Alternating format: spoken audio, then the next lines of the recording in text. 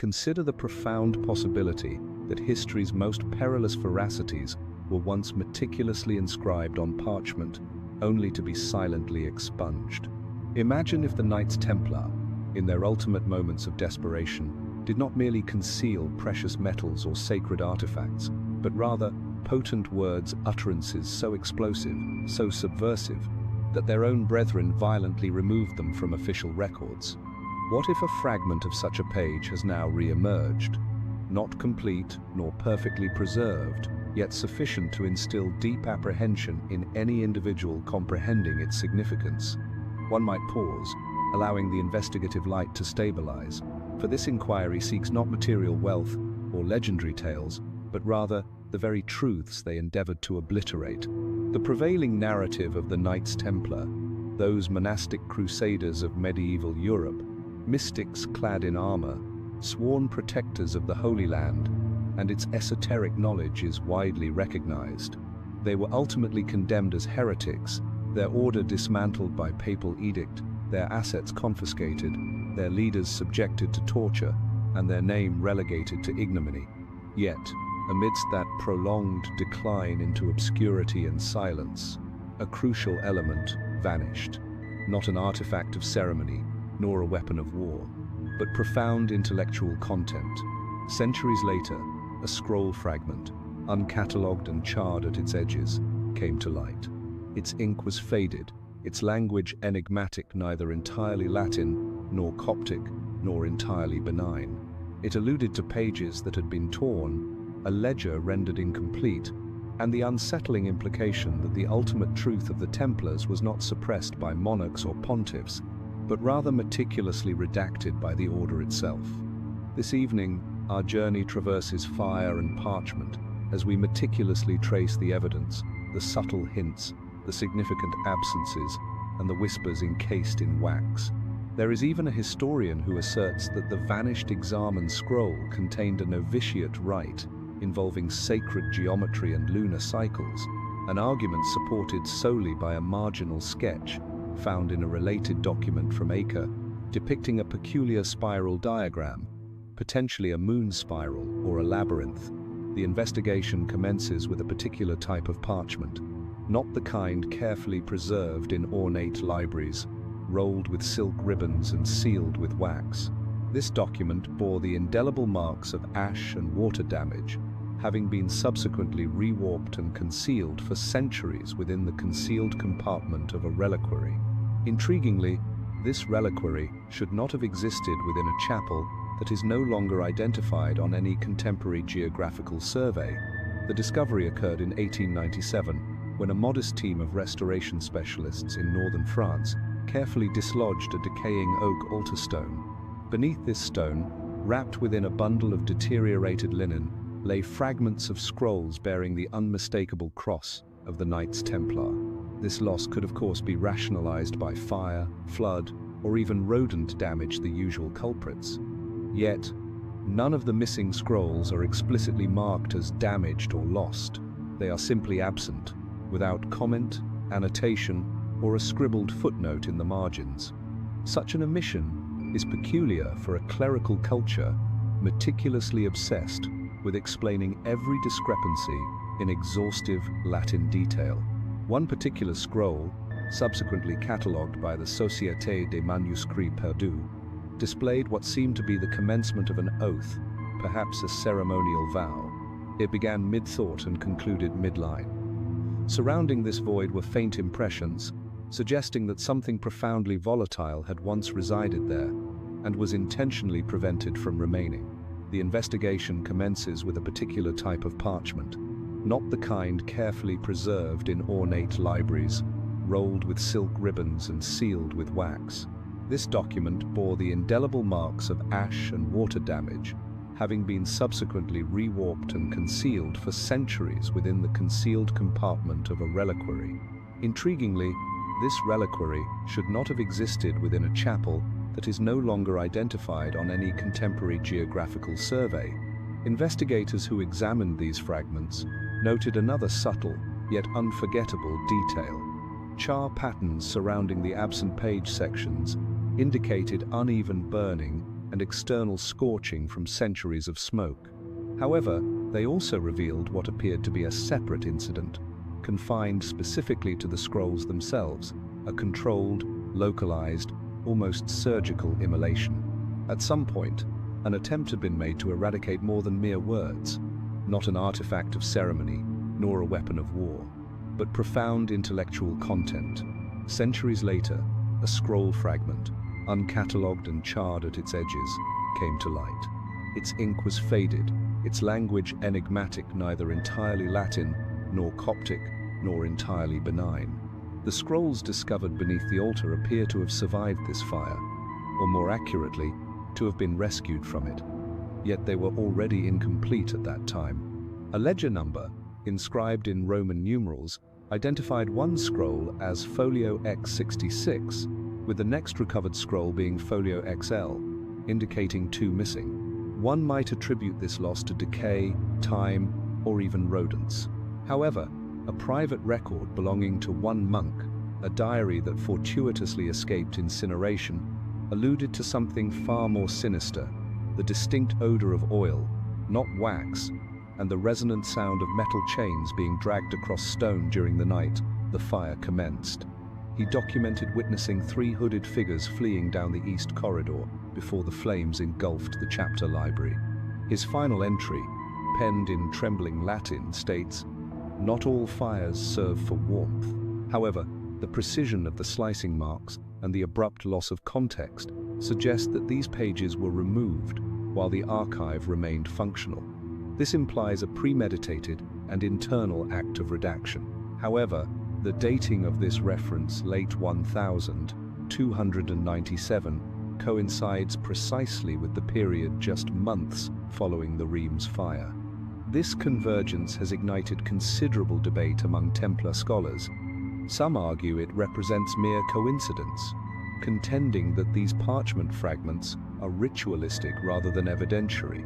However, the dating of this reference, late 1297, coincides precisely with the period just months following the Reims fire. This convergence has ignited considerable debate among Templar scholars.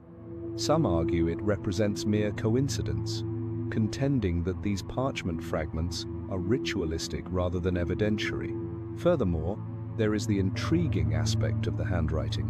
One scroll, fragmentary and soot-fringed, with its text gradually fading into obscurity, bears a notation in an entirely different script, a hurried correction, an annotation, or perhaps even a warning.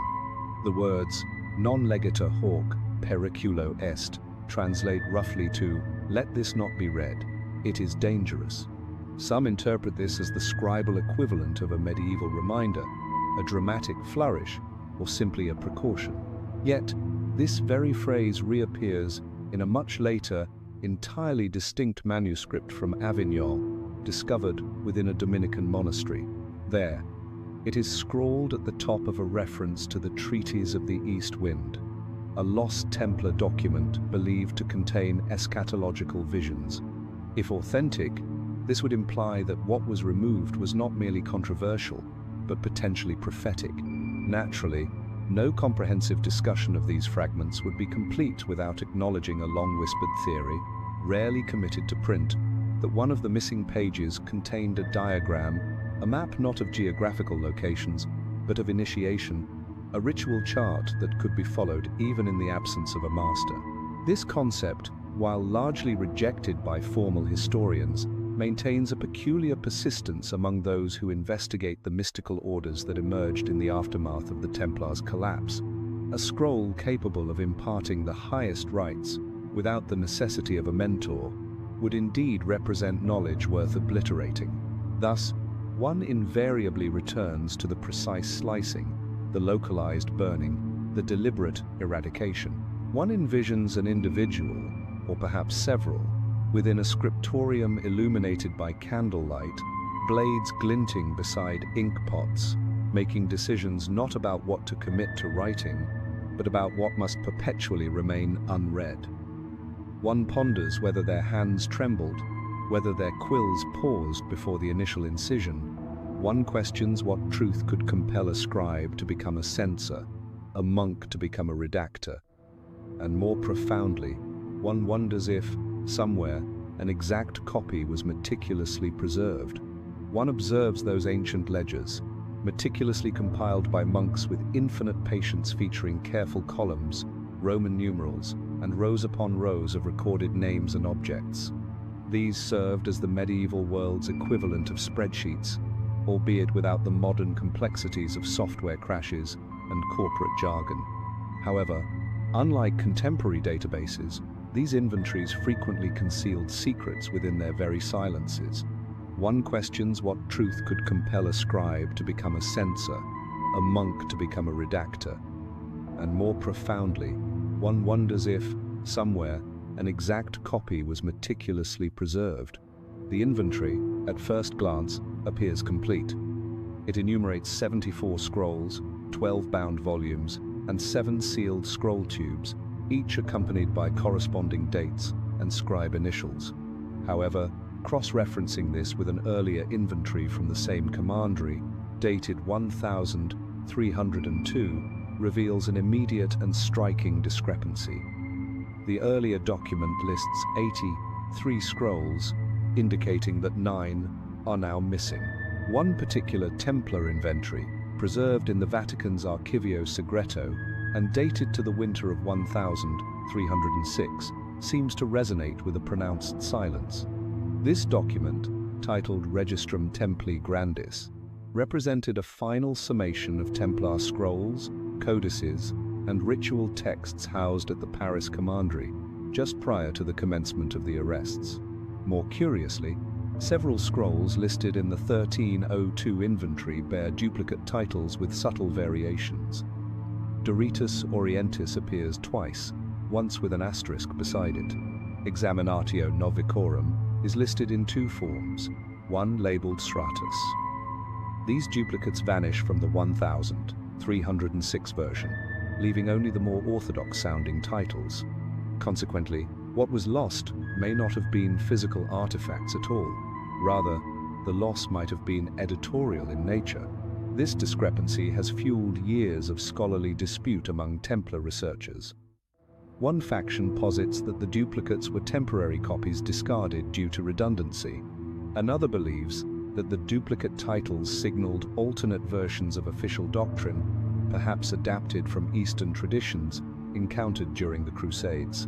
There is even a historian who asserts that the vanished examen scroll contained a novitiate rite involving sacred geometry and lunar cycles, an argument supported solely by a marginal sketch found in a related document from Acre depicting a peculiar spiral diagram, potentially a moon spiral or a labyrinth. The discovery occurred in 1897 when a modest team of restoration specialists in northern France carefully dislodged a decaying oak altar stone. Beneath this stone, wrapped within a bundle of deteriorated linen, lay fragments of scrolls bearing the unmistakable cross of the Knights Templar. Another missing title is Tabula Alba, or the White Table. Modern interpretations instinctively conjure Arthurian imagery. Yet it is pertinent to recall that the Templars did, in fact, sponsor round-table reenactments in Outremer, some of which were performed not as mere spectacle, but as symbolic reflections of divine chivalry.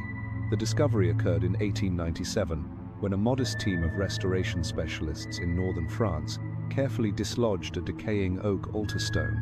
Beneath this stone, wrapped within a bundle of deteriorated linen, lay fragments of scrolls bearing the unmistakable cross of the Knights Templar. However, the dating of this reference, late 1297, coincides precisely with the period just months following the Reims fire. This convergence has ignited considerable debate among Templar scholars. Some argue it represents mere coincidence, contending that these parchment fragments are ritualistic rather than evidentiary. Indeed, labyrinths possess a long and enigmatic association with Templar legend. Furthermore, one of the scrolls absent in the 1306 inventory is simply titled Via Noctis, or the Way of the Night. No known copy of this scroll exists today. although the title appears in a 17th century Jesuit polemic against heretical texts, which accuses the Templars of maintaining a pagan path disguised within Christian rites, a considerable divergence from discussions of gold chalices and bearded oaths. Something unequivocally changed. This was not an act of destructive incineration, but rather a deliberate rearrangement of foundational blueprints. This process has been subtly termed the Great Papering by certain scholars, an unofficial designation referring to what they believe was a systematic internal purge of esoteric materials. This purge was perhaps not primarily intended to conceal heresy from the Church, but rather to distance the order from teachings or rituals deemed too susceptible to misinterpretation, or perhaps too sacred to endure the impending trials. One scholar, in an unpublished letter to a colleague, characterized it as the redaction of apocalypse. The temptation, of course, is to envision dramatic bonfires, frantic shreddings, and trembling hands discarding truths into darkness. Yet, the actual narrative may have been more subtle, a slow erasure, a deliberate selection of what future Templars would remember and what they would be forbidden even to conceive, akin to choosing which dreams are safe enough to persist in daylight. And if this premise holds true, then the inventory is not merely a record of loss. It is a blueprint of intention, a map delineating what the Order sought to preserve and what it feared would be weaponized against it. A missing scroll is not simply absent. It represents a decision, a warning, a demarcated boundary. One can almost visualize the final scribe, not a martyr or a prophet, but a weary individual in a darkening scriptorium, holding a quill above the ultimate entry. Knowing that the number he was about to inscribe would resonate through centuries, he meticulously scratches it down. Lexarf. He then sets the pen aside, leaving 9 scrolls lighter, and the world, perhaps, 9 secrets poorer. Within the most ancient recesses of any archive, certain names invariably resonate longer than others. Not the celebrated figures, no grandmasters or inquisitors, but those inscribed haphazardly in margins, those whose handwriting never quite conforms to the official style. For the Templar scrolls, that name is Brother Amaric. He does not appear in trial transcripts. There is no record of a heroic demise, no confession extracted under torture, no execution date. Instead, there remains only a trail of ink, distinctive, densely packed, and undeniably vibrant. Across a dozen surviving manuscripts attributed to the Templar scriptorium at Aragon, Amaric left not only transcriptions, but also a unique set of annotations. Initially, these annotations appear innocuous, a question mark beside a verse from Revelation, a small triangle marking a calendar error. However, they subsequently become more peculiar. A comment adjacent to a list of liturgical chants reads, Vox duplicus lunae, the voice of the double moon. A faint symbol resembling a mirrored Templar cross appears in the bottom corner of one initiation scroll. On another, near the concluding line of an otherwise standard prayer, Amaric inscribed a curious phrase, Non est luce ni ignis interior, there is no light except the fire within. While monks historically exhibited their eccentricities, Latin scribes often doodled dragons, cats, or penned passive-aggressive critiques of their own ink. Amaric's notes possess a more discernible purpose. They are consistent, repetitive, coded, and, when arranged chronologically, another pattern emerges. The annotations appear to increase in frequency, then abruptly cease. Coinciding with this cessation, all trace of Amaric vanishes from historical records. His final known annotation appears in the margins of a scroll now housed in Zaragoza. It is written in a hand slightly less steady than before. The scroll itself contains an account of the 1291 retreat from Acre, yet Amaric entirely disregards the primary text, instead writing just 4 words, Paginis ignotus sed certis. The pages are unknown but certain. This fragment, loosely interpreted, has generated numerous pages of academic commentary. Some scholars contend he implied that specific texts, though lost, were historically authentic. Others believe he signaled that certain knowledge, despite its absence, remained indisputable in its truth. A third, more speculative school of thought views the phrase as a confession, that Amaric was aware of what had been redacted and perhaps even participated in the act. To comprehend this theory, one must examine beyond the annotations and into the structural integrity of the documents themselves. Some of the scrolls copied by Amaric exhibit non-standard line spacing, unusual gaps, and seemingly arbitrary breaks in the prose. Initially attributed to errors in parchment quality or age-related degradation, these gaps have since been digitally mapped by researchers exploring a long-standing hypothesis that Amaric was embedding a cipher. His final known annotation appears in the margins of a scroll now housed in Zaragoza. It is written in a hand slightly less steady than before. The scroll itself contains an account of the 1291 retreat from Acre, yet Amaric entirely disregards the primary text, instead writing just 4 words: Paginis ignotus sed certis. The pages are unknown but certain. Such findings possess a certain dramatic flair, and many scholars understandably remain skeptical, citing confirmation bias and pareidolia. Indeed, if one scrutinizes long enough, almost anything can be perceived as a treasure map. However, the cipher theory gained renewed momentum in 1998 when a previously overlooked fragment, an index sheet belonging to Amaric, was discovered bearing peculiar numbering. The folio sequence inexplicably jumped from 16 to 18, entirely omitting 17, but then listed folio 17 sideways with no content description, only the circled word tenebrae darkness. At this juncture, the narrative becomes even more obscure. A surviving letter from a Dominican scribe in Toulouse, dated 1309, expresses concern that certain Templar texts had fallen into the hands of individuals who would conceal poison in poetry. This phrase, poison in poetry, resonates with the tone of Amaric's cryptic insertions and even references a line from one of his notes, vers altis, hidden in verse. Did Amaric embed entire teachings within rhyme and meter? Were his marginal notes merely red herrings, designed to distract from a deeper concealment?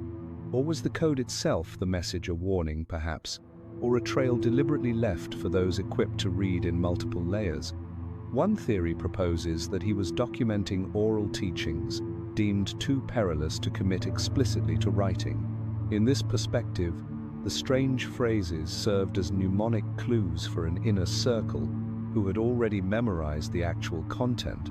One might envision a medieval Da Vinci Code, yet slower, more poignant, and considerably more fragile an individual attempting to communicate something in a whisper without uttering a sound.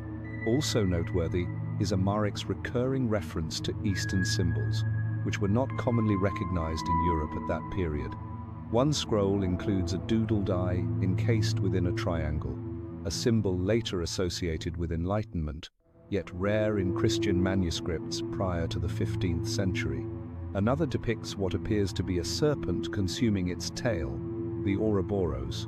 While present in Gnostic and alchemical traditions, this symbol was considered perilous within ecclesiastical circles, deemed excessively cyclical and infinite. Yet, there it is, meticulously drawn beside a benediction. All of this would be more readily dismissed were it not for one final document. In 1624, a Jesuit archivist named Father Luis Benavides catalogued a scroll in Salamanca, now believed lost. His notes described a parchment fragment characterized by unusual spacing, non-standard Latin, and interlinear symbols. He remarked that it had previously been attributed to a Templar scribe of dubious repute, Americus. He then underlined a phrase, ignis in verbis latuit, the fire lay hidden in his words. Perhaps that is the ultimate key. Amaric was not writing a confession. He was crafting a literal matchbook, a single spark, meticulously placed, awaiting someone to ignite it centuries later.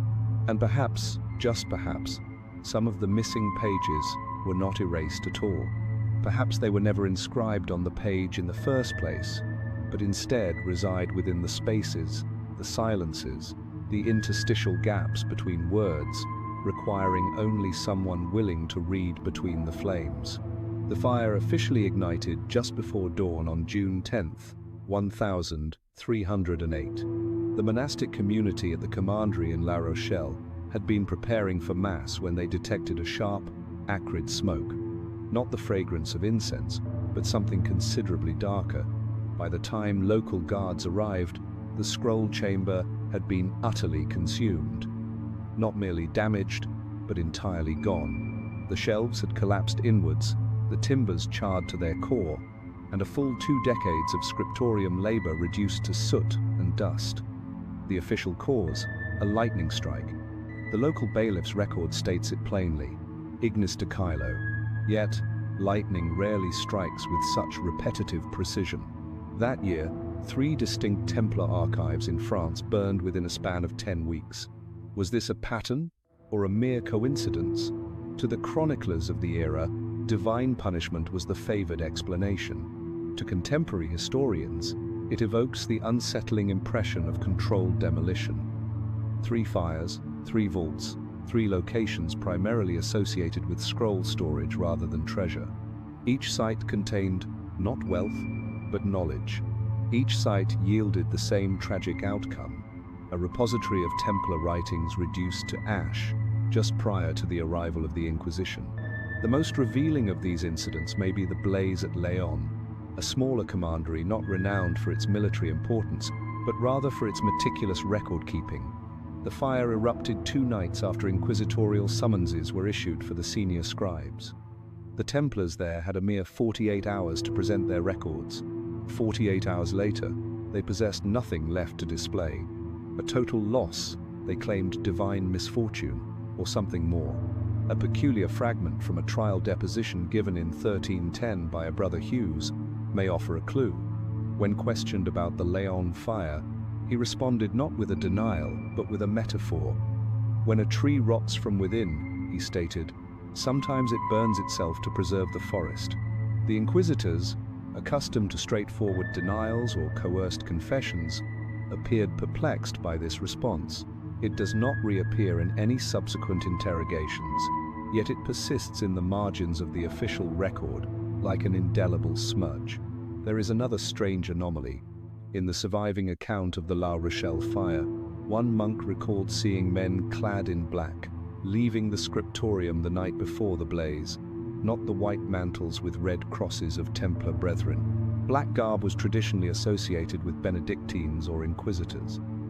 His testimony was later dismissed as confused, attributed to excessive smoke and poor eyesight.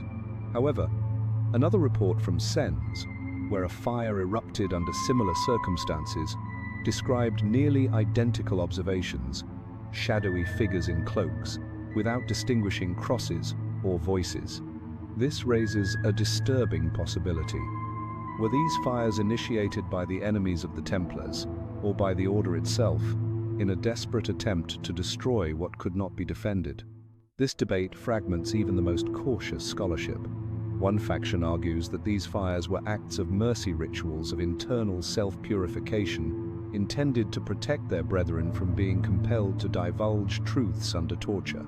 Better, they contend, to let the parchment burn than to allow the scroll to become an instrument of execution. Others suggest the fires were fabrications, not actual events, but staged deceptions, part of a broader illusion designed to conceal the smuggling away, rather than the destruction of certain scrolls. A ledger unearthed in Bruges in the 1700s lends credence to the latter theory. It enumerates shipments from La Rochelle in the week preceding the fire, including crates described not as weaponry or gold, but as sacrament inscriptus sacraments in writing. The phrase itself was unusual, rarely employed outside theological contexts. The shipment destination was coded, but a watermark suggests the crates traveled south, possibly towards Spain, or perhaps to a priory no longer marked on ecclesiastical maps. An additional layer of intrigue emerged in 1822, when a cache of melted lead seals was discovered buried in a garden just outside the ruins of the Sens commandery.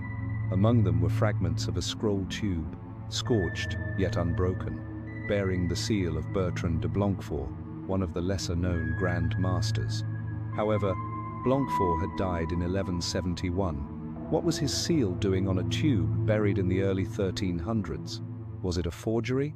Or had someone attempted to present newer writings as ancient, hoping to imbue them with an aura of forgotten legitimacy?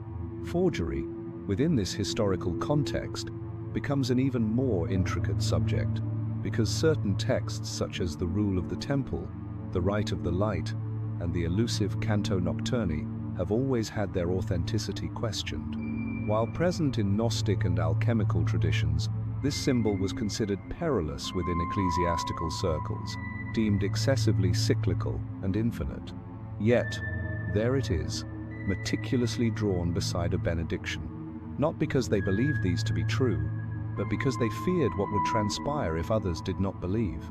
In this interpretation, the fires were not instruments of erasure, they were diversions, a magical sleight of hand burning one room to divert attention from a hidden cellar below.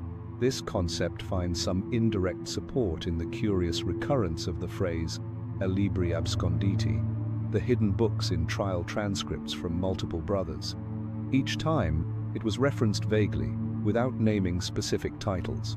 One man claimed that prior to the arrests, his commander had whispered, "They may take the vault, but not the hidden books."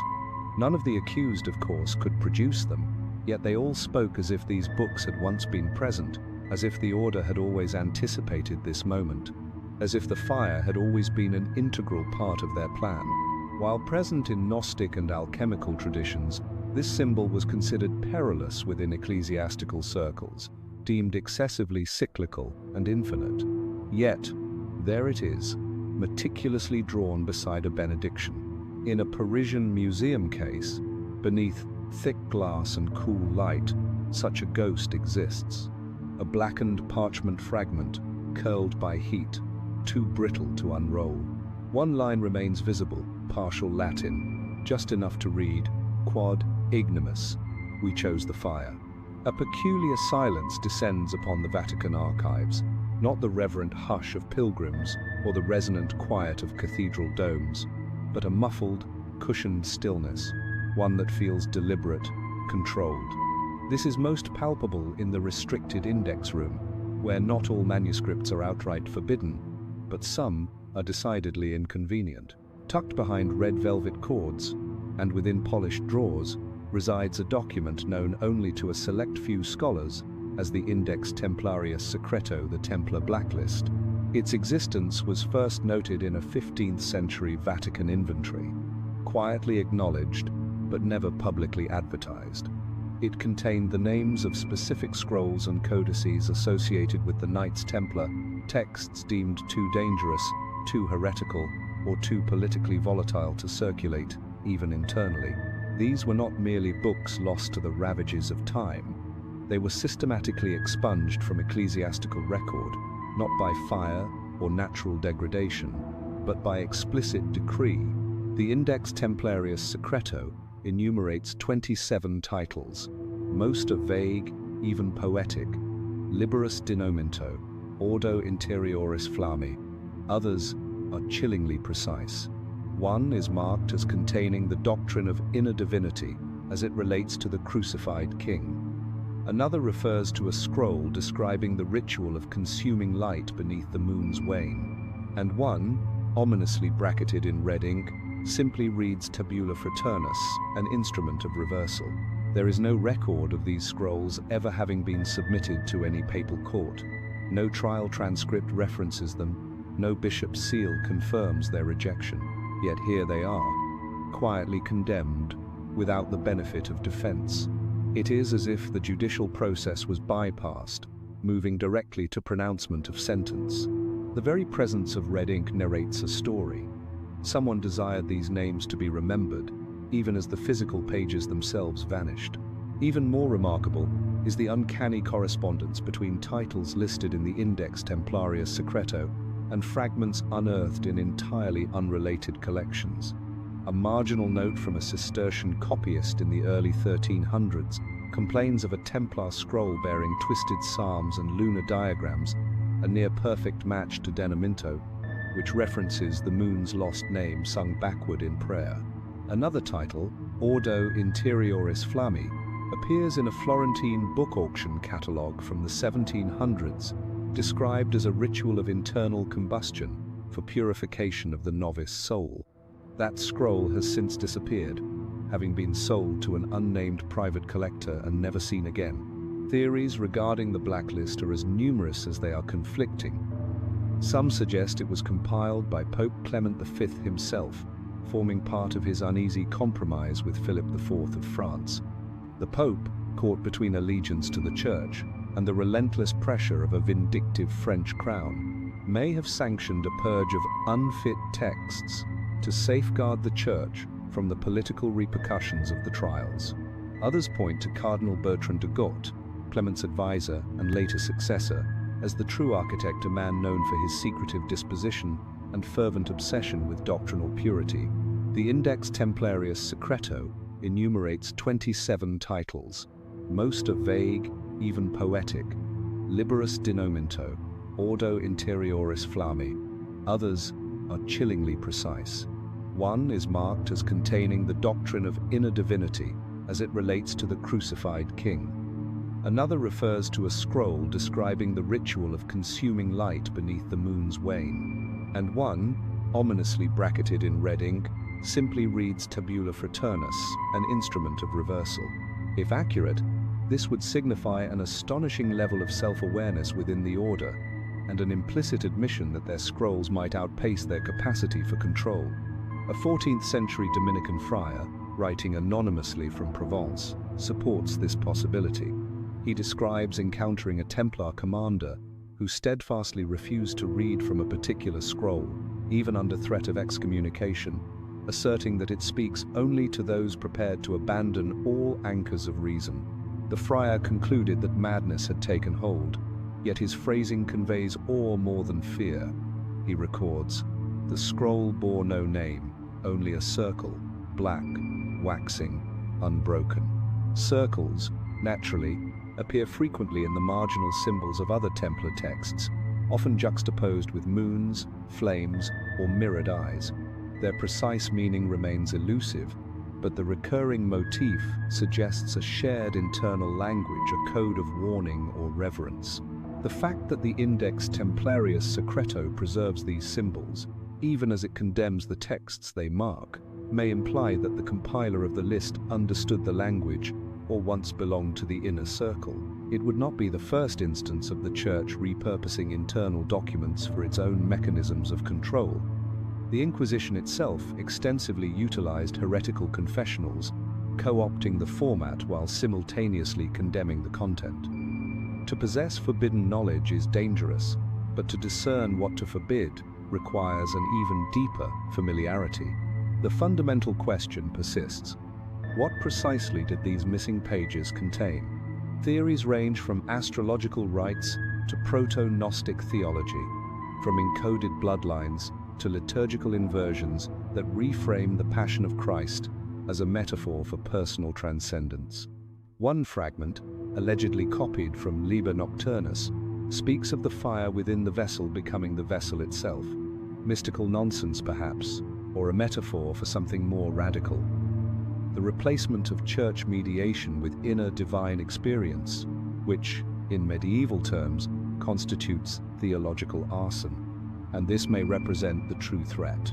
Not demons, not clandestine deities, not esoteric geometry, but the disruptive idea that a Templar scroll could instruct a knight to bypass the church entirely, that salvation could be internalized, that Scripture's divinity stemmed not from its authorship, but from its readership.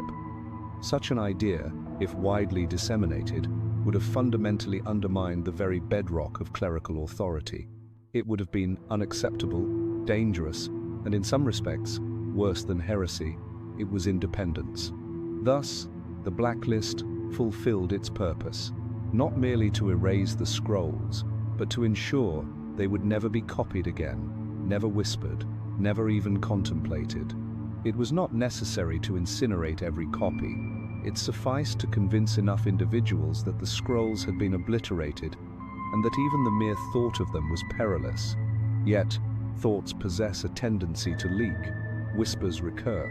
Titles reappear in private collections, in antique catalogues, in the footnotes of long-forgotten letters. The pages themselves remain absent, but the names persist. And occasionally, when the names endure long enough, the pages ultimately follow.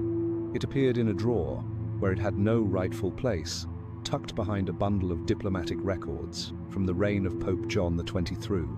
Nestled amidst mundane exchanges concerning cathedral repairs and episcopal appointments, it bore no grand seal, no protective binding. It was merely a single folded page, brittle and stained with age, and at its conclusion, a signature penned in careful, fading script. Bertrandis humilis servus Dei Bertrand, humble servant of God, better known to history as Pope Clement V.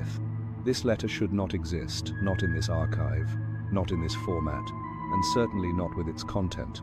Dated 1307, just 2 weeks after the mass arrests of the Templars in France, the letter is addressed to my brother in Christ, Peter of Longris, a lesser-known bishop with close ties to Philip IV.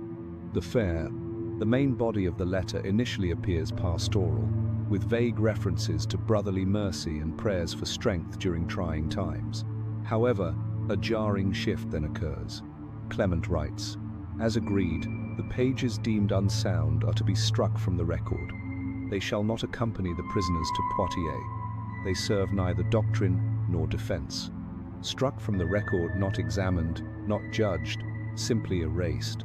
One can readily grasp the implications. Thus, the blacklist fulfilled its purpose, not merely to erase the scrolls, but to ensure they would never be copied again, never whispered, never even contemplated. It was not necessary to incinerate every copy. It sufficed to convince enough individuals that the scrolls had been obliterated and that even the mere thought of them was perilous. Yet, thoughts possess a tendency to leak. Whispers recur. It appeared in a drawer, where it had no rightful place, tucked behind a bundle of diplomatic records from the reign of Pope John XXIII. Nestled amidst mundane exchanges concerning cathedral repairs and episcopal appointments, it bore no grand seal, no protective binding. If these pages, presumably scrolls or transcripts seized alongside the Templars, were deliberately excluded from official proceedings by papal instruction, then much of what we purport to know about the trials is filtered through a conscious absence. The letter suggests not merely political maneuvering, but editorial manipulation, fundamentally reframing the entire narrative. The Templars were not simply subjected to trial, their defense was preemptively disarmed. One passage from the letter mentions the matter of the Eastern wisdom, a phrase that appears nowhere else in contemporaneous church documents. This alone suffices to provoke theories, some plausible, others uncomfortably speculative.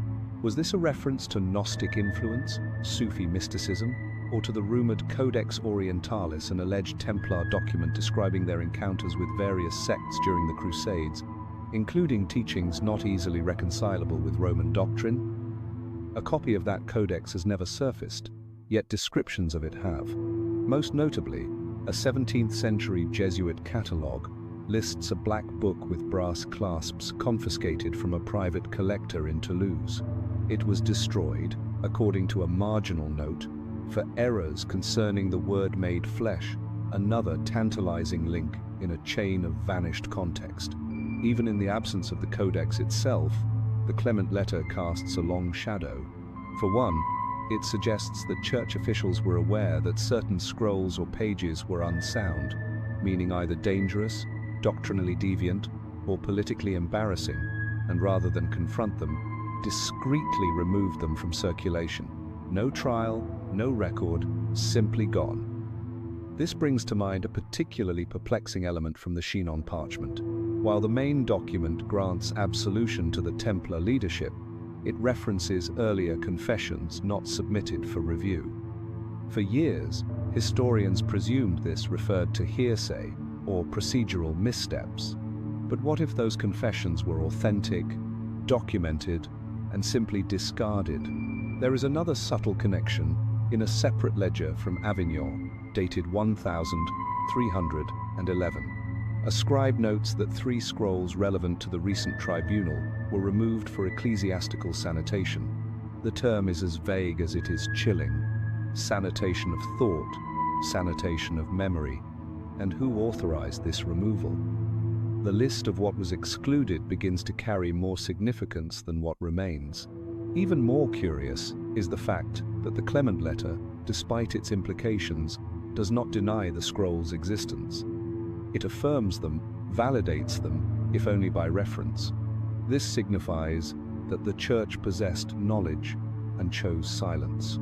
One detail in the letter is particularly striking, not for its content, but for its handwriting. The final sentence, following the formal sign-off, appears to have been added later. It is in a different ink, penned with a more frantic hand. It reads, "The brother from Cyprus has not returned. If he carries a copy, we must pray it falls into silence." A brother from Cyprus, not a cardinal, not a courtier, but a brother, likely a Templar, possibly one of those who eluded arrest. And if he carried a copy, then somewhere, even now, that missing page might still exist. This concept resonates with an ancient theory among archivists, that the more dangerous a document, the more probable its survival, not due to its content, but due to the fear it inspires. Individuals do not destroy what terrifies them. They enter it far away, deep underground, encoded in language, in cipher. Thus, the letter that should not exist transforms into a kind of map, a subtle signpost leading toward the lacunae in the historical record, the spaces where history paused and the words were deliberately withdrawn. One can almost hear them now, whispering just beyond the periphery of the page.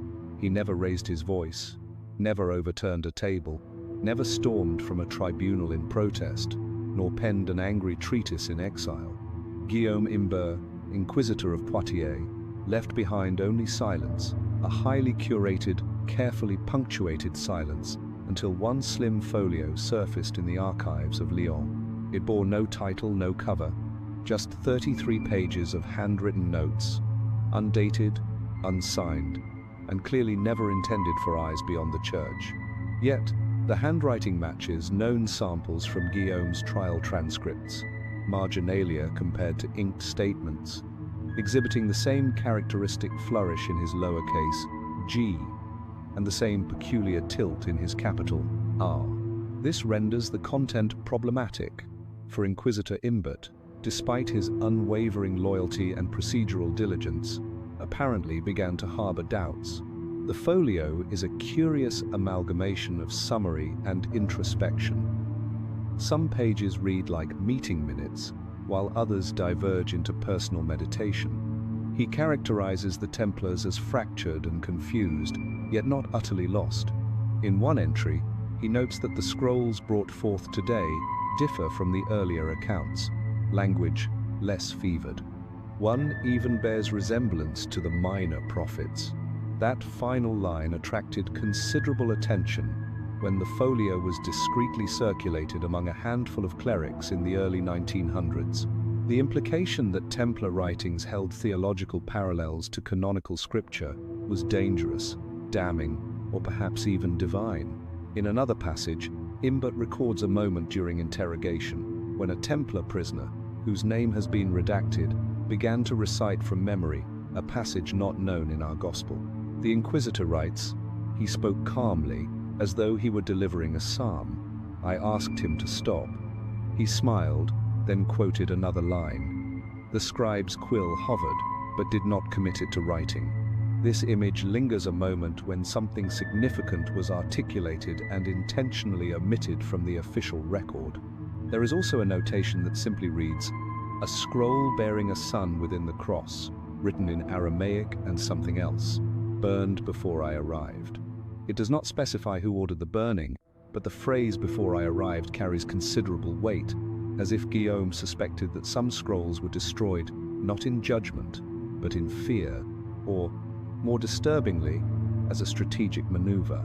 Guillaume's folio also includes a page that has been largely obliterated by scratching, yet beneath the abraded surface, spectral ink remains, forming a single, almost legible line. "Let none know I have written this.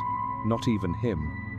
Him, the capitalized initial, implies either God or the Pope. In either case, Guillaume was evidently apprehensive, and perhaps with good reason, because among the scrolls reviewed during the early Poitiers interrogations, Guillaume references one he calls Veritas Ultima, the final truth.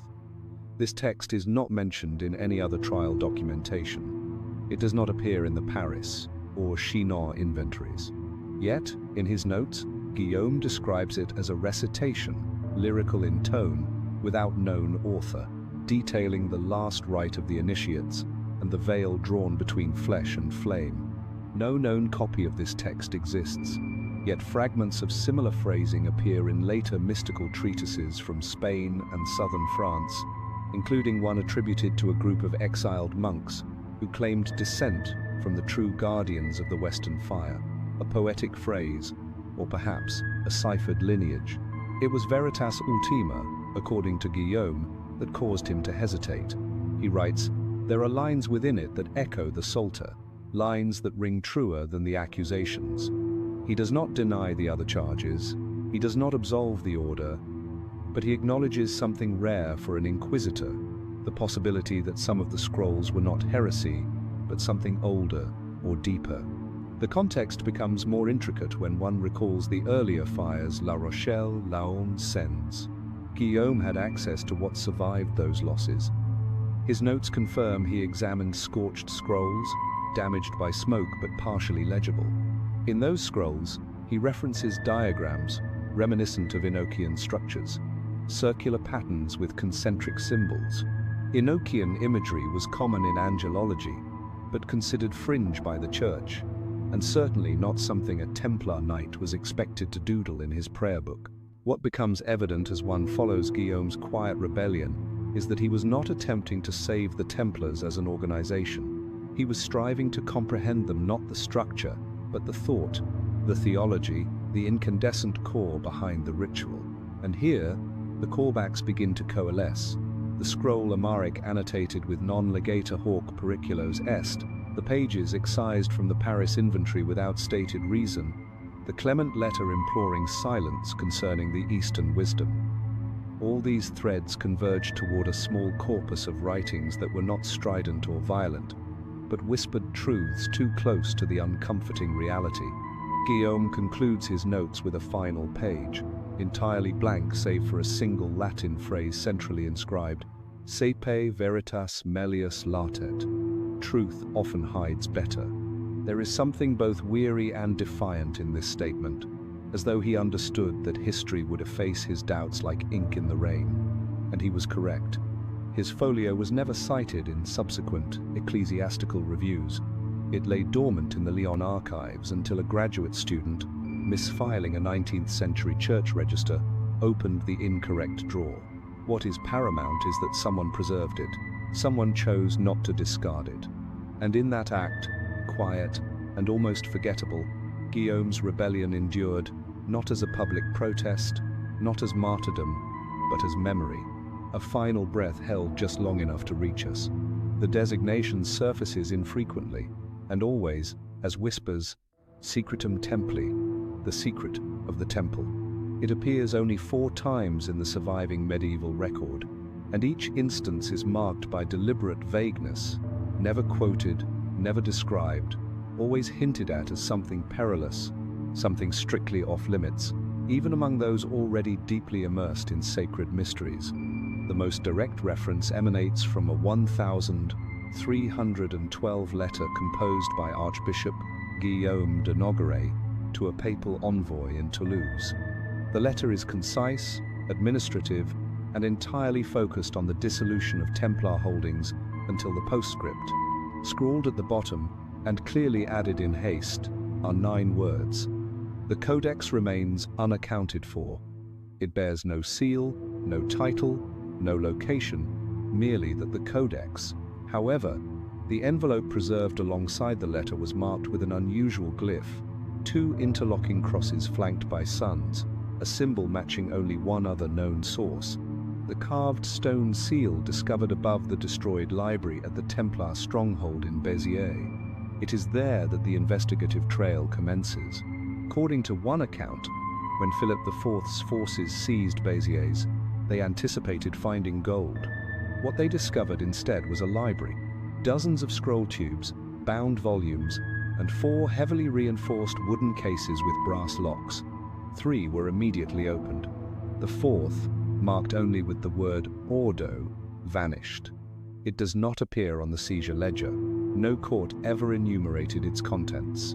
However, a Dominican archivist, writing 30 years later, noted that the chest containing the secretum was lost or never found. His deliberate choice of the word secretum has become the linchpin for those who believe the codex was authentic. If it was, then it may have constituted the most closely guarded manuscript within the Templar order. Its alleged contents represent a synthesis, a compendium, not a single text, but an intricately woven collection of the order's most esoteric writings, theological speculation, diagrams of initiation rites, and even first-hand accounts of what Templar emissaries had learned from their contact with the East. Some describe it as a mirror book, composed of 2 halves, one visible, the other requiring symbolic decoding through ritual experience. Others believe it contained no doctrine at all, but rather a ciphered map, not of terrestrial geography, but of consciousness, a method of spiritual ascent veiled in chivalric metaphor. The designation surfaces infrequently, and always as whispers, Secretum Templi, the secret of the temple. It appears only 4 times in the surviving medieval record, and each instance is marked by deliberate vagueness, never quoted, never described, always hinted at as something perilous, something strictly off-limits, even among those already deeply immersed in sacred mysteries. According to one account, when Philip IV's forces seized Béziers, they anticipated finding gold. What they discovered instead was a library, dozens of scroll tubes, bound volumes, and 4 heavily reinforced wooden cases with brass locks. 3 were immediately opened. The 4th, marked only with the word Ordo, vanished. It does not appear on the seizure ledger.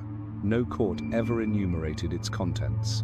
These echoes, separated by more than a century and originating from disparate regions, suggest either a shared mythos or a tangible object whose nature defied standard documentation. In 1472, a Benedictine monk named Hugo Furios penned a peculiar commentary on texts that were meant to be recited, not read. He names no specific sources but refers to a book of the inner rule that was as smoke in the hand glimpsed, then lost. This poetic phrase takes on new significance when one considers the identical language appearing in a 14th century parchment fragment from Salamanca. The book was not for sight, only breath. Its presence in a Templar context suggests an intentional borrowing from non-canonical sources, which, if true, would explain why the codex had to vanish. Inquisitors harbored little patience for theological creativity. The Templars were already accused of embracing foreign rites and unorthodox symbols, a text openly synthesizing Christian and Eastern mysticism, potentially even Gnostic ideas, would have sealed their fate more rapidly than any heretical confession. However, perhaps that was precisely the objective. One speculative theory, controversial even within fringe academia, posits that Secretum Templi was not lost. It was deliberately planted, left behind intentionally for the Inquisition to discover not as a defense, but as a decoy. It was a compilation of fragments designed to confuse, to overwhelm, to cast doubt upon the very narrative being constructed against the Order, functioning as a kind of paper labyrinth. If one's adversaries cannot follow the trail, perhaps they cease the pursuit. Alternatively, perhaps the Codex was not intended for the Inquisition at all. Some researchers believe Secretum Templi was created in the final years preceding the arrests, a last gesture of synthesis by a faction within the Templars desperate to preserve their legacy.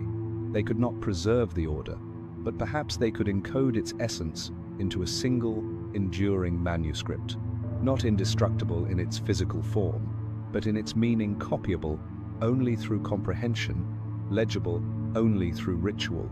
The parallels to Amaric's coded scrolls are undeniable. The mirrored crosses, the references to ignis interior, the inner fire, the concept that what matters is not merely the text on the page, but what is awakened by the act of reading. The Codex, therefore, is not merely a book. It is a key, a portal, and those without the requisite training to open it would find nothing but poetic nonsense. One final clue originates from the 19th century. A German bookseller named Gustav Reinke recorded in his journal the acquisition of a peculiar volume from a French estate sale, bound in dark leather, unmarked, and filled with indecipherable Latin verse and geometric illustrations. He noted that the final page contained a single phrase, "The temple sleeps within." Reinke died shortly thereafter, and the book was never catalogued. Coincidence is a likely explanation. It lay dormant in the Lyon archives until a graduate student, misfiling a 19th century church register, opened the incorrect drawer. What is paramount is that someone preserved it, someone chose not to discard it. And in that act, quiet and almost forgettable, Guillaume's rebellion endured, not as a public protest, not as martyrdom, but as memory, a final breath held just long enough to reach us. And sometimes, the scroll is not truly lost. It is simply not yet prepared to be read. They were intended to be eradicated, extinguished like a torch plunged into water, on the night of October 13th, 1307, when Philip IV's comprehensive sweep across France commenced. It was designed to be total, simultaneous, and surgically precise. Thousands of knights, commanderies, scribes, horses, and relics were to be seized in one coordinated strike. Yet, it did not entirely succeed. Some Templars vanished, not merely fled, but utterly disappeared. And according to certain overlooked testimonies and correspondences, they did not escape empty-handed. They carried scrolls. The first faint whisper appears in an unexpected location, a 1,310 inventory from the Abbey of Montaigon, a quiet, secluded Benedictine monastery not known for dramatic events and not involved in the Templar trials. Yet, one entry, buried beneath a list of bequests, raises questions. One sealed case arrived in haste, not opened, delivered by brethren, cloaked in white, without banner. That is all. No contents are listed, no follow-up. The case is never mentioned again. Then there is the confession of Brother Gerard of Rodez. Under duress, and clearly terrified, he informed inquisitors that on the night prior to the arrests, 2 carts bearing wax-sealed tubes and copper-rimmed scrolls were escorted by silent riders westward, towards the sea. They said nothing, he recalled, only that the weight must reach the water before dawn. The inquisitors pressed him for names. He provided none. They wore no marks, only rings. This line was struck from later transcripts but preserved in a marginal note. Sigma digitorum probata, rings of proof. The notion that Templars escaped with scrolls is controversial, primarily because it disrupts the neat, satisfying symmetry of their downfall. If the order perished definitively, then the threat was concluded, contained, rendered safe. However, if some members escaped, particularly those entrusted with preserving knowledge, then their ideas may have taken root elsewhere, nurtured by secrecy and sustained by absence. This same motif is observed in Catalan records. In December 1307, a ship departed from the port of Collior under questionable paperwork, registered to no known order, bound for the Balearic Islands. Its listed cargo, grain and tallow. Yet, the harbour master's log includes a scribbled addendum. Tubes and cases, hand-bound, no stamp. More significantly, the ship's captain, one Raymond Amaric, later appears in Aragonese court papers connected to a shipment of ecclesiastical materials of Eastern origin. This pattern continues. An English priory in Templecombe received, without explanation, 3 visitors from the old house of La Rochelle in 1308. A clerk noted that they brought nothing but silence and satchels. The priory itself would later be linked to the famous Templecombe head, a painted panel discovered centuries later beneath the floorboards, depicting a bearded, enigmatic figure that some claim resembles the Shroud of Turin. No scrolls were found, but always the subtle implication of something smuggled, something meticulously protected. The implications extend beyond mere romanticism. If these scribes, these so-called ink-bearers, indeed fled with actual Templar texts, then the documents that ostensibly perished in the La Rochelle fire may not have burned at all. They may have sailed. And if they sailed, where did they land? Cyprus presents itself as an obvious answer. The island served as one of the Templars' final strongholds, and even after the official dissolution, it remained a sanctuary for those who refused to relinquish their vows. Reports from Venetian traders mention cloaked knights appearing in Limassol with strange Eastern books. One scribe refers to a manuscript that bore symbols of Solomon's ring and the double cross. These echoes, separated by more than a century and originating from disparate regions, suggest either a shared mythos or a tangible object whose nature defied standard documentation. However, the trail does not conclude there. In Portugal, under the protection of King Dinis, the Templars were not crushed but quietly transformed, becoming the Order of Christ, the same men, under a new designation. And the Order's early archives, still largely inaccessible, contain dozens of entries labeled Documenta Translata. One entry, dated 1313, lists 4 scrolls in foreign hand, unsorted, awaiting copying. These entries disappear after 1315. Perhaps they were copied. Perhaps they were concealed once more. The theory that these ink-bearers were not random escapees but part of a larger, coordinated strategy gains traction when examined alongside a peculiar memo written by Jacques de Molay in 1306, a year prior to his arrest. In it, he refers obliquely to those who will carry the flame westward should the tower fall. Not gold, not relics the flame. Could that flame have been the Order's hidden writings, its unorthodox theology, its knowledge absorbed from Eastern mystics and never fully accepted by Rome? Recall also the anonymous Jesuit memoir discovered in Toledo, which referenced a relic of paper worth a kingdom. The author claimed it had been passed down through silent hands, safeguarded not because of its content, but because of its inherent danger. The memoir refers to it as the word that undoes the crown. There is even an apocryphal legend, almost certainly exaggerated yet persistent, of a knight arriving in Scotland by boat, clutching a scroll sealed in pitch. He presented it to a local abbot, who read it and then immediately bricked it into the chapel wall. Centuries later, during renovations, a hidden niche was discovered. It was empty. Empty niches are a recurring motif in Templar investigations. Scroll tubes devoid of scrolls, chests with broken locks, spaces where something once resided, or perhaps still does.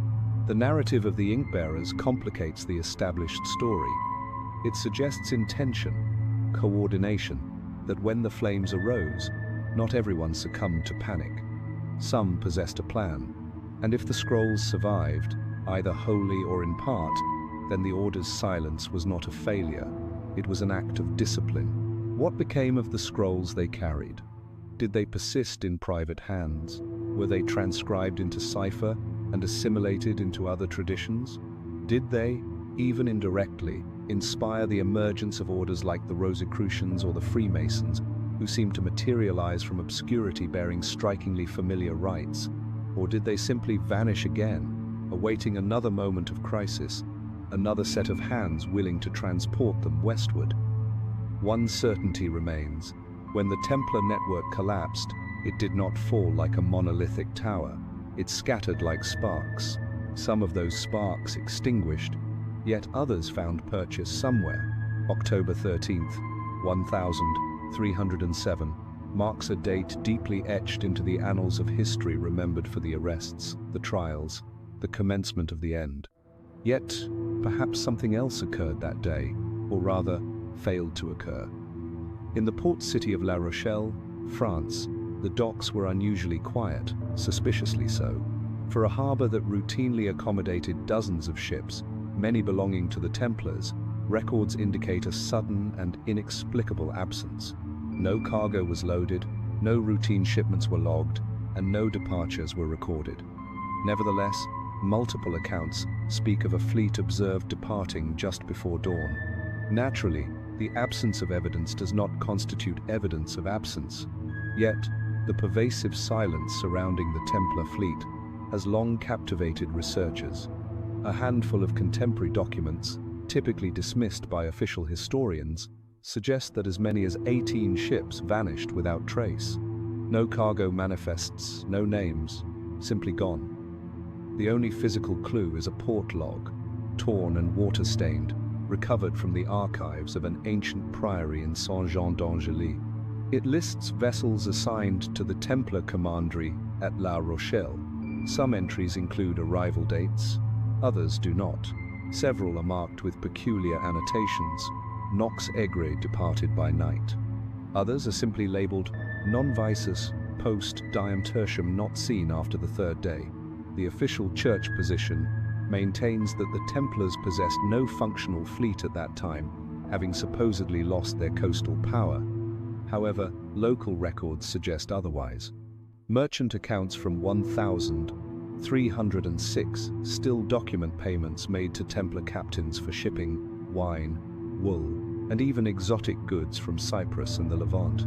One contract, issued just months prior to the arrests, names a ship called Falconius Lux, the Light of the Falcon, whose home port was La Rochelle, and whose crew was entirely composed of men of the Temple.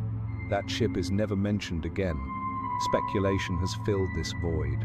Some assert that the Templars received advance warning of the arrests and utilized their ships to flee.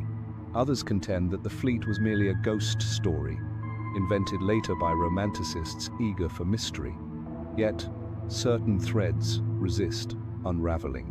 An Aragonese sailor's account, recorded in 1310 and discovered in the Zaragoza archives, describes sighting white sails bearing red crosses near the mouth of the Ebro River.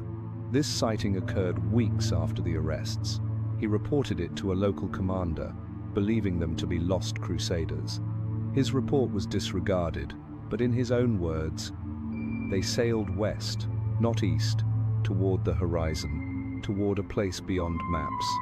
That same year, a Venetian record indicates a sudden surge in demand for ink, vellum, and scroll tubes among merchants dealing with Portuguese clients under Templar protection.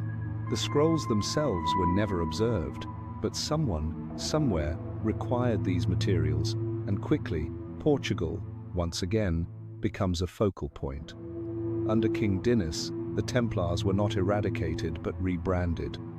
Their fleet, if it indeed existed, may have found sanctuary there. The founding of the Order of Christ, successor to the Templars in Portugal, occurred just a few years later, and its initial members were former Templars, many of whom possessed naval experience. Coincidence or continuity? If the missing fleet did transport scrolls, then their disappearance was not a retreat. It was an act of preservation. The very act of vanishing may have been their ultimate ritual. This theory gains further weight when considered alongside an obscure entry in the Vatican's Liber Curia, the Book of the Curia, where an unnamed informant speaks of a treasure, not of gold, but of word and breath, borne by ship to the mouth of the setting Sunday. The poetic phrasing garnered little attention at the time, but word and breath strongly suggests scrolls. It is pertinent here to recall the testimony of Brother Gerard from Rodez, the terrified individual who claimed to witness carts being loaded with wax-sealed scrolls and sent westward to the water.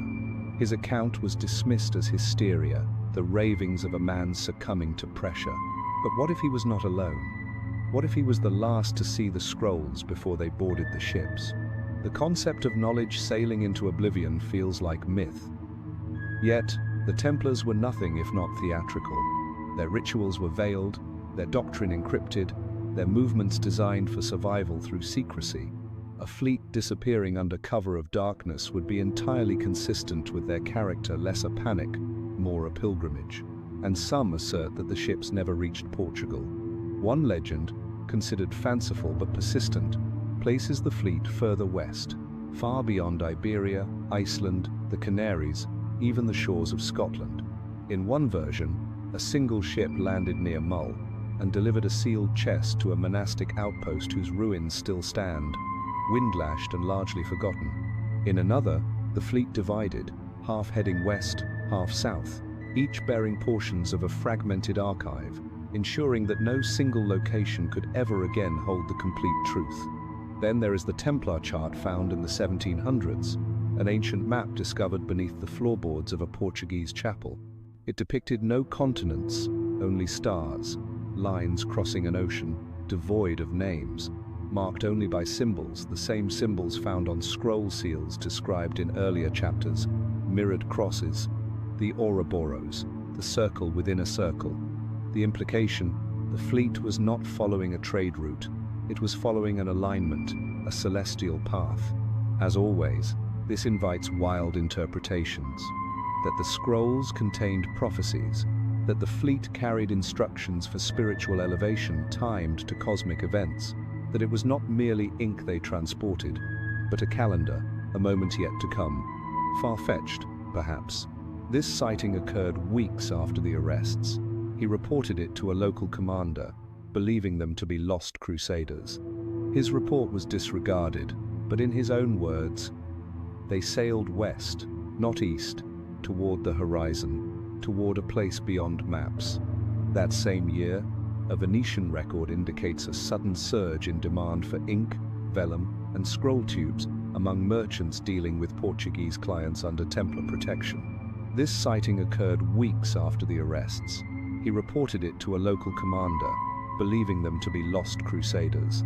His report was disregarded, but in his own words, they sailed west, not east, toward the horizon, toward a place beyond maps. That same year, a Venetian record indicates a sudden surge in demand for ink, vellum, and scroll tubes among merchants dealing with Portuguese clients under Templar protection. Then there is the Templar chart found in the 1700s, an ancient map discovered beneath the floorboards of a Portuguese chapel. It depicted no continents, only stars, lines crossing an ocean, devoid of names, marked only by symbols, the same symbols found on scroll seals described in earlier chapters, mirrored crosses, the Ouroboros, the circle within a circle. The implication, the fleet was not following a trade route, it was following an alignment, a celestial path. One discovers them inadvertently, odd little phrases in merchant ledgers, initials that do not correspond to known sailors, purchases of oil and parchment in towns far from Scriptoria. They claim the Templar fleet disappeared, but perhaps it did not. Perhaps it simply turned its sails toward the one horizon. The church could not follow the one lined not with fire, but with silence. The island archive theory commences with an anonymous letter dated 1313, discovered in a box of unrelated shipping manifests within the Genoa city archive. The letter is unsigned, penned in a hurried hand, and addressed to an individual simply identified as Dominus G. It reads, "The remainder of the work is secured west of Limassol, under the old stone. They will not look where no fire has fallen." Most interpretations connect this to Cyprus, specifically the now ruined commandery of Colossae, once a sugar fortress, later a Templar enclave, and perpetually rumored to possess deeper cellars than official maps indicate. Excavations beneath Colossae in the 1990 seconds revealed bricked-up passages whose purpose remains unknown. One chamber contained shattered wine jars and rusted armor fragments, but no scrolls. Or perhaps, more poetically, they were left in plain sight, disguised in liturgical language, masked in metaphor, sleeping behind words no one interprets anymore. The islands are quiet now, but islands retain memory, and stone does not forget. Majorca enters the theory through a more poetic route. A Catalan poem from the late 1300s describes white men from the east bearing tubes of night and sun, their ship vanishing like the owl beneath the temple moon. Interpreted literally, this makes no sense, but tubes of night and sun evokes a powerful metaphor for scrolls, containing both darkness and illumination. Furthermore, in 1384, a Majorcan priest wrote to the Bishop of Tarragona about old letters in foreign hand stored in the sanctuary's undercroft, untouched since the bearded ones passed through. The term barbati, or bearded, was frequently used in late medieval texts to describe Templars. Nevertheless, the mere fact that the Templars maintained a fortified presence on the island long after their suppression elsewhere suggests it was not merely a strategic outpost. It functioned as a storehouse, perhaps even a final refuge for knowledge that could not venture further west. Coincidence or signature? Skeptics argue that if the Templars had truly hidden their archive, it would have been discovered by now. However, scrolls do not behave like treasure. They decay. They seek dry, secluded spaces. They blend into other texts. And the true protection is not always location. It is obscurity. If one does not know precisely what to seek, one will inadvertently overlook it. And some suggest that this has already occurred. In 1908, a French scholar named Émile Moreau claimed to have discovered a partial Templar scroll on the island of Gozo, near Malta. The scroll was incomplete, just a sliver of parchment wrapped around a bone cylinder, yet it bore a phrase not found in any known Latin liturgy.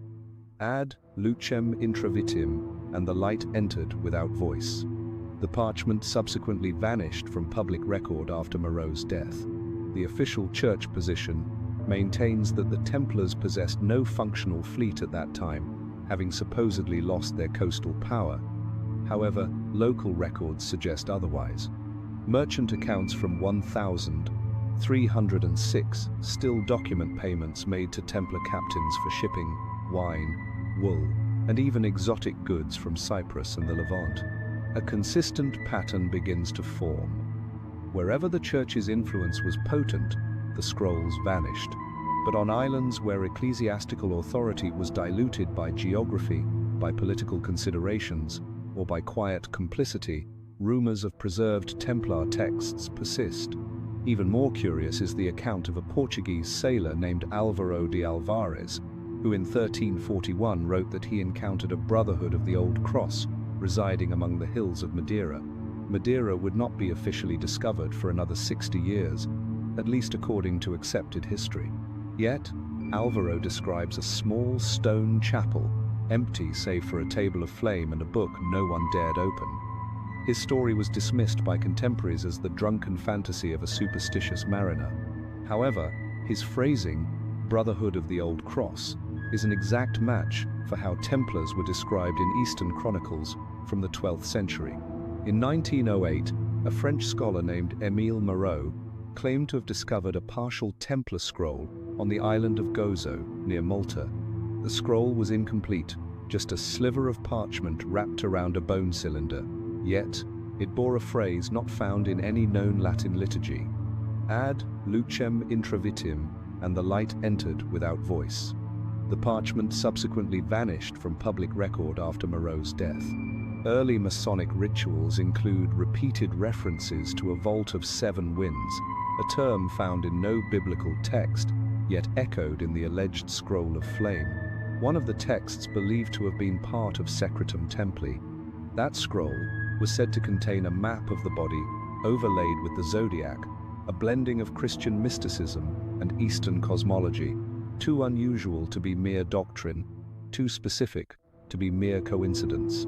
Thus, the theory persists that the scrolls, or at least copies thereof, still exist not within glass cases or museums, but in stone chambers beneath forgotten sanctuaries, misfiled in secluded monasteries, or discreetly guarded by brotherhoods who no longer recall the exact nature of what they protect.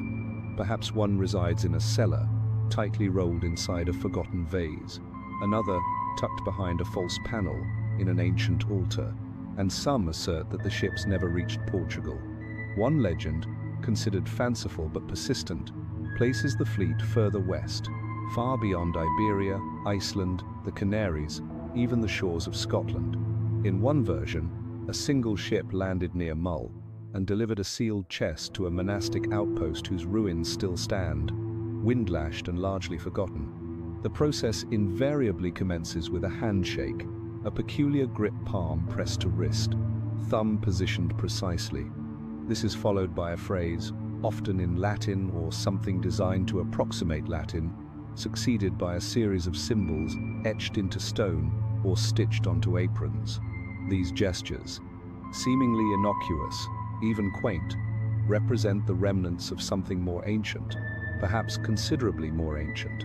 If any of this holds true, then the scrolls may have been divided, not stored in a single location, but dispersed across a constellation of safe harbors, some in Cyprus, others in Sardinia, Majorca, Malta, even the Azores scattered like seeds. This would have constituted a clever insurance policy: destroy one location and the others remain. The island archive theory also directly connects to the evolution of esoteric orders. Nevertheless, the mere fact that the Templars maintained a fortified presence on the island long after their suppression elsewhere suggests it was not merely a strategic outpost. It functioned as a storehouse, perhaps even a final refuge for knowledge that could not venture further west. Described in ritual texts as a guiding light, often associated with divine knowledge, it is said to be visible only to the worthy, those who have undergone trials and maintained silence. This closely mirrors a line found in a Templar initiation fragment recovered from the ruins of a collapsed commandery in Aragon. The star is not above, but within. It burns not in the sky, but in the brother. The phrasing differs, certainly, but the core essence, inner illumination safeguarded by ritual progression, is hauntingly similar. Then there is the Masonic practice of tracing boards, large symbolic diagrams drawn in chalk or ink on the lodge floor before ceremonies commence. These boards frequently depict staircases, compasses, suns, moons, and occasionally a figure holding a scroll. In certain rites, the scroll is labeled Lux Veritatis, the light of truth. No biblical passage employs that exact phrase, yet it appears in a marginal note in one of Amaric's surviving scrolls. Adjacent to it, a diagram of interlocking triangles and a single, unblinking eye. One might dismiss this as mere coincidence. Described in ritual texts as a guiding light, often associated with divine knowledge, it is said to be visible only to the worthy, those who have undergone trials and maintained silence. This closely mirrors a line found in a Templar initiation fragment recovered from the ruins of a collapsed commandery in Aragon. The star is not above, but within. It burns not in the sky, but in the brother.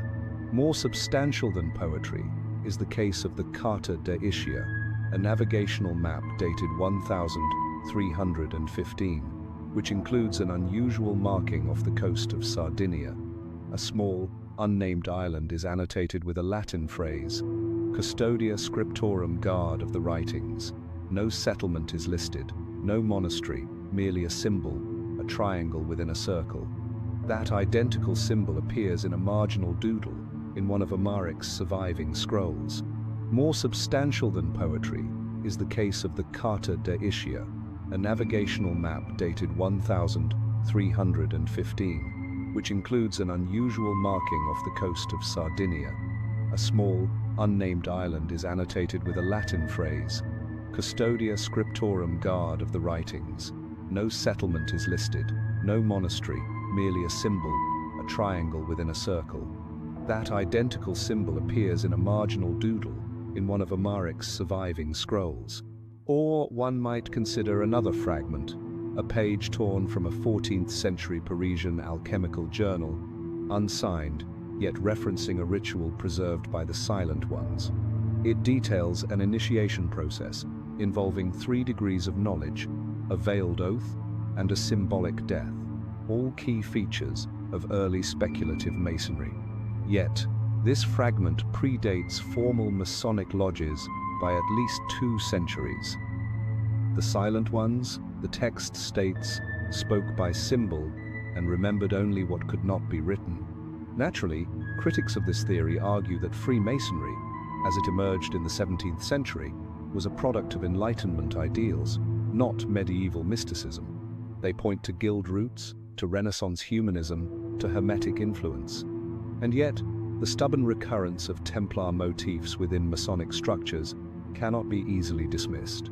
the double-headed eagle, the red cross, the 13-step staircase, the emphasis on brotherhood, secrecy, and the pursuit of ancient light. Even the use of the term Grand Architect, a title found in a Templar fragment, referencing the divine creator not as a king or judge, but as a builder, Architectus Mundi, the architect of the world. Some Masonic lodges in France and Portugal claim unbroken descent from surviving Templars. These claims are largely ceremonial, representing more mythology than verifiable history. But again, they persist. One Portuguese rite, practiced only in a single lodge in Tomar, commences with the phrase, "Let the stone remember the fire." However, perhaps the most compelling thread connecting Freemasonry to the missing Templar texts lies in the so-called Master's Word. In Masonic legend, this is a secret name of God, or of knowledge, or of something else, that is lost during the construction of Solomon's temple and must be recovered by the initiate through moral purification and symbolic death. This description could eerily apply just as readily to the later rituals of Masonry as to the esoteric Templar orders.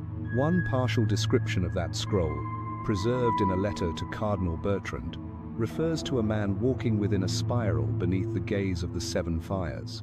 That same imagery is preserved in a Masonic ritual from the Rite of Memphis Mizraim, which includes the line, "He enters the spiral crowned by stars, feet in fire, eyes in stone." Coincidence after coincidence becomes increasingly difficult to dismiss. Then there is the curious appearance of specific geometric figures, the Vesica Piscis, the hexagram, and the spiral, all of which appear in early Masonic tracing boards, and, more obscurely, in diagrams from the Scroll of the Veil, a now lost Templar manuscript, rumored to contain cosmological visions and metaphysical correspondences between the body and the heavens. And what if those scrolls, long presumed lost, were not destroyed or buried in island archives, but encoded into living ceremonies, concealed not in stone, but in gesture, preserved not in vaults, but in the minds of men who never knew the origin of the ideas, only that they were sacred? In that light, the Masons do not possess the Templar secret. They are the secret. The investigation commences with a solitary phrase, 5 words barely discernible on a crumbling sheet of parchment, unearthed beneath a church floor in Poitou. Evangelium per eos reclusum. The Gospel was concealed by them. The document from which it originates, fragmented and charred at its edges, is written in Latin, yet interspersed with Greek and Syriac phrases. It lays no claim to authorship, no attribution to any evangelist, merely a flicker of text rapidly fading into dust. Yet, that single line has haunted historians for centuries.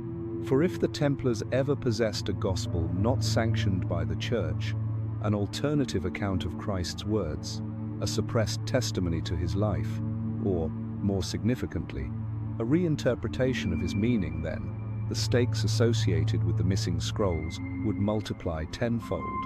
The discourse would no longer pertain to mere ritual or doctrine.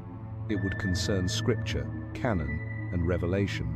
And the question no one dares voice too loudly: did the Templars attempt to rewrite the gospel? The so-called redacted gospel remains more theory than tangible artifact. No complete version has ever surfaced, only scraps, suggestions, hints buried within unrelated manuscripts. However, when meticulously pieced together, as both scholars and conspiracy theorists have attempted, a chilling tableau begins to form. A gospel in which Jesus does not perish for sin, but imparts liberation from the necessity of intercession. A text wherein the crucifixion is symbolic, not salvific, where resurrection is not corporeal but intellectual. A perilous gospel. The Church, naturally, denies its very existence, yet it would be compelled to do so. The trail intensifies in an unexpected location, an inventory from the Inquisitorial Tribunal of Toulouse, 1309. Among confiscated items from a Templar cell is a scroll marked Testimonium Ignotum Unknown Testimony. It is not categorized among ritual scrolls, nor is it labeled as heretical. It is simply unknown. This scroll disappears from the record shortly thereafter. However, a note survives from an unnamed scribe, written in a hand distinct from others. Symbols familiar, speech not heard in mass. That cryptic line has been endlessly dissected, with some believing it refers to a text written in a hybrid dialect, perhaps Aramaic and Coptic, and others suggesting it was entirely coded in liturgical metaphor. Then there is the letter from Inquisitor Guillaume Imbert, the same individual whose quiet rebellion was previously chronicled. In his private folio, he references a testimony read aloud by a brother who named no apostle but claimed lineage from the breath of God. Lineage from breath, a peculiar phrase, yet not unprecedented. It echoes ancient Gnostic writings where pneuma, or breath, represents the essence of divine inheritance, not blood, not ritual, but breath. This is where the implications become profoundly uncomfortable, because buried in one of Amaric's annotations, scrawled beside a devotional chant, are the words verbum factum non est caro. The word was not made flesh, a direct reversal of the Gospel of John's foundational statement of Christian incarnation, flipped as if reflected in a mirror. If this was more than a scribal jest, more than some poetic heresy, then it may represent the smoldering ember of the redacted Gospel itself. It is not difficult to envision the panic such a document would incite, a gospel devoid of a crucifixion, a Savior who does not suffer but rather instructs, a path to the divine without martyrdom. It would obliterate centuries of doctrine with a single utterance. It would render sacrament obsolete, and it would necessitate destruction. Yet, destruction invariably leaves marks. Scroll tubes without contents, ink stains on walls, testimonies that allude to documents no longer present in the archive. One Cathar prisoner, interrogated in Albi in 1321, stated that the Templars sang the Book of the Wanderer, the one who woke but did not bleed. The Inquisitor dismissed it as poetic nonsense, but when juxtaposed with the fragments, it begins to resonate with something considerably darker. The title, Book of the Wanderer, reappears centuries later in a German esoteric volume, Der Wanderer, attributed to an unknown monk and containing only cryptic allegories. One chapter describes a man traversing a city constructed of letters, whose walls crumble when he speaks. Another chapter details a scroll with no ink that blinds those who attempt to see with their eyes, not their understanding. These tales may be mere fantasy, or they may be refracted memories of a scroll never intended to be interpreted literally. Even stranger is a 15th century Vatican marginal note, written in response to a now lost letter, which cautions, "Do not entertain the whisper of the fifth voice." It sings from the desert, not the mount. Most interpret this as metaphor, but in Templar accounts, there is frequent reference to a fifth scroll, or occasionally the scroll of no seal, a document not included with the others, perhaps because it bore no author or no signature the Church would recognize. Some now believe that this fifth scroll, this redacted gospel, was never widely circulated within the Templar ranks. It was hidden, passed from scribe to scribe, protected by the innermost circle, known only through memorized phrases and sacred gestures. If so, then its contents may never have been fully committed to writing at all, only spoken, only heard, only lived. And what of its curse? That term is not employed lightly. However, one recurring phrase in relation to the redacted gospel is extinguitur luminis. Its light extinguishes.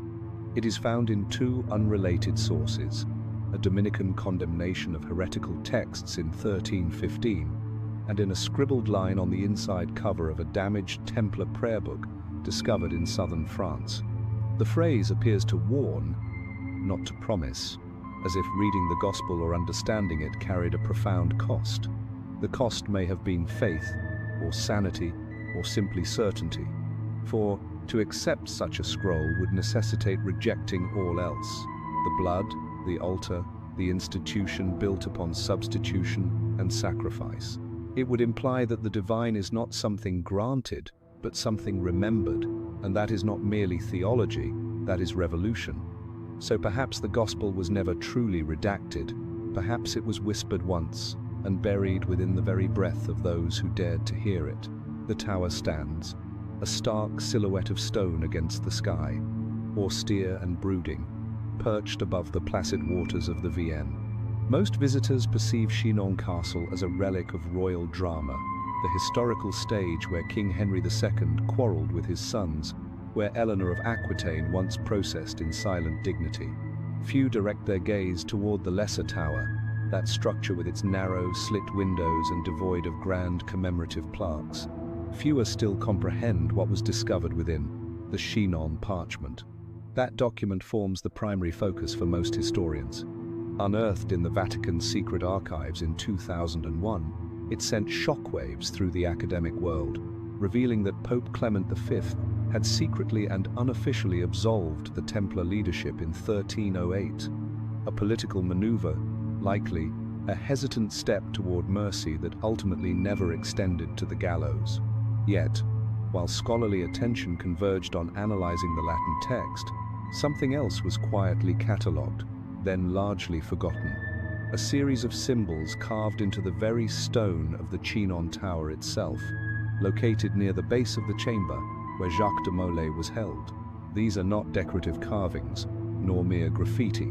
They are deliberate, precise, and they follow a distinct pattern, a spiral that curves inwards upon itself, much like a snail's shell, commencing with a seven-pointed star, and culminating in a shape scholars refer to as the Broken Sunday. Initially, these carvings were dismissed. Medieval prisoners frequently left marks initials, devotional symbols, tally marks. However, these differed significantly. They bore resemblance not to conventional Christian symbology, but to the coded alphabets employed by early alchemists. Even more curiously, the symbols match a sequence found in a Templar scroll fragment recovered from Cyprus, a sequence believed to be part of a cipher key.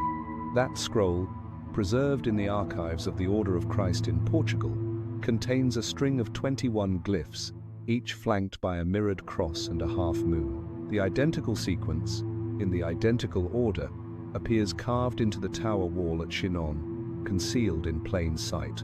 The implication is profound. Someone was transmitting a message, or meticulously preserving one. Cipher scholars refer to this as the Chinon loop. It is not a traditional substitution cipher, nor a simple transposition. It appears to be a hybrid, a layered system necessitating both a key text and a spatial map. One hypothesis suggests the loop functions akin to a labyrinth.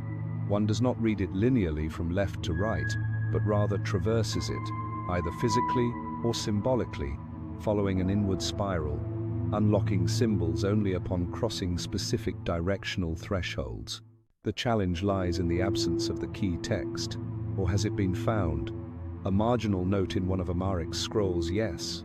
Him again references the loop that cannot be closed unless read from within. Most interpreted this as a metaphor. However, a 19th century Jesuit codebreaker named Elias Dumont believed it referred to a scroll called Sol Occultus, or the Hidden Sunday. According to Dumont's private notes, which remain unpublished, this scroll was mentioned in a lost inventory from the Templar commandery at La Rochelle. It was described as a map of stars and voices, not of land, and its margins, Dumont claimed, contained a sequence of glyphs matching those found at Chinon. If Sol Occultus was indeed the key, then the cipher in the tower was not merely a message, it was a lock, a vault door constructed of stone and silence, awaiting the appropriate resonance to open it. Why would the Templars embed anything into the very walls of their prison? Perhaps they believed someone would follow another knight, a brother, a witness. Or perhaps they were embedding a confession, not one extracted under torture, but one crafted in unwavering faith, a true record of their knowledge hidden beneath the surface, preserved through form rather than explicit speech. This leads to the theory of the reverse gospel, a phrase that emerged in a 17th century French manuscript detailing lost Christian sects. The anonymous author, naturally, describes a scroll found in the ruins of a place of judgment which contained symbols that spoke backward, a gospel walked, not read. The description is vague, the location is never specified. but the timeline and tone suggest Chinon, and the phrase, "a gospel walked," may not be metaphorical at all, if the cipher loop is spatial. Interestingly, a 14th century Templar prisoner, Brother Anso of Brittany, mentioned in his trial that the walls knew more than the scribes. His statement was dismissed, but centuries later, it resonates as a clue. And then, there is the matter of the hidden phrase. In 2004, a team of restorers working on the tower wall discovered faint etching beneath the spiral cipher. The words, though weathered, were confirmed by digital imaging to be Latin, quod est clausum non est mortuum, that which is closed is not dead. It is the kind of phrase amenable to a dozen interpretations. Perhaps it refers to the order, perhaps to faith, or perhaps to a scroll. For, throughout all the recovered texts, one motif recurs more frequently than any other. The concept that knowledge cannot be eradicated, only concealed. That truth, once comprehended, transforms into a presence, a spectre within the architecture. If the cipher in the tower is what some believe it to be, then the Templars did not take their secrets to the grave, they carved them into the walls. They transformed their prison into a vault. And even now, the lock remains. It was a tumultuous night in the spring of 1323, when an improbable event transpired at the Abbey of Saint-Pont-de-Thomières. A violent thunderstorm had swept through the mountains of southern France, and the monks had just settled into evening prayers when a side chapel window shattered inward, not from the force of the wind, but from a distinct impact. What ensued was recorded by Brother Theodore in a chronicle penned months later, and curiously concealed beneath a loose flagstone in the abbey cellar. The entry commences simply, "We were visited not by pilgrims, but shadows." The intruders sought neither relics, chalices, nor gold. Their direct course led them to the library, yet not the main collection, which would have been too obvious. They proceeded to the Archivum Clausum, the sealed room within the eastern cloister, reserved for restricted scrolls, primarily theological disputes, and heretical fragments kept for study. When the monks regained control at dawn, they discovered only one item missing, a scroll tube, labeled In Venire Perditum, to find the lost. The official church position maintains that the Templars possessed no functional fleet at that time, having supposedly lost their coastal power.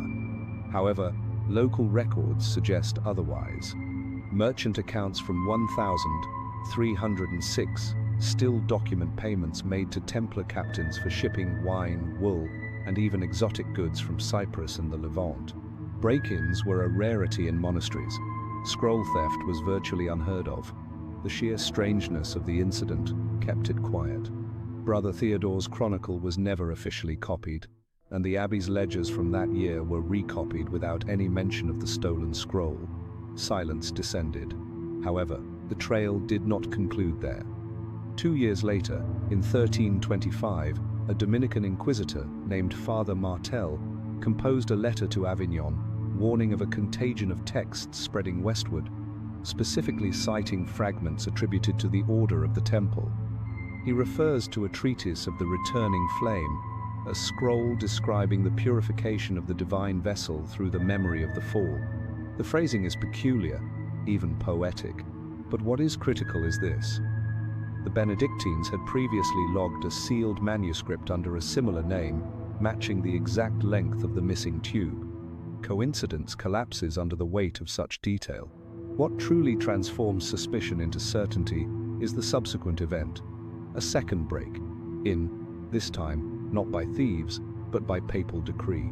In 1326, Pope John XXII quietly ordered a review of certain abbey holdings across Languedoc. His envoys arrived unannounced, opened sealed archives, and removed several items deemed doctrinally unstable. Among them, one damaged scroll, whose outer wrapping bore traces of red wax. The accompanying scribe's note stated plainly, "Contents, undeciphered, origin disputed, transferred to Avignon under seal." The implication is striking. The scroll was not destroyed. It was confiscated, preserved, and presumably subjected to study. Why such pervasive secrecy? Because by then, church officials had begun to suspect something far more profound than mere heresy. The fragments surfacing in obscure abbeys, fragments stolen, smuggled, or mysteriously donated, exhibited thematic and symbolic resemblances to Templar doctrine. Yet, they also ventured into perilous territory. Some invoked not the Christ of the cross, but a light being who descended not to perish, but to awaken. Others spoke of knowledge stored within the body, not symbolic knowledge, but mapped and methodical, with diagrams resembling the Eastern chakras or the Sephirotic tree. These were not scrolls of political intrigue or military codes, they were scrolls of transformation, the kind that threatened ecclesiastical control not with armies, but with potent ideas. Which brings us back to Saint-Pons de Thomières.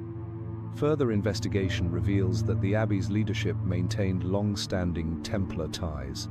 Several senior monks had previously served as chaplains in the southern French commanderies before transferring to Benedictine orders after the trials. One individual in particular, Abbot Gérard de Castres, was quietly absolved in 1312 of charges, never disclosed in the official records. A later marginal note in a diocesan ledger identifies him as Amicus Templarium, a friend of the Templars. Some now speculate that Gerard may have assisted in smuggling the scroll into the abbey for safekeeping. Others believe he was part of a broader network, one designed not to preserve mere treasure, but doctrine. And if this premise holds true, then the Benedictine break-in was not a simple theft. It was a recovery, an extraction, perhaps even a rescue. The scroll taken was not lost, but reclaimed by those who still believed in its message, or feared what would transpire if it fell into the wrong hands. In this light, the events of that stormy night form part of a larger pattern. Scattered scrolls, strange symbols, sudden disappearances, silent recoveries, followed by an even tighter silence. It is a pattern that suggests more than coincidence. It suggests infrastructure, a shadow network, one that was aware of the scroll's locations, and one that still possessed the knowledge to interpret them. The theory is reinforced by a later account, this time from the Abbey of Moissac, describing a traveler who arrived in 1334, hooded and unarmed, bearing a sealed scroll. He claimed to be a brother of the old order, preserving the written flame. The scroll he carried was never opened. The monk who received it left only one note in the abbey ledger: "We buried it in silence." Fire does not need witnesses. Thus, the break-in at Saint-Pons de Thomières becomes more than a mere footnote. It becomes a pivot, a moment when something almost slipped into public view. A window briefly cracked open before the storm slammed it shut. One can almost visualize it, the torchlight glinting off rain, slick stone, the careful hands unsealing a wax tube, the quick glances over shoulders as shadows moved through a sacred space, not to desecrate it, but to safeguard something buried within a scroll, a truth, a flame transported under cloaks and across centuries. The crucial information was not contained within the main body of the text itself. Rather, it was discovered in the margin, faint and curling towards the edge of the page, as if the writer had intended it to remain unseen, but could not entirely suppress its inscription. Penned in a smaller hand, pressed firmly into the parchment, as though the ink alone was insufficient to ensure its permanence, the phrase was concise and easily overlooked. De sanguine regis corte, of the blood of the king, carefully. The scroll in question bore no relation to monarchy. It was a devotional text, a prayer manual attributed to the Templars' southern French houses, predominantly liturgical and generally innocuous. However, that marginal note fundamentally altered its significance, not due to its explicit statement, but due to its profound implication, that concealed within the order's writings, perhaps within the scrolls now lost, lay a secret not of theology or ritual, but of lineage. This theory, like many surrounding the Templars, has long resided within the realm of speculation. The concept that the order possessed knowledge of a royal bloodline, one that either challenged or superseded the authority of Europe's thrones, is the type of narrative that simultaneously invites intense obsession and outright ridicule. Yet, the clues are persistent, subtle, and widely dispersed. A fragment discovered in Portugal, dating to the early 14th century, contains a list of names, partially redacted and partially burned. The names appear noble but unfamiliar. They are prefaced by the Latin phrase Familia Luminis, the family of the light. One name is marked with a small cross, another with a crescent, and a third, curiously, with a six-pointed star. The scroll bears no title, but its reverse side is inscribed with an epigraph. "We did not choose them. They were born chosen." The implications are immediate. Chosen by whom, and for what purpose? One interpretation, favored by scholars focusing on the Templars' Near Eastern encounters, suggests these markings refer to a syncretic lineage, one that fused Jewish, Christian, and potentially Islamic bloodlines into a sacred genealogy preserved for reasons that remain unclear. This theory gains further traction when viewed alongside the so-called Bézier's tablet, discovered in 1867 and dismissed as a forgery by the Church.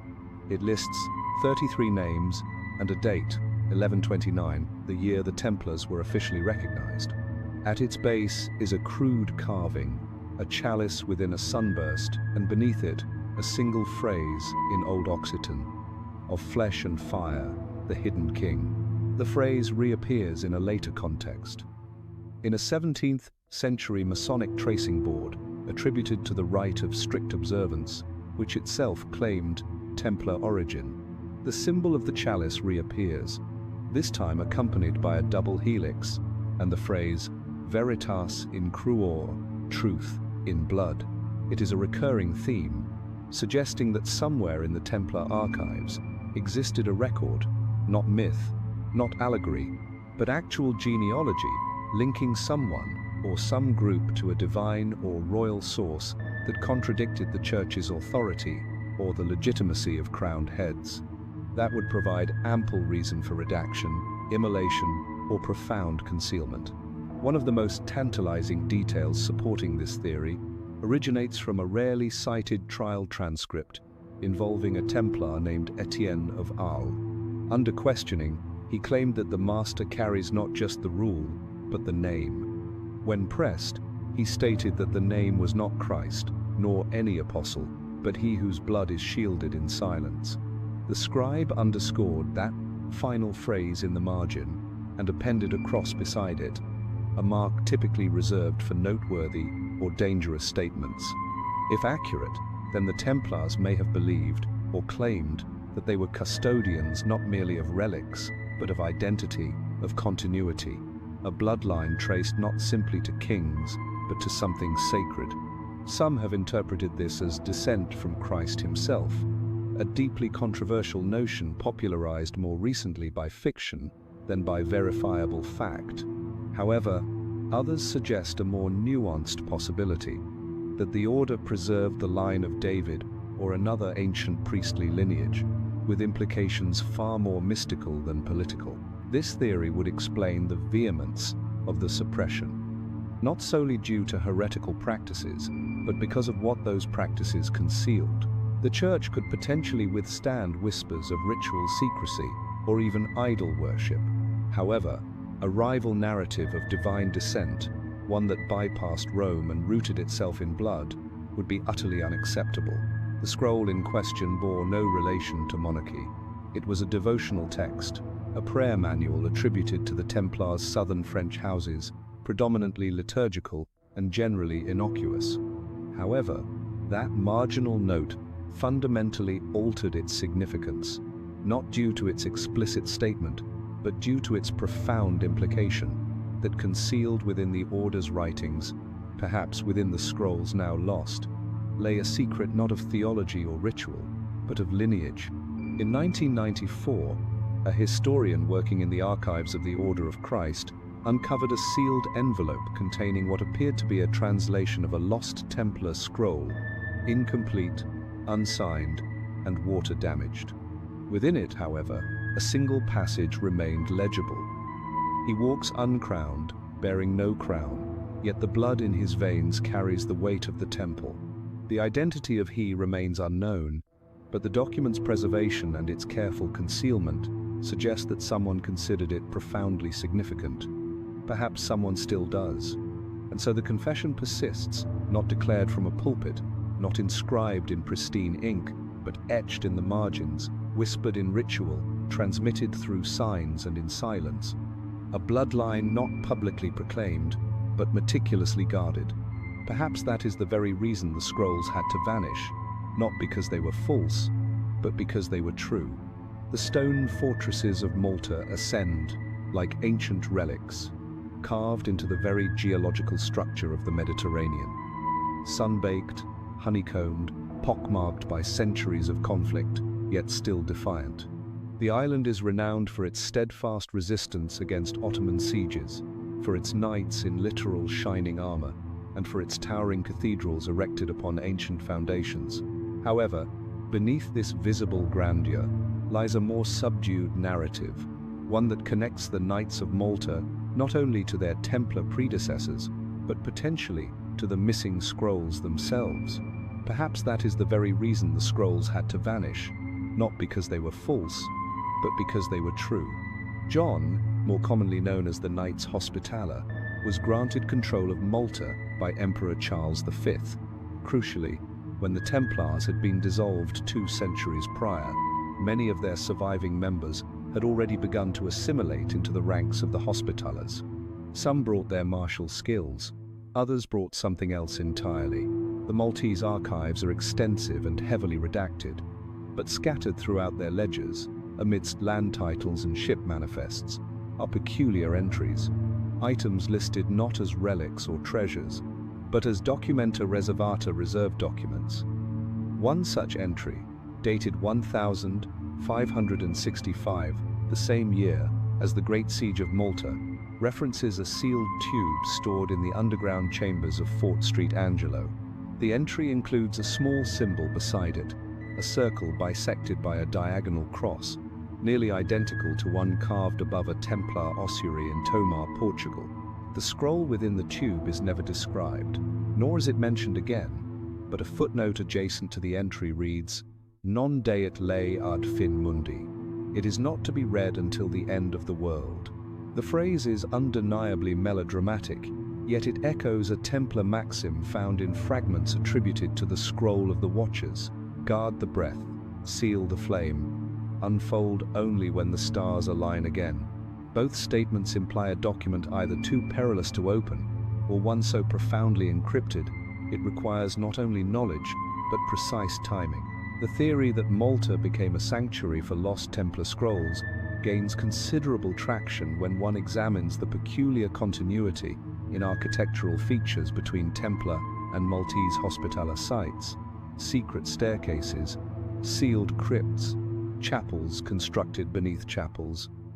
At Fort St. Elmo, beneath the primary cathedral, lies a chamber with no official entrance.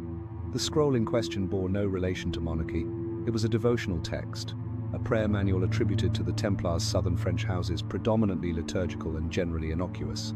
However, that marginal note fundamentally altered its significance, not due to its explicit statement, but due to its profound implication, that concealed within the order's writings, perhaps within the scrolls now lost, lay a secret, not of theology or ritual, but of lineage. Even the rituals of the Knights of Malta allude to a deeper lineage. Early versions of their initiation rites, recorded in private journals subsequently confiscated by Napoleonic forces, include veiled references to a scroll of sacred division and a son not of heaven but of knowing. The language is poetic, certainly, but uncannily aligned with phrases found in earlier Templar documents. One particularly unusual phrase reappears in the writings of both orders: lux abscondita, the hidden light. One could argue these are merely echoes, romantic borrowings. However, then there is the physical evidence. In 1732, during an inventory of the Knights' archives following a major earthquake, a chest was opened containing sealed wax packets, each labeled with a number and a concise Latin title. One entry stood out: Templi Vox II, the second voice of the temple. The contents were never disclosed, but a Jesuit archivist's note, penned in the margin of the inventory, reads, "To be returned to the chamber of silence. No such chamber is marked on any records." Yet, in Valletta, beneath the co-cathedral of St. John, exists a sealed crypt with no known entrance, accessible only through a now collapsed tunnel. Its existence is verifiable. What rests inside is not. Some speculate that the Maltese chapter inherited more than mere traditions. They became the custodians of surviving Templar texts, either entire scrolls or painstakingly reconstructed fragments, pieced together over generations.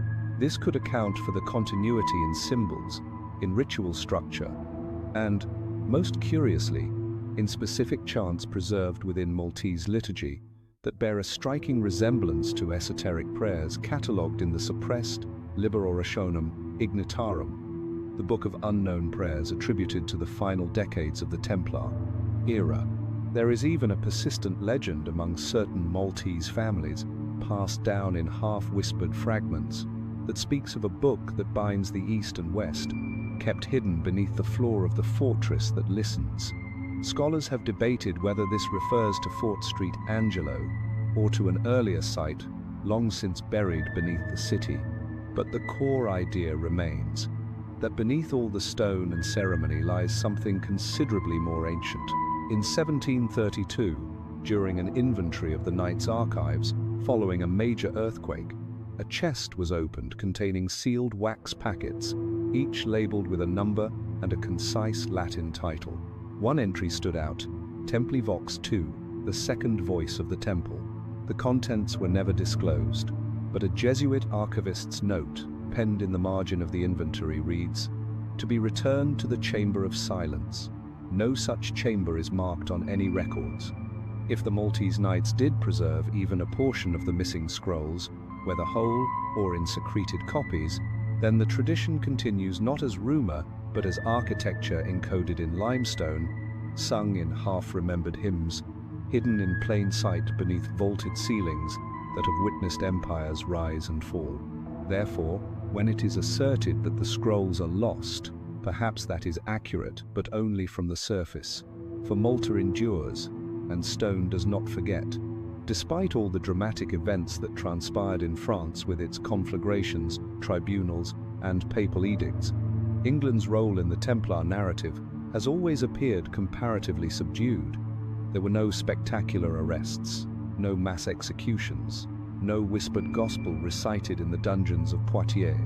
Yet, within the silence of that very absence, something else occurred, or rather, failed to occur. A disappearance, not of individuals, but of parchment. The English Templar archives, once housed at Temple Church in London and its surrounding properties, were extensive. Property deeds, legal contracts, theological commentaries, ritual manuals, all meticulously recorded, indexed, and maintained. By 1307, the Templars were not merely a military order, but a formidable financial institution. They possessed vast tracts of land, managed rents, safeguarded treasure, and offered rudimentary banking services to the crown itself. The records should have been encyclopedic, yet they are not, following King Edward II's lukewarm compliance with Pope Clement V's call for suppression. The English Templars were arrested reluctantly and largely without overt force. Trials ensued, but they were notably lackluster. No sensational confessions, no elaborate tortures. The records describe mild questioning, brief detentions, and a subsequent quiet dispersal. The order was indeed dissolved, yet no one seemed particularly eager to enforce its strictures, except, curiously, when it pertained to the scrolls. An inventory compiled in 1310 by royal clerks lists 18 tubes of script, 10 volumes, and 5 bound sheets recovered from the London preceptory. These were sealed and deposited in the Tower of London for safekeeping, accompanied by a note indicating they were to be reviewed by ecclesiastical authority at the request of His Holiness. However, no such review appears in any surviving documentation. No summary, no condemnation, no transfer. The scrolls simply vanish. Later, inventories from the tower enumerate only property holdings, armaments, and coin. The 18 tubes are never again mentioned. The challenge lies in the absence of the key text. Or has it been found? A marginal note in one of Amaric's scrolls, yes, him again references the loop that cannot be closed unless read from within. Most interpreted this as a metaphor. However, a 19th century Jesuit codebreaker named Elias Dumont believed it referred to a scroll called Sol Occultus, or the Hidden Sunday. The Archbishop's concern appears justified when cross-referenced with a curious episode at the Priory of Lenton. In 1313, a sealed box bearing the Templar sigil, a red cross above a crescent, was delivered there by royal messengers. Its contents were never opened. However, a year later, a fire erupted in the priory's scriptorium. The box was reportedly lost. A monk named Oswin, writing 2 decades later, claimed the box had contained a heretical record of stars and oaths bound in skin, unreadable by sane eyes. He offers no further elaboration. What renders this particularly intriguing is that Temple Church itself, the central seat of the English Templars, was never truly subjected to in-depth investigation. While it was transferred to the Hospitallers and its contents supposedly relocated, there is no comprehensive accounting of its manuscripts. Some believe the records were deliberately dispersed. Others suggest a more organized concealment, not destruction, but relocation. And here enters the figure of Prior Godfrey de Grey, an individual whose name appears in multiple ledgers from 1308 to 1311. He had access to the London archive, was never called to testify in the trials, and quietly retired to a remote chapel in Northumberland after the order's dissolution.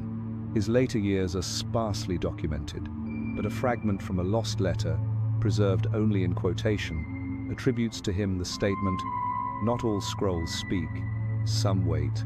This phrase has resonated through centuries of speculation. Some wait where? For whom? Further complicating the matter is the sudden appearance in 1471 of a manuscript at Oxford, known only as the Codex N. Its origins are obscure, its script irregular, and its subject matter arcane, containing references to the twin lines of David and flame, the silent word beneath stone, and repeated diagrams resembling sacred geometry. It was labeled Gnostic heresy and quietly shelved. Yet, multiple scholars have since noted that its phrasing mirrors terminology found in the Chinon parchment and other Templar fragments. Could the Codex N have drawn from suppressed English Templar material?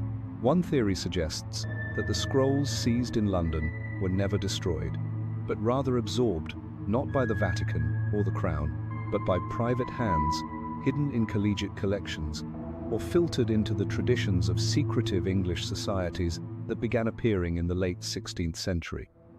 Even now, certain college libraries deny access to their oldest materials without special approval. Some rooms necessitate 2 keys.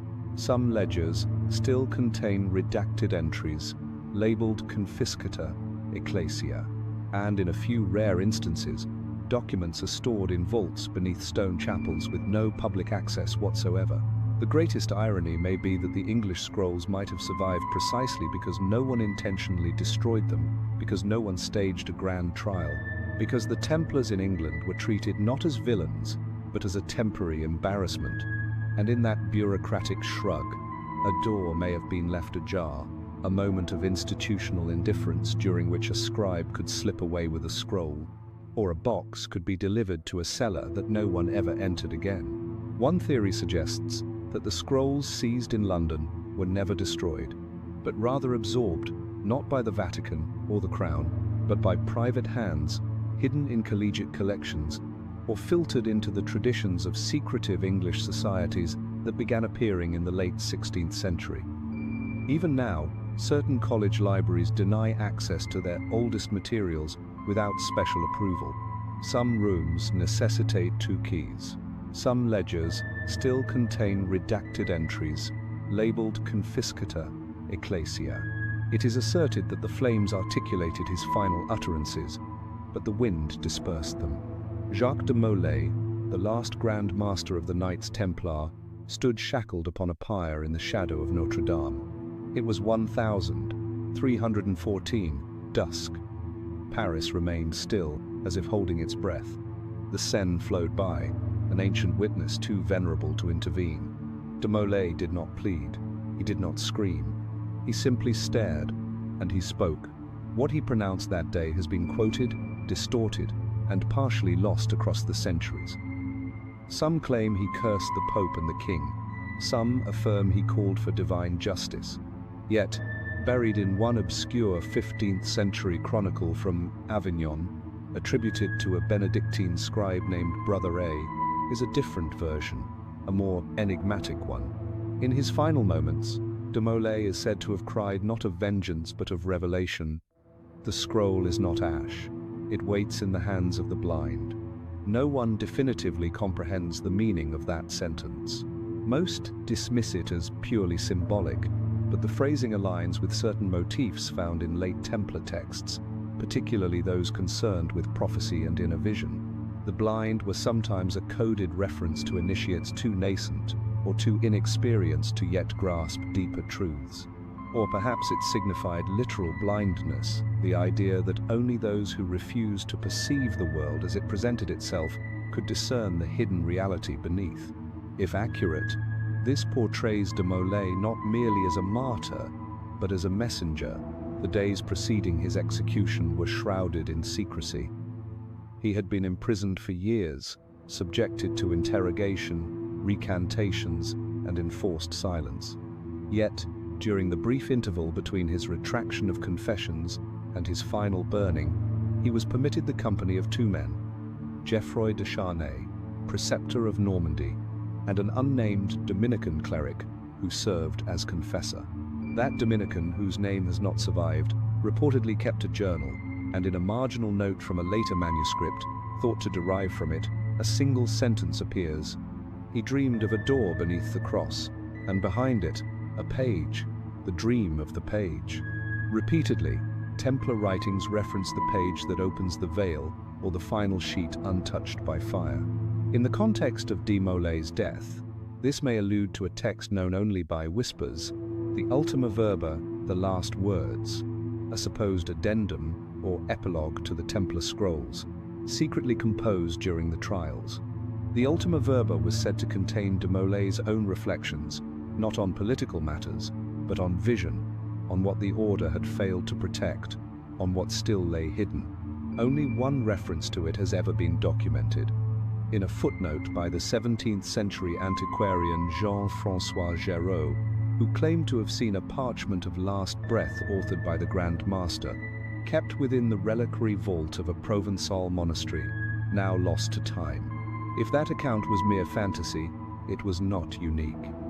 In Malta, a Hospitaller chronicle lists among its restricted holdings a testament of the crossed flame. Its contents are unknown. In Portugal, a 1702 Jesuit letter describes a Templar gospel of reversal, allegedly penned in captivity, believed to subvert conventional scripture. And in England, as previously explored, rumors persist of a scroll transferred under seal, never read, only preserved. However, perhaps the most compelling fragment is both visual and material. In 1851, during renovations to the former prison at Chinon, a concealed alcove was discovered. Inside was a scorched wooden box, empty save for a single wax seal fragment and a patch of linen embroidered with a red cross, stitched through with gold thread in the shape of an eye. The seal, now housed at the Musée de l'Armée in Paris, bears a rare sigil once attributed to de Molay's private circle, a rose within a compass. Surrounding the image is a Latin phrase, illum oculos claus revelabit, he will reveal to the closed eyes. The echo is unmistakable. Naturally, critics will contend this is all pareidolia, the mind's tendency to discern meaning in patternlessness, that de Molay's death was tragic but mundane, that no scroll survived, that no final vision was ever recorded. But such explanations overlook the sheer volume of subtle references, not bold declarations but hints, not announcements but footprints left in charters, in margins, in hidden symbols carved into stone and wax. Even the sheen on parchment, long considered a vindicating document for the Templars, offers its own enigma. While it confirms that Pope Clement V secretly absolved de Molay and others before their deaths, it also contains a peculiar line about the transmission of sacred charge beyond the written. This phrase has been a source of debate among ecclesiastical historians. Some believe it refers to oral confession. Others argue it points to a sacred knowledge passed not through text, but through memory, or dream, or flame. So what constituted de Molay's final vision? Was it prophecy? Was it code? Or was it an urgent plea to protect something more profound than the scrolls themselves, something the written word could never fully encapsulate? Perhaps he understood what was impending, that history would label them heretics, that truth would be redacted, that fire would serve as the ultimate editor. But he also appeared to believe something would endure, not in vaults or Vatican indices, but in echoes, in the blind hands of those who would one day stumble upon the fragments, perceive the residual warmth in the parchment, and commence to interpret. One might even be among them, and perhaps, just perhaps, he was addressing you. High in the Pyrenean cliffs, where clouds enshroud the peaks and the stone resonates with the wind, lie the ruins of Montségur. To the casual observer, it is merely another medieval stronghold, another phantom amongst the skeletal remains of France. However, for those who have listened more intently, Montségur represents something more profound, a lingering memory, a grave, a vault, and perhaps a final sanctuary. At first glance, it appeared insignificant, a square of ancient vellum, worn and discolored, its markings obscured by the patina of time and salt. Yet, beneath a thin layer of protective wax, the lines emerged angular, deliberate, and unmistakably cartographic. A map, perhaps, or the commencement of one. The precise nature of that treasure remains unconfirmed. Some claim it was gold, others assert it was a relic. However, there is one theory, seldom vocalized, that binds Montségur not merely to the Cathars, but to the Templars, and not through material riches, but through parchment. This theory begins with a consideration of timing. By 1240, the Cathars were already in retreat, the Inquisition's grip steadily tightening. Simultaneously, the Templars had grown wary of Rome's encroaching authority. This theory begins with a consideration of timing. By 1240, the Cathars were already in retreat, the Inquisition's grip steadily tightening. Simultaneously, the Templars had grown wary of Rome's encroaching authority. That visit is noted only once, in a disputed letter attributed to a Hospitaller chronicler preserved in the Bibliothèque Inguimbertine in Carpentras. It claims de Roquefort delivered a sealed object of knowledge to the Cathars for safekeeping in the shadow of purity. Many dismiss this as poetic euphemism, but the narrative becomes stranger.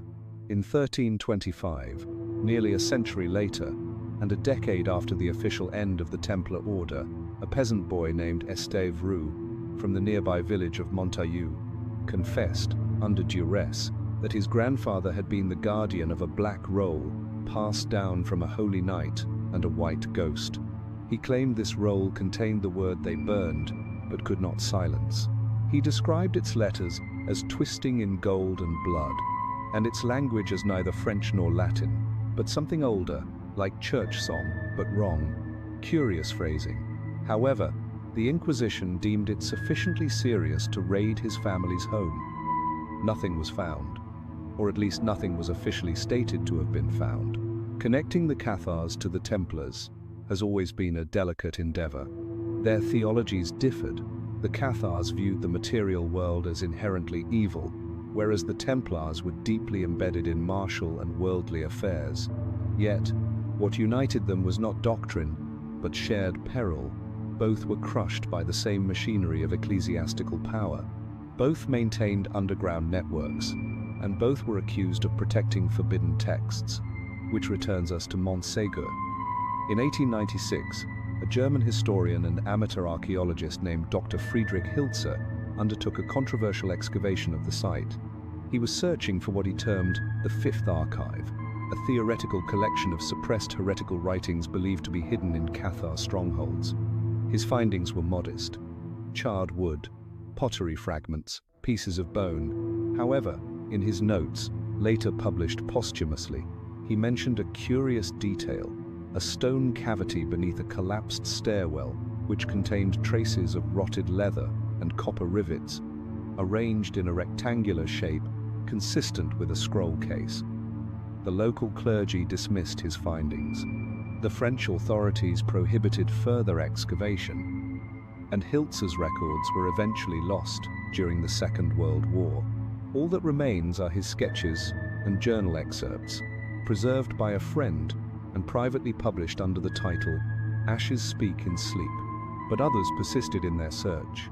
In the 1962, a group of French esotericists, styling themselves Les Guetteurs, the Watchers, claimed to have retrieved a fragment of the lost scroll of the Templars from the caves beneath Montségur.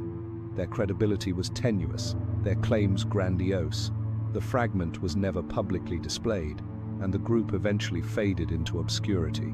However, in one of their surviving pamphlets, held in the archives of a now-defunct occult bookstore in Marseille, there is a quote attributed to a Red Brother of Malta. What was not burned at Montségur was read aloud before sunrise, then sealed again in silence. The scroll was never ours, it was theirs. We were only the watchers. That phrase, "read aloud before sunrise," recurs in Cathar lore. It refers to secret liturgies held in caves and upper chambers, away from the scrutiny of Rome.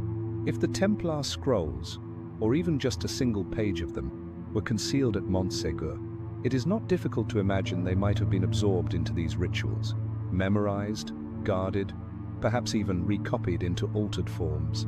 A curious side note: a 14th century Occitan devotional text, Laura Clausa, contains a passage describing a red cross that speaks in fire, written by the buried and read only by the blind. The identical language de Molay is rumored to have used in his final vision. Mere coincidence, or a resonant echo? One begins to discern the contours of something, not a single scroll, not a singular hiding place, but a network of keepers, whisperers, custodians of pages too perilous to burn and too sacred to expose Templars, Cathars, and later, perhaps others. And Montségur, perhaps not the conclusion of the Cathar narrative, nor merely a site of martyrdom, but a relay point, a place where memory passed like a flame from one generation to the next, until the ash could articulate once more. It was merely a fragment, a curling piece of parchment buried beneath nearly 6 centuries of dust, retrieved in 1911 from behind a false panel in a crumbling chapel wall on the Portuguese coast. No one was actively searching for it. The church was slated for partial demolition. The workers were locals, and the discovery might have gone unnoticed had one of them not recognized the unusually faded inkwork and alerted the parish priest. That phrase, "read aloud before sunrise," recurs in Cathar lore. It refers to secret liturgies held in caves and upper chambers, away from the scrutiny of Rome. If the Templar scrolls, or even just a single page of them, were concealed at Montségur, it is not difficult to imagine they might have been absorbed into these rituals, memorized, guarded, perhaps even recopied into altered forms. The chapel, incidentally, was dedicated to Saint Cyprian, patron of occult knowledge and forbidden writings. It stood in a village once believed to be a layover point for Templar ships returning from the east. And although the Templar order had been outlawed by the time the chapel was constructed, local legend maintained that the site was originally founded by knights in exile who arrived by sea, carrying with them a book wrapped in stone and sealed with fire. That alone might have constituted an eerie local tale. However, when the map fragment was entrusted to the regional diocesan archivist, he noted something even stranger. The symbols on the parchment bore an uncanny resemblance to medieval Templar chart markings, specifically those employed not for oceanic navigation, but for subterranean storage. In Templar code, a circle marked with a dagger implied a sealed chamber. A broken triangle denoted a place of forced entry. One symbol, however, stood out, a stylized eye within a square overlaid with a cross. It was identical to the embroidered motif found centuries later in Chinon, buried alongside a burned seal attributed to Jacques de Molay. Coincidence again? The archivist, Dom Lorenzo Belmar, composed a series of private letters to Lisbon scholars in the 1910 seconds, detailing his theory that the fragment was part of a lost map drawn by Templar survivors in the early 14th century, documenting the locations where critical scrolls or relics had been hidden prior to the order's dissolution. The original map, he believed, was once whole, a tapestry of storage points scattered across the Mediterranean world, each disguised under religious iconography or natural landscape features. Only one letter from Belmar survives. The rest were lost in a fire that gutted the diocesan archive in 1922. That surviving letter, however, offers tantalizing detail. It describes a cluster of glyphs in the lower left corner of the parchment believed to denote a coastal cave system accessible only at extreme low tide. The name etched beneath the marking reads, Editos, the Sanctuary of the Blind. That name appears nowhere in official records, but ancient fishermen's tales from that region speak of a place precisely matching its description. A narrow inlet, invisible except during the lowest spring tides, where the wind moans like monks at prayer. No one has officially located it. A few amateur historians have attempted, one falling from the cliffs and requiring hospitalization. The others eventually abandoned the pursuit. What deepens the intrigue is that an identical eye within a square symbol was also discovered, carved into a hidden beam in the ruins of a Templar preceptory in Tomar, Portugal's Templar stronghold, during restorations in the 1980 seconds. It had been facing inward, away from public view. Beneath it, scribbled in faded ink, was the phrase, "He who sees with no light will find what fire forgot." Portugal, it seems, has been speaking in riddles for centuries. The original map, he believed, was once whole, a tapestry of storage points scattered across the Mediterranean world, each disguised under religious iconography or natural landscape features. Only one letter from Belmar survives. The rest were lost in a fire that gutted the diocesan archive in 1922. That surviving letter, however, offers tantalizing detail. It describes a cluster of glyphs in the lower left corner of the parchment believed to denote a coastal cave system accessible only at extreme low tide. The name etched beneath the marking reads, Editos, the Sanctuary of the Blind. That name appears nowhere in official records, but ancient fishermen's tales from that region speak of a place precisely matching its description. A narrow inlet, invisible except during the lowest spring tides, where the wind moans like monks at prayer. Earlier in this investigation, we examined the theory that some scrolls were spirited out of France by ship, possibly aboard the elusive Templar fleet that vanished from La Rochelle in 1307. If even one of those vessels made landfall in Portugal and records from Tomar suggest that many knights did seek asylum, there it is not inconceivable that their most dangerous cargo, including forbidden writings, was hidden in the only place no one would think to look, a half-forgotten cave on the edge of the known world. More compelling still is a report from 1932 filed by a British intelligence officer working on coastal mapping in the area. He never affixed his name. The memoir, bound in cracked leather and filled with spidery Latin script, was attributed only to a servant of the flame. It appeared unceremoniously within the holdings of a Jesuit seminary in southern Spain sometime in the late 17th century. No one recalls its donor. So what remains? A burned letter, a fragmented map, a disappearing coastline, and symbols that refuse to perish. One has traveled extensively through trial documents, secret codes, vanished ships, and stolen testimonies. Now, with the accumulated dust of centuries upon one's shoulders, one stands at the edge of the sea, with the wind in one's ears and sand beneath one's feet. The scrolls may indeed have disintegrated into ash, but if even a single page remains, tucked into the hollow of a sea-washed cavern, pressed into the stone like a prayer, it will not remain silent indefinitely. The map is not whole, but neither is it useless, because now, at last, one knows where to commence the search. And now, with the dust of centuries heavy upon one's shoulders, one must confront the fundamental question that has shadowed this mystery from the very first vanished line: what was contained on the missing pages? Not symbolically, not romantically, but truly, tangibly. What did they articulate? For decades, it remained misfiled among theological tracts, unopened and gathering dust, until a seminary student, intrigued by its calligraphy, carefully opened its spine and read the initial line. We do not guard the words because they are ours. We guard them because they are not.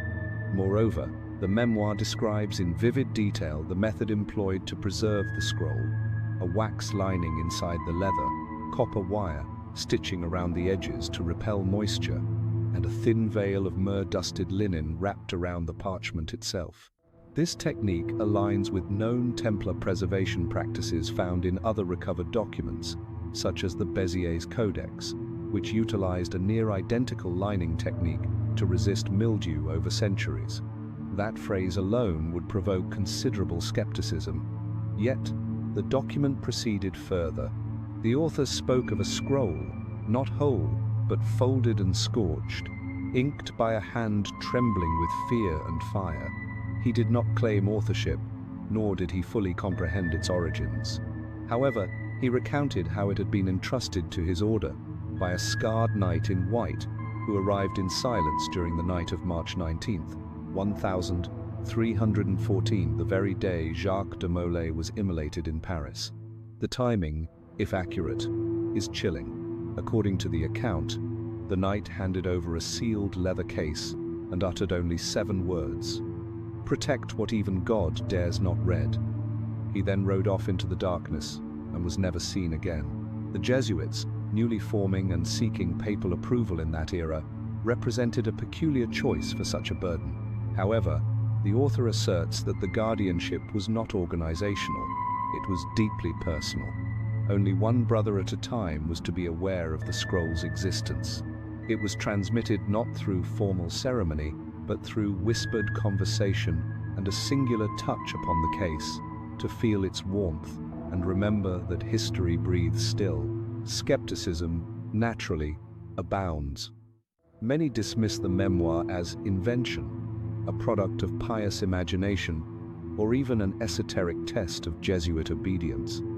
Yet, certain clues steadfastly resist dissolution.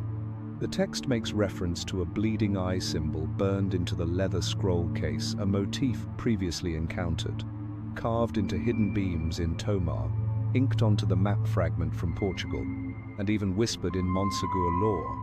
The recurrence is impossible to disregard. Moreover, the memoir describes in vivid detail the method employed to preserve the scroll: a wax lining inside the leather, copper wire stitching around the edges to repel moisture, and a thin veil of myrrh-dusted linen wrapped around the parchment itself. This technique aligns with known Templar preservation practices found in other recovered documents, such as the Bézier's Codex, which utilized a near-identical lining technique to resist mildew over centuries. What followed was not a treatise nor a sermon, but a confession.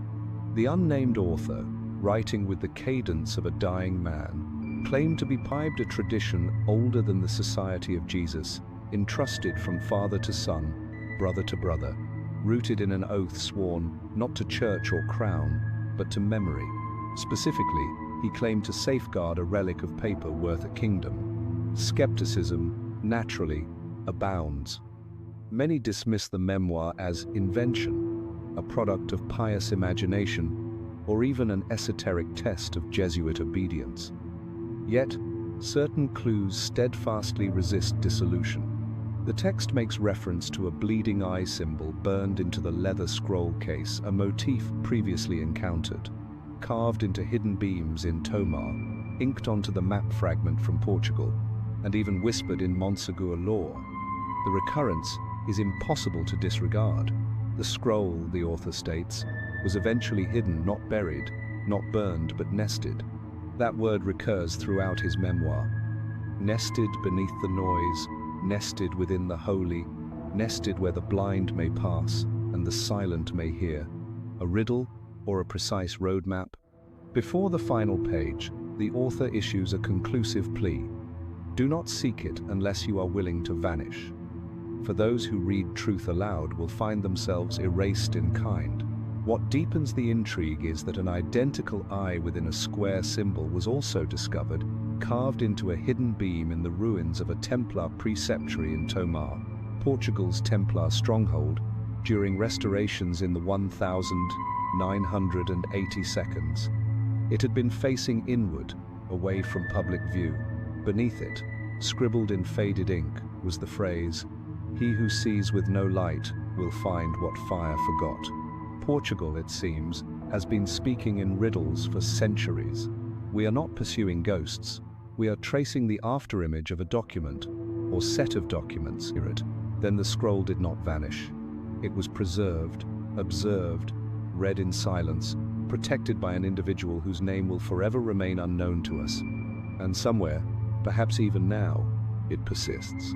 Not in a vault, not in a museum, but under the care of one final guardian. If even one of those vessels made landfall in Portugal and records from Tomar suggest that many knights did seek asylum, there it is not inconceivable that their most dangerous cargo, including forbidden writings, was hidden in the only place no one would think to look, a half-forgotten cave on the edge of the known world. More compelling still is a report from 1932 filed by a British intelligence officer working on coastal mapping in the area. One has meticulously followed the trail, ink blot by ink blot, burn mark by burn mark, from the scorched courtrooms of Paris to the salt-drenched coasts of Portugal, from marginalia inscribed by trembling hands to sealed letters never intended for scrutiny. Not in a vault, not in a museum, but under the care of one final guardian. The fragments unearthed suggest themes of a more profound and volatile nature. A heretical gospel, a bloodline imbued with sacred legitimacy, a ritual that reinterpreted the crucifixion not as sacrifice, but as concealment. Assertions that fundamentally invert, rather than merely upset, the foundations of Western belief. And, most chillingly, the concept that Christ's death was not the denouement of the narrative, because the true story had been erroneously recorded from its very inception. It is tempting to dismiss all of this as monastic fiction, the fevered ruminations of a cloistered individual living in a world illuminated only by candlelight and fear. Yet, it aligns too perfectly with the breadcrumbs previously followed, the missing codices, the redacted inventories, the eye symbol, the whispered confessions from Cathar ruins and Portuguese coastlines.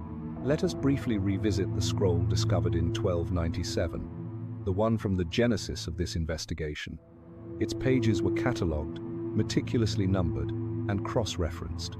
Yet, between pages 43 and 45, there is no page 44. Not a miscount, not a skipped number, but a deliberate absence. The binding seamlessly bypasses this point, exhibiting signs that a leaf had been carefully removed, not torn, not damaged, but surgically, intentionally excised. Someone deliberately chose to leave a void, and the further one pursued that thread, the more similar instances were discovered: the papal index with blacked-out titles, the inventory inconsistencies, the testimonies that alluded to, but never directly quoted, specific teachings, the redacted gospel, the cipher, the fleet that fled with nothing and everything. Each instance revealed the same spectre, knowledge that flared briefly and was then suppressed. Yet, suppressed as it was, it continued to smolder in the hidden marks of Freemasons, in Cathar chants sung in subterranean chambers, in Jesuit memoirs and anonymous marginalia, and in whispered coastal myths, in the symbols that reappear across continents and centuries like a pulsating heartbeat beneath stone. These truths were not forgotten. They were remembered incorrectly, and that may have been the overarching strategy all along. In his diary, discovered decades later in a private estate sale, he noted an unsettling formation of glyphs carved into the back wall of a sea cave, during a low-tide survey mission. The officer described it as a vault of stone and thunder and mentioned the markings resembled a bastardized form of Greek and Latin, overlaid with a crude cross and compass rose. The exact location was never disclosed. The diary concludes abruptly 3 entries later. They lie in vaults mislabeled as heretical, in languages intelligible only to the half-initiated, in paintings that subtly deviate, in relics whose provenance is perpetually uncertain, in that solitary page, absent from the otherwise perfect scroll. Perhaps the most damning truths concerning the Templars were never discovered because they were never intended to be found, not lost, but hidden within absence. Stories whispered not in presence, but in void. So, what did the missing pages truly articulate? Perhaps one will never definitively know. Perhaps one is not meant to. But perhaps, just perhaps, the very act of inquiry, of interpreting between every silenced line, constitutes its own form of resurrection. There is no ink remaining to trace, no scroll left to unroll, only a breath. A memory of parchment once held in calloused hands. A memory of silence, as dense as stone, enveloping words that were never meant to perish. You have indeed traversed the crypts of history, navigating firelit courtrooms and ruined towers, delving into confessions half-whispered and maps half-burned. You have observed knights riding into obscurity with scrolls concealed beneath their cloaks, witnessed inquisitors weeping behind locked doors, and perceived memory fading, only to reignite. And now, there remains nothing further to pursue, no code to decipher, only stillness. Yet, within that stillness, something endures. In his diary, discovered decades later in a private estate sale, he noted an unsettling formation of glyphs carved into the back wall of a sea cave during a low-tide survey mission. The officer described it as a vault of stone and thunder, and mentioned the markings resembled a bastardized form of Greek and Latin, overlaid with a crude cross and compass rose. The exact location was never disclosed. The diary concludes abruptly 3 entries later. It communicates through sighs, not proclamations, in breathless margins and forgotten dust, in cracked stone that once bore the weight of boots and blood, and the unbearable lightness of truth. Therefore, allow the ambient noise to subside now. Permit the candlelight to dim. Allow your thoughts to drift like pages unbound by time. You are not the first to ponder these mysteries. You will not be the last. The Templars may be reduced to ash, yet their questions persistently burn, and if one closes one's eyes, if one truly listens, one might just perceive their whispers in return. There are secrets that never sleep. A box, a symbol, and a number 2039. Tonight, let me tell you the story of the final prophecy of the Knights Templar, where the past and the future meet in the dark. If you love stories that send chills down your spine yet you can't stop listening to stay, history is about to tell you what it was never meant to reveal. The artifact was interred where its discovery was least likely. It was not situated within a grand temple or an ornate reliquary, but deeply embedded behind a decaying altar wall, encased in lead and lime, and concealed for 7 centuries. When the containment box was finally opened in 2001, its contents did not merely unsettle the attending archaeologists. They engendered a profound sense of apprehension. Inside lay a metallic disc, cool to the touch, engraved with a design incongruous with any known Templar symbol. This symbol delineated a specific date, a date within our current era and a prophecy which ecclesiastical authorities had sought to eradicate, a secret the Knights Templar evidently died to safeguard. It was subsequently termed the Last Sigil. The narrative begins with a reconstruction of the scene, the perceived slow creak of ancient iron doors opening into a chapel that had not admitted natural light for 5 centuries. The air hung thick with dust, evoking the solemnity of incense, and every brick seemed to resonate with untold secrets. Behind the main altar, a stone slab appeared softened by countless forgotten prayers, yet exhibited an unsettling irregularity. The symmetry was flawed. The masonry lines did not precisely align. In 2001, local restoration specialists in Languedoc observed this anachronistic stonework and undertook an unprecedented action. They breached the wall. The subsequent discovery initiated a cascade of quiet repercussions throughout private ecclesiastical archives, discreet academic networks, and ultimately reached a Vatican conservator who chose not to remain silent. A small, lead-sealed medieval box, evidently untouched, contained a singular object. It was neither parchment nor a chalice, but a disc, roughly the size of a human palm, fashioned from an alloy that continues to resist definitive analysis. Its surface was etched with markings that no recognized Templar order should have employed. At its center, a six-armed cross appeared, fractured and distorted. Radiating from this core were sigils of an entirely different nature, astronomical, celestial, and, some posit, prophetic. This artifact, now identified as the last sigil, defies simple categorization. It transcends temporal boundaries. Embedded within its symbolic system, encoded in a cipher so abstruse that it had not been referenced for over 600 years, was a specific date. This date pertained not to the past, but to the imminent future. This narrative diverges from conventional Templar mythology. It does not delve into speculative tangents regarding holy grails or lost bloodlines. This account is not concerned with what the Templars might have discovered, but rather with what they endeavored to conceal, and how they may have encoded the conclusion of an era within a metal disc no larger than a small plate. Should this artifact prove authentic, and all indications suggest it is, it would not merely reveal the Templars' beliefs concerning time, prophecy, and celestial mechanics, but also demonstrate their foresight of an impending, terrifying, and seemingly inevitable event. To ensure continued access to insights history has deliberately obscured, consider subscribing. This investigation will span continents, centuries, and cosmological paradigms, examining forgotten manuscripts, long-suppressed Vatican records, cryptographic patterns, and astronomical alignments once known only to a dwindling priesthood. At the heart of this inquiry lies one sigil, one prophecy, and one inescapable query: what transpires when the countdown concludes? The chapel itself remains accessible, a modest edifice nestled in the French countryside near Bézieux, adjacent to the crumbled remnants of a former Templar commandery. Most passers-by would likely overlook it.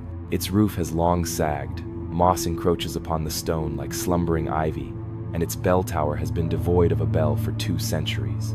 Yet, beneath this fading ruin lies a mystery whose implications extend far beyond its lichen-streaked walls. The restoration team arrived in the spring of 2001, their efforts discreetly and almost anonymously funded by a preservation grant absent from public registries. Their stated objectives were structural reinforcement and archival photography. However, the team brought more than scaffolding and brushes. Among them was Dr. Hervé Langlais, a medieval symbologist from Marseille, recognized for his unconventional theories on Templar communication. He was not officially listed as an archaeologist, nor was his presence recorded in the site's documentation. Nevertheless, by the 3rd day, it was he who ordered a halt to the work. The reason was straightforward. The altar wall was not original, or rather, it appeared suspiciously new, dating to the early 14th century, shortly after the dissolution of the Templar order. Its stones were cleaner, the mortar less degraded, and when gently tapped, the wall produced a resonance far too hollow for a solid barrier. Behind it, a cavity awaited, sealed centuries prior. The process of dismantling this false wall spanned nearly 2 days, largely conducted in silence under torchlight. Beyond it lay a small alcove carved directly into the bedrock. At its center rested the leaden box, hermetically sealed with no discernible hinge or lock. It had been meticulously wrapped in fragments of what appeared to be silk, a luxury in medieval France, and secured by rusted copper brackets. According to Langlais, an absolute silence descended upon the room as they opened it. The sole content was the disc. It was surprisingly heavy, slightly warm to the touch, and composed of an unclassifiable metallic composition. Some suggested tin, others a complex alloy containing antimony or lead. One theory even posited a meteoric origin, though no tests have confirmed this. More significant than its material composition were the engravings adorning its surface, a network radiating with unsettling precision. There was no Latin text, no inscription, only the visual lexicon of power, geometry, and concealed time. At its core, the unmistakable red cross of the Knights Templar, yet with 6 arms instead of 4, one of which was broken, splintered, as if deliberately shattered. Around it, a ring of symbols echoed ancient planetary glyphs, subtly altered, fractionally offset, like a shadowy reflection of the heavens.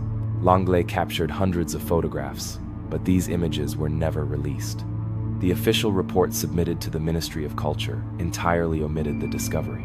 Just 3 months later, Langlais resigned his academic position, departed Marseille, and reportedly relocated to a monastic retreat in Corsica.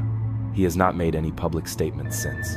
The available information derives from a brief period in 2002, when a few low-resolution scans of his notes appeared online. Quickly dismissed as elaborate hoaxes, they have since vanished from most digital archives. However, they confirmed one crucial detail. The object was authentic, and it corresponded to no known Templar artifact ever catalogued. The most peculiar characteristic was neither the central cross nor the enigmatic planetary glyphs, but the outer ring. A precise arrangement of nearly microscopic notches formed what some interpreted as a cipher, specifically a substitution code linked to astronomical ephemeris tables once used to chart celestial bodies.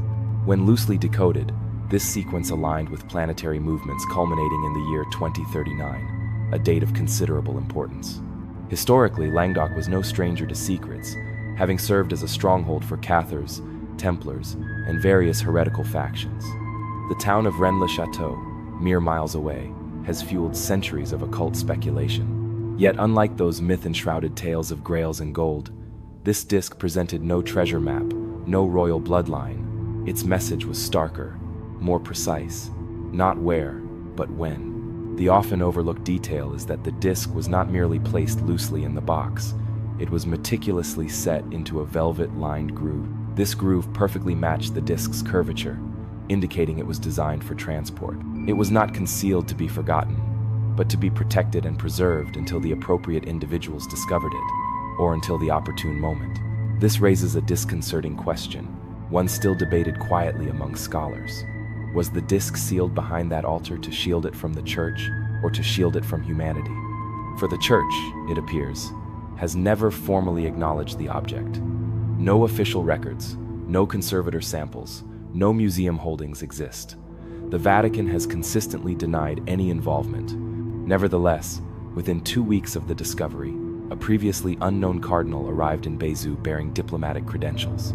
The site was closed the following morning, and the disc, if reports are accurate, was never catalogued into any recognized institutional archive. This silence speaks volumes, not only about the artifact itself, but about what it may signify. A final communication from an order long extinguished, a silent cry encoded in geometry and interred in stone, waiting and perhaps, more chillingly, waiting for the present moment. One is drawn mentally closer to the object itself. The disc, this enigmatic metallic whisper from the 14th century, seems to exert a gravitational pull, much like a lock anticipating its key. From a distance, it resembles a wheel or an ornate seal.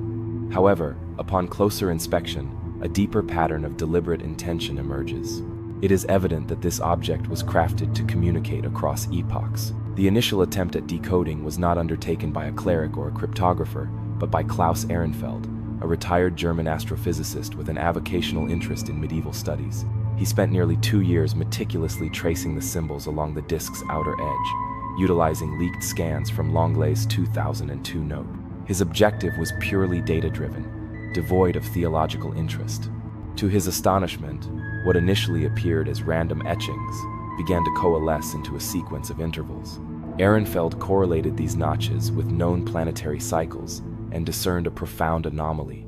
They did not track past events but projected into the future. Specifically, the glyph sequence aligned most precisely with a syzygy, a rare celestial event where 3 or more planetary bodies achieve a straight configuration. The sequence on the sigil corresponded not to any syzygy, but to one predicted for early August 2039, when Mercury, Mars, and Saturn will form a near-triadic configuration in the vicinity of the constellation Virgo. This alignment, while intriguing, became truly unsettling for Ehrenfeld, ultimately prompting him to sever contact with his collaborators when he superimposed the sigil's markings onto the projected sky map. The inner engravings, distinct from the planetary glyphs, specifically the angular patterns between them, mapped perfectly onto the relative positions of the 3 celestial bodies. The fractured 6th arm of the cross pointed with uncanny precision to the moment of maximum alignment. It appeared as though the disc was created not to represent an idea, but to demarcate a specific moment that had yet to transpire. The disc's outermost ring, so finely detailed it appears purely ornamental, also attracted considerable attention. Under magnification, it revealed a ripple-like texturing, inconsistent with traditional hand engraving. Theories regarding its creation vary. Some propose a rudimentary lathe, while others insist upon an impressed mold, possibly cast. However, the pattern itself deviates from the decorative norms of the period.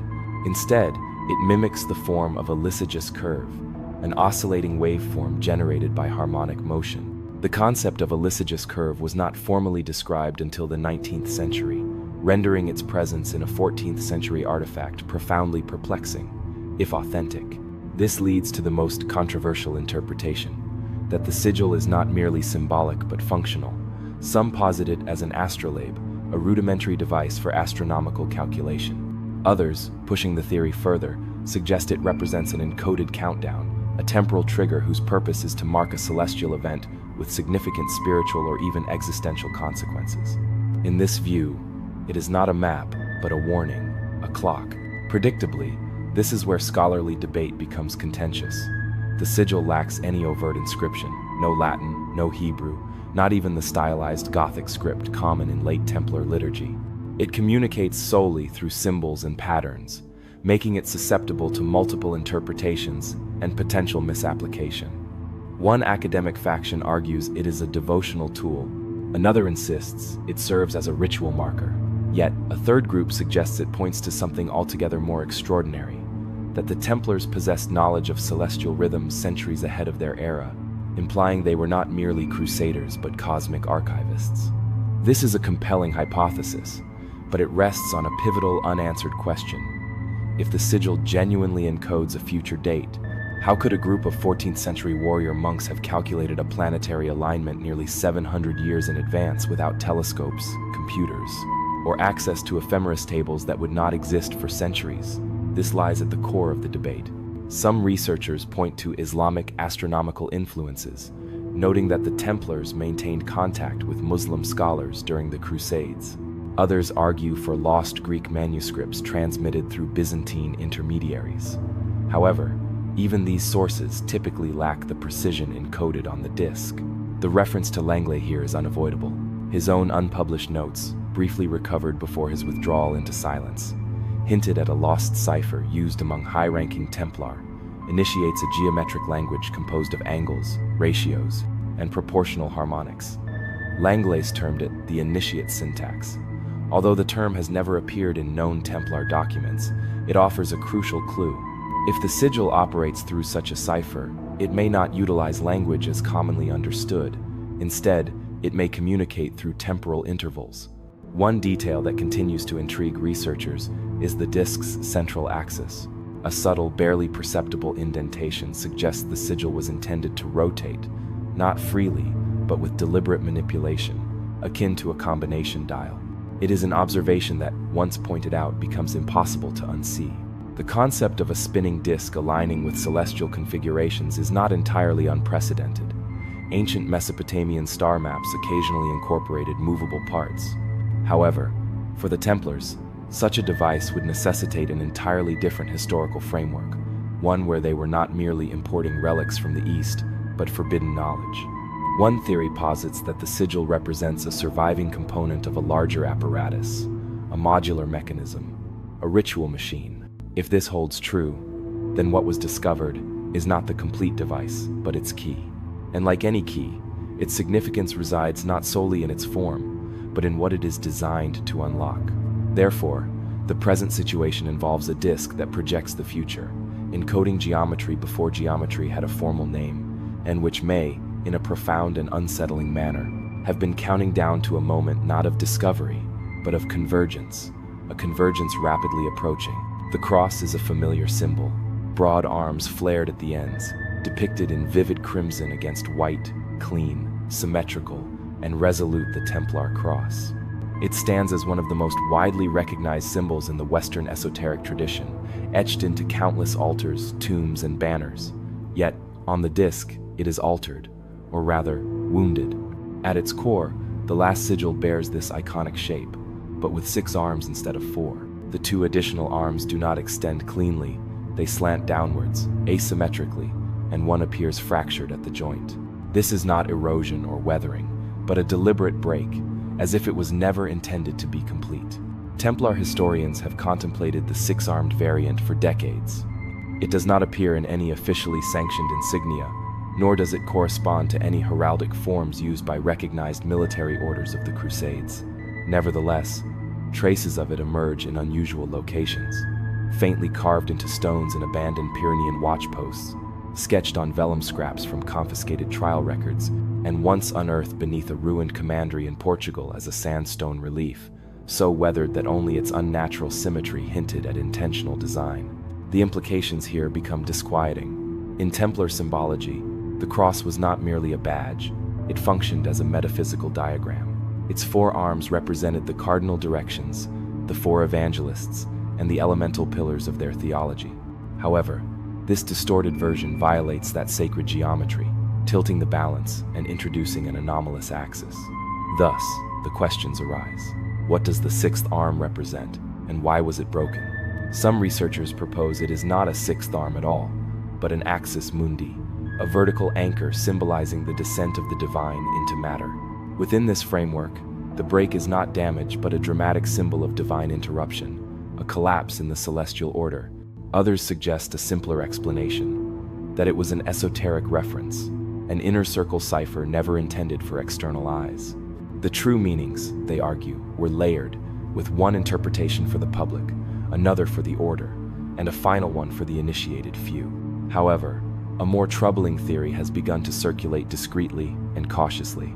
It suggests that the cross's fractured state may depict not just symbolic imbalance, but cosmological rupture, meaning the sigil represents not the order, but an event. To contextualize, in 1307, when King Philip IV of France ordered the mass arrest of the Templars, most historians agree that the primary political motivation was financial. Philip was bankrupt, and the Templars were wealthy. Yet, some testimonies from the infamous trials, particularly those extracted under torture, contained bizarre claims. Initiates described ritual processions in which a cross was desecrated, altered, or even corrected. One document mentions a false sign with 6 wings carried into a chamber of rites. Most dismissed these as psychological ravings under due duress. However, if one momentarily accepts the premise that a core faction within the order held beliefs outside of the Church's orthodoxy, the 6-armed cross acquires a darker significance. It transforms into a forbidden symbol, indicating not salvation, but something else, something the Church feared sufficiently to attempt its eradication. An obscure detail warrants attention. In 1903, a fragmentary parchment surfaced in Avignon, written in Old Occitan, now referred to as the Codex Rubus. It describes a splinter group of Templars known as the Vigilants of the Broken Arm. Their existence is debated, with most scholars considering the document a forgery. Nevertheless, it references a ritual object, a sigil of metal with 6 points, one shattered, as a reminder of the breach to come. This phrase, the breach to come, has generated considerable speculation. Was it metaphorical, prophetic, or an encoded reference to a specific event? One must recall Ehrenfeld's decoding of the planetary alignment.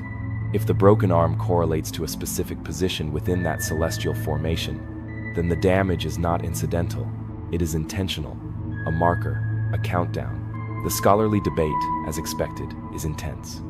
Some scholars argue that the 6th point was merely a stylized, ornamental flourish, devoid of deeper significance. However, these same scholars have struggled to explain its absence from any other known artifacts outside this singular thread of suppressed symbols. One theologian even proposed that the sigil could represent a heretical reinterpretation of the crucifix, an inversion of the resurrection narrative. Instead of 4 arms representing balance, 6 points symbolizing disruption, instead of ascent, fragmentation. Furthermore, the shape itself, when geometrically mapped, reveals that the 6-armed cross on the sigil forms a near-perfect overlay with a collapsed stellation diagram. Specifically, it mimics a distorted hexagon, in which one angle has been mathematically folded inward, a structural impossibility in classical geometry, yet permissible in symbolic language. Some have likened it to a fallen star, something once radiant, now bent out of alignment. What does this signify? Esoteric interpretations suggest it points to the fall of a guiding intelligence, not Luciferian in the traditional sense, but the loss of a cosmic axis, a turning away of the divine mechanism that maintains harmony among time, matter, and soul. Such a profound interpretation places considerable weight on a small metallic disc. However, this is not merely any metal disc, it is the last sigil. A crucial connection, which may have been anticipated, brings the discussion back to the indentation mentioned previously, the one suggesting the disc was designed to spin. When rotated around its central axis, the six-armed cross does not generate a uniform shape. Instead, it produces a stuttered waveform, a pulsation. The broken arm creates a visual skip, akin to a machine with a misaligned gear. Could this skip be the message? Perhaps the Templars believed in the perfect symmetry of the cosmos until they encountered something that shattered that conviction. Something they encoded into their final artifact, something for which they broke their own cross to warn humanity. And now, that brokenness appears to be revolving once more, with increasing velocity. Initially, it seemed unremarkable. Another parchment fragment from a collection of judicial archives interred in a dusty storage room near Toulouse. The edges were frayed, the ink partially faded, and the Latin so corrupted it appeared to dissolve into itself. Yet, embedded within those fragmented phrases was a name, not a saint, not a knight, but a brother, an initiate, a man who would become central to one of the most enigmatic disappearances in Templar history. His name, if it was indeed his true appellation, appeared only once in surviving records: Frater Leontius. He was not a grandmaster or a high-ranking dignitary, merely a footnote, a monk who reportedly abandoned his station in 1307, mere weeks prior to the mass arrests of the Templar leadership. The record does not characterize him as a traitor or a heretic. Instead, in a tone both restrained and apprehensive, it labels him with a peculiar phrase, Ultima Sigilli, meaning guardian of the last sigil. For years, historians dismissed this title as a misreading, perhaps referring to a lost charter seal or an esoteric term for relic keeping. However, when the identical phrase resurfaced decades later in a separate ecclesiastical marginal note, this time discovered within an inventory of confiscated Templar items transported to Avignon, it garnered the attention of a smaller, more inquisitive group, the Sigil Investigators. The note referred to an item of anomalous designation, deemed too heretical for open display and marked for discreet disposal. Yet, beside that terse description was a single word, intactus, untouched. The item had not been destroyed, it had been spared. And directly beneath that, a short phrase inscribed by a different hand, not to be shown to the fathers. This would all remain speculative, vague inventory commentary were it not for a discovery made in 1993. That year, a private library acquisition in Arles yielded a previously uncatalogued 14-page codex, handwritten in Latin intermingled with Provençal, bound in aged goatskin, and bearing no title. It was subsequently dubbed the Manuscript of the Lost Brother. Its authorship is unsigned, but the internal voice of the text repeatedly references my exile from the order and describes a forbidden object entrusted to my flesh alone. The manuscript details a frantic flight through the Pyrenees, the burial of the circle that speaks, and cryptic instructions that read more like desperate warnings than theological prose. One passage has been roughly translated as, "The sign is not a symbol, it is a sentence spoken not with voice, but with sky. When the sixth light breaks and the host turns away, none shall be ready." The unusual phrasing and syntax, likely a result of unpolished Latin or mental distress, have led scholars to debate its precise interpretation. Some view it as a poetic lamentation. Others believe it describes an astronomical phenomenon, the sixth light, possibly a planetary body or comet, and the host as a metaphysical presence, perhaps even divine. What is particularly striking is the manuscript's repeated insistence that the object was never intended for general access and must be kept beyond even the reach of high initiates. It also references a curious ritual, the silencing of the sixth arm. This rite, if it ever occurred, is described only in fragmented form. It involved the extinguishing of 6 candles placed around a sigil during an eclipse, after which the 6th candle was not merely snuffed but shattered. It was not symbolic, it was a sealing, a breaking of contact. The manuscript then shifts abruptly into a paranoid tone. The author describes visions of mirrored eyes in the stars and refers to a coming concordance of the ends. These phrases, alien as they sound, echo certain apocalyptic writings found centuries earlier among Gnostic and Manichaean sects, particularly those fixated on celestial alignments and cosmological judgment. What lends the document credibility, despite its almost mystical tone, is its direct reference to a Templar location, later confirmed through independent records. The site, a ruined sanctuary near Montségur, is described as the final hollow where I laid the circle down and folded the stone behind me. Excavations in 1997 revealed a sealed chamber beneath that very sanctuary, which, upon opening, was empty save for two items: a velvet-lined recess in the stone and a single broken copper hinge. This hinge matched the description from the Bezu box. This connection compels a reconsideration of the chain of custody. If Frater Leontius, this lost brother, truly fled with the sigil and interred it in Montségur, then someone must have exhumed it later and transported it to Bezu. The temporal gap is vast, nearly 7 centuries. Thus, the question arises: who safeguarded it? Who possessed this knowledge? Who continued the vigil? The manuscript offers its most haunting suggestion on its final page, badly burned but still legible. They who watch are not seen. They need no name. They are the eyes between chapters. This is the obscure detail, a reference to a hidden lineage, guardians, perhaps, whose existence is never openly acknowledged. The Church possesses no record of them. The Templar registry, fragmented as it is, makes no mention of a sect within a sect. Yet, the idea persists that while the order collapsed under charges of heresy, a silent few simply vanished, not into death, but into a state of anticipation. The prevailing question facing scholars is whether this manuscript is genuine. Paleographic dating plausibly places it in the early 14th century, but the lack of provenance, the obscure dialect, and the unsettling apocalyptic tone have kept it outside the mainstream canon. Nevertheless, the artifact evidence from Montségur, the coded references in church archives, and the uncanny consistency with the object discovered in Bezu point to a chilling possibility. The manuscript is authentic, and the sigil's journey, far from accidental, was guided by human hands across centuries. If this is the case, then humanity is not dealing with a relic lost to time, but with a message designed to endure it.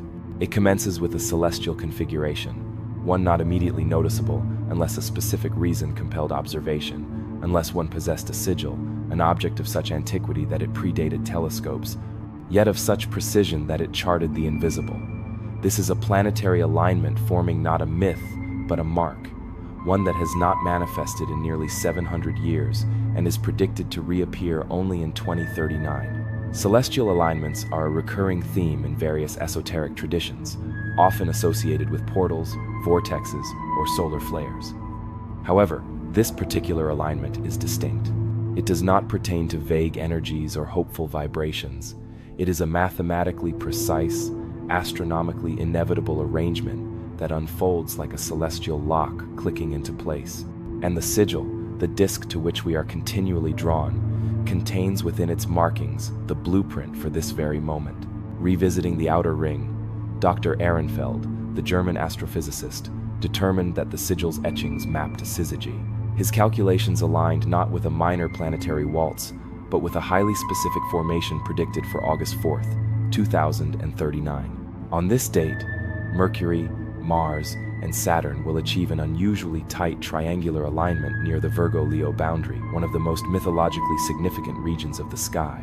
Furthermore, if the sigil's radial lines are interpreted as angular divisions, they intersect this constellation with disconcerting accuracy. Some might dismiss this, stating that planetary alignments are common. While true, this particular alignment mirrors another that occurred in 1347, precisely 728 years prior. That date is historically significant as the inception of the Black Death in Europe. While correlation does not imply causation, the Templars may not have differentiated.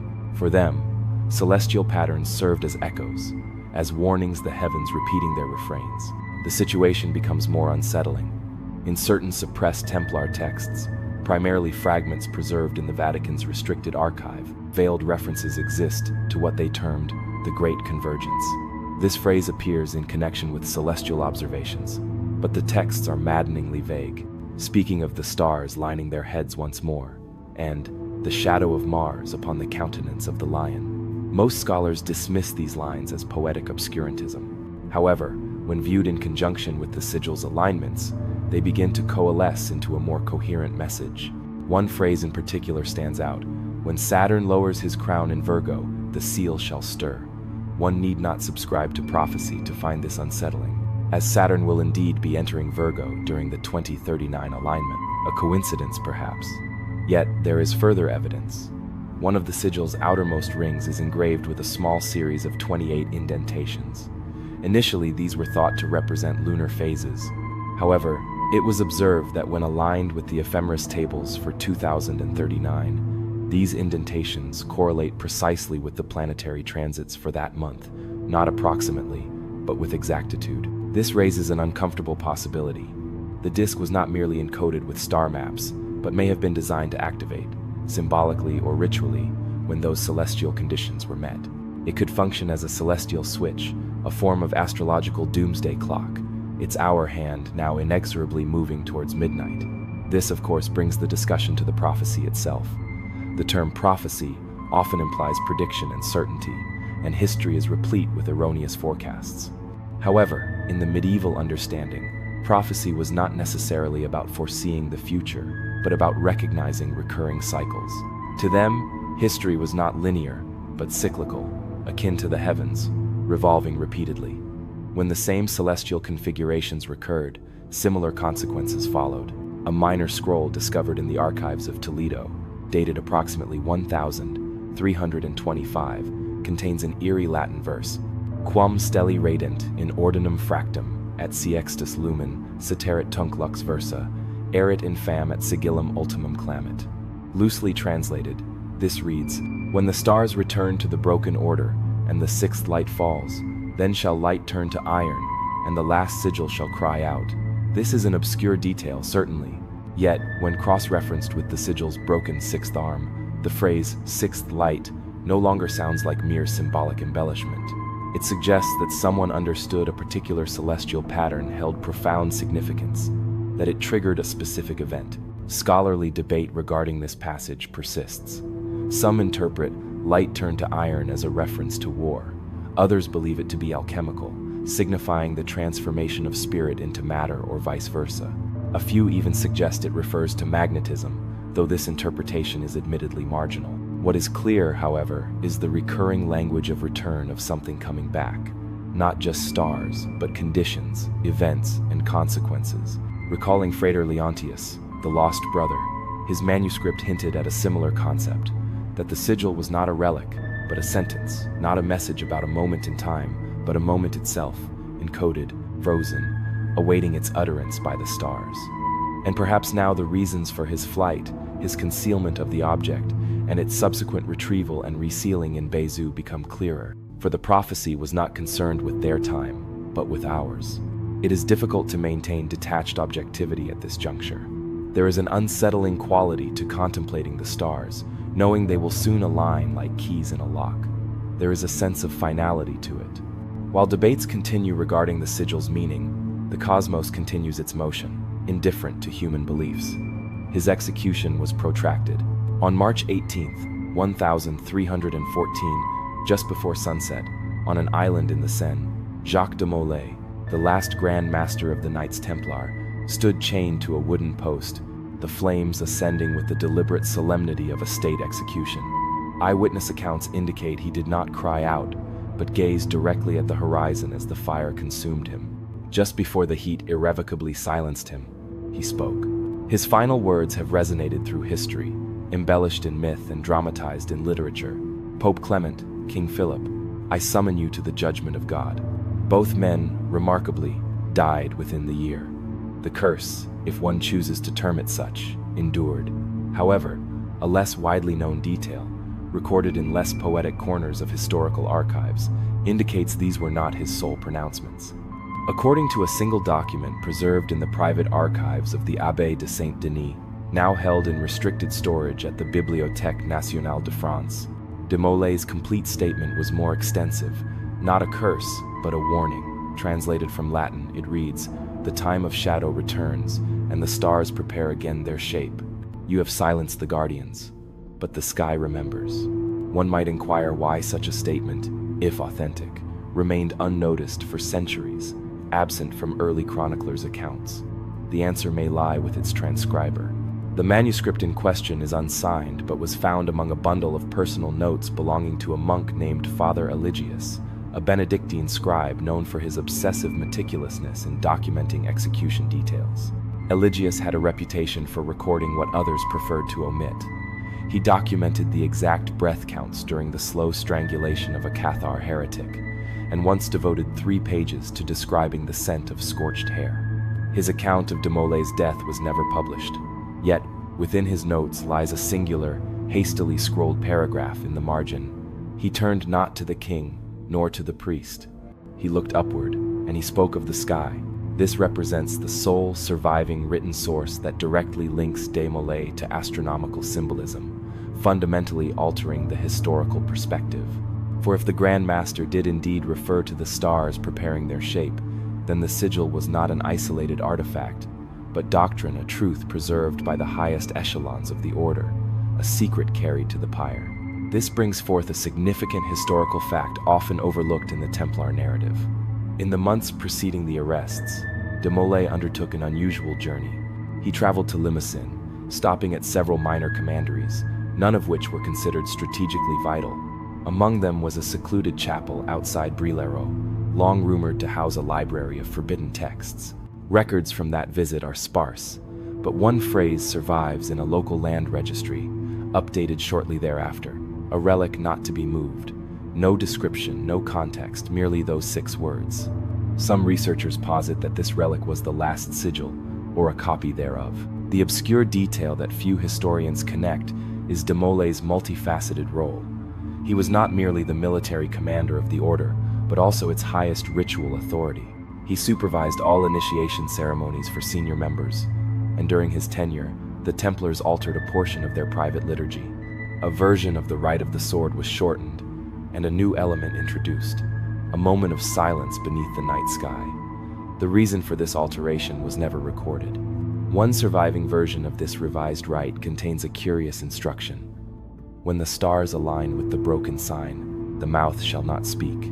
This may have been intended as a metaphor, or perhaps it was an encoded instruction, an initiatory clue for those entrusted with preserving something sacred and profoundly perilous.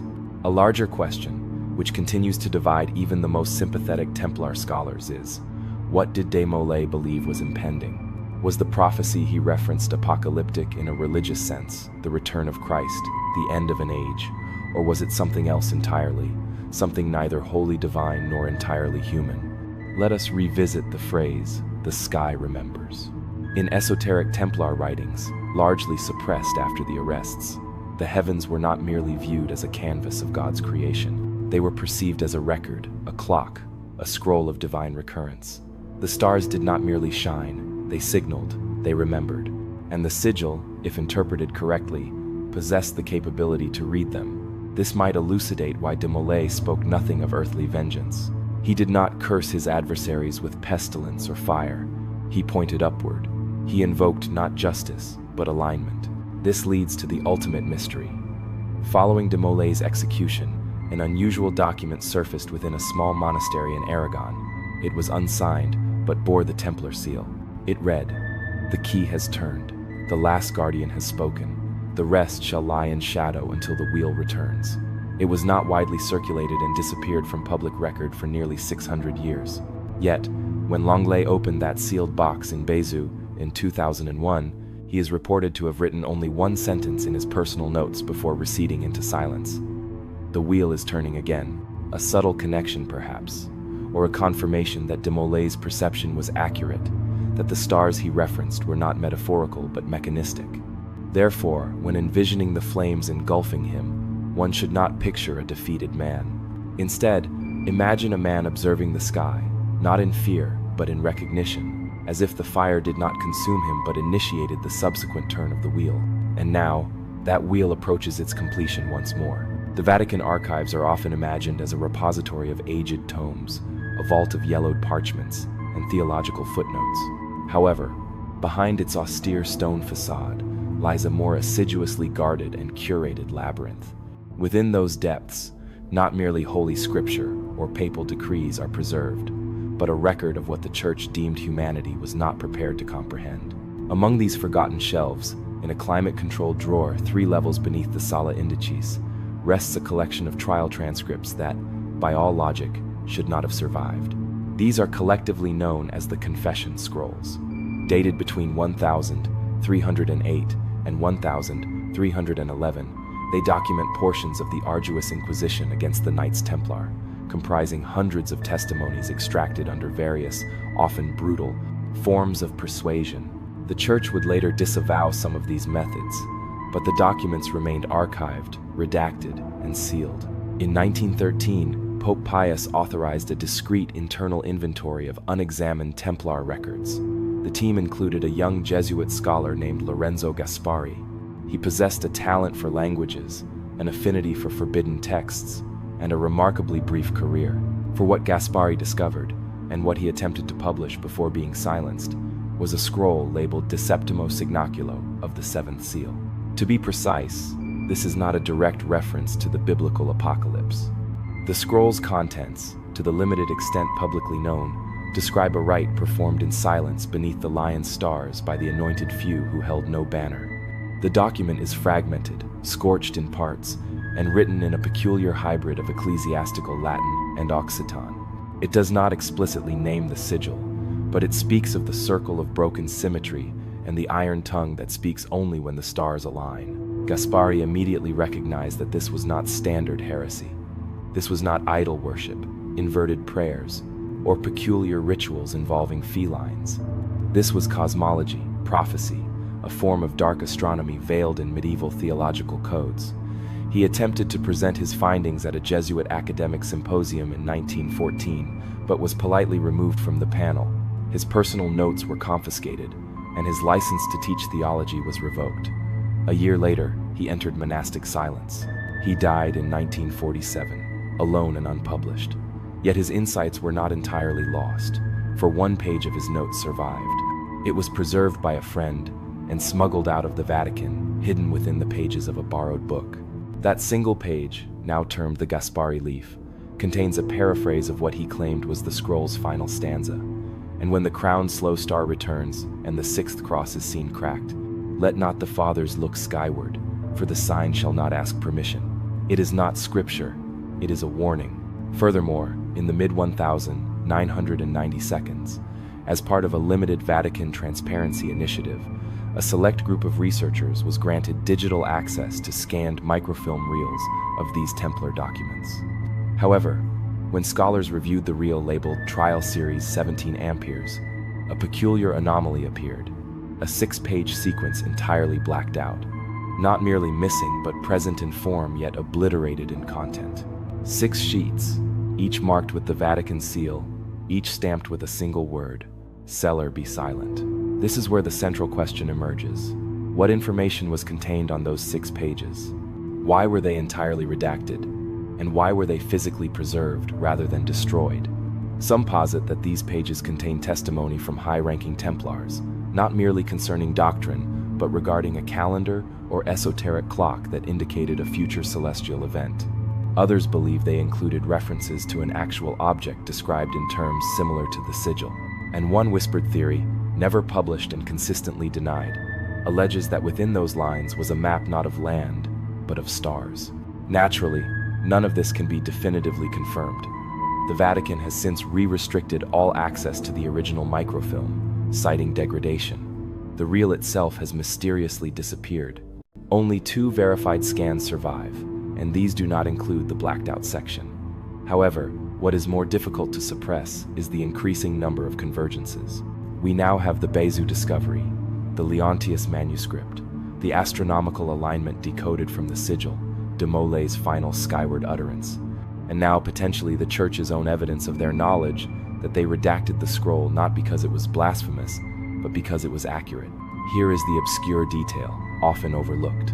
Vatican records employ a very specific code for cataloging forbidden documents. It is a 3-part identifier: category, subtype, and status. The code on the Diseptimo Signaculo scroll, as recorded in Gaspari's surviving notes, is Excat Obscura in Vigil, translated roughly as outside category, hidden under watch. The term in vigil is not standard. It appears only in a handful of ecclesiastical contexts, consistently implying long-term surveillance. It signifies not merely locked away but monitored. Thus, the sigil was not simply interred, it was tracked. This leads to a grim possibility. What if its rediscovery was not an accident? What if someone within the church, or closely affiliated with it, knew its precise location? What if they permitted its surfacing at the opportune moment, not to reconceal it, but to prepare for what it signifies? For this is the quietest, darkest thought of all. Perhaps the sigil was never intended to remain hidden indefinitely. Perhaps the sky had to be ready, the clock had to run down, the stars had to fall into place, and now they have. There are languages that are spoken, and then there are languages that are felt, languages that require neither grammar nor alphabet, but rather recognition, akin to recalling a face seen only in a dream. This is the essence of what the sigil's outermost ring appears to communicate. It does not invite reading, it resonates. At first glance, its markings seem purely decorative, tiny, tick-like grooves, unevenly spaced, some deeper than others. They form no obvious letters, no recognizable script, and no repeating pattern. However, as with many aspects of the sigil, meaning emerges only when one shifts perspective, tilts it, and repositions the light. Suddenly, the grooves seem to animate, like a frozen frequency awaiting vibration. The breakthrough originated not from a historian, but from Dr. Antonia Roux, a linguist specializing in medieval initiation rites. She had dedicated 2 decades to studying esoteric symbols embedded in liturgical garments and monastic architecture.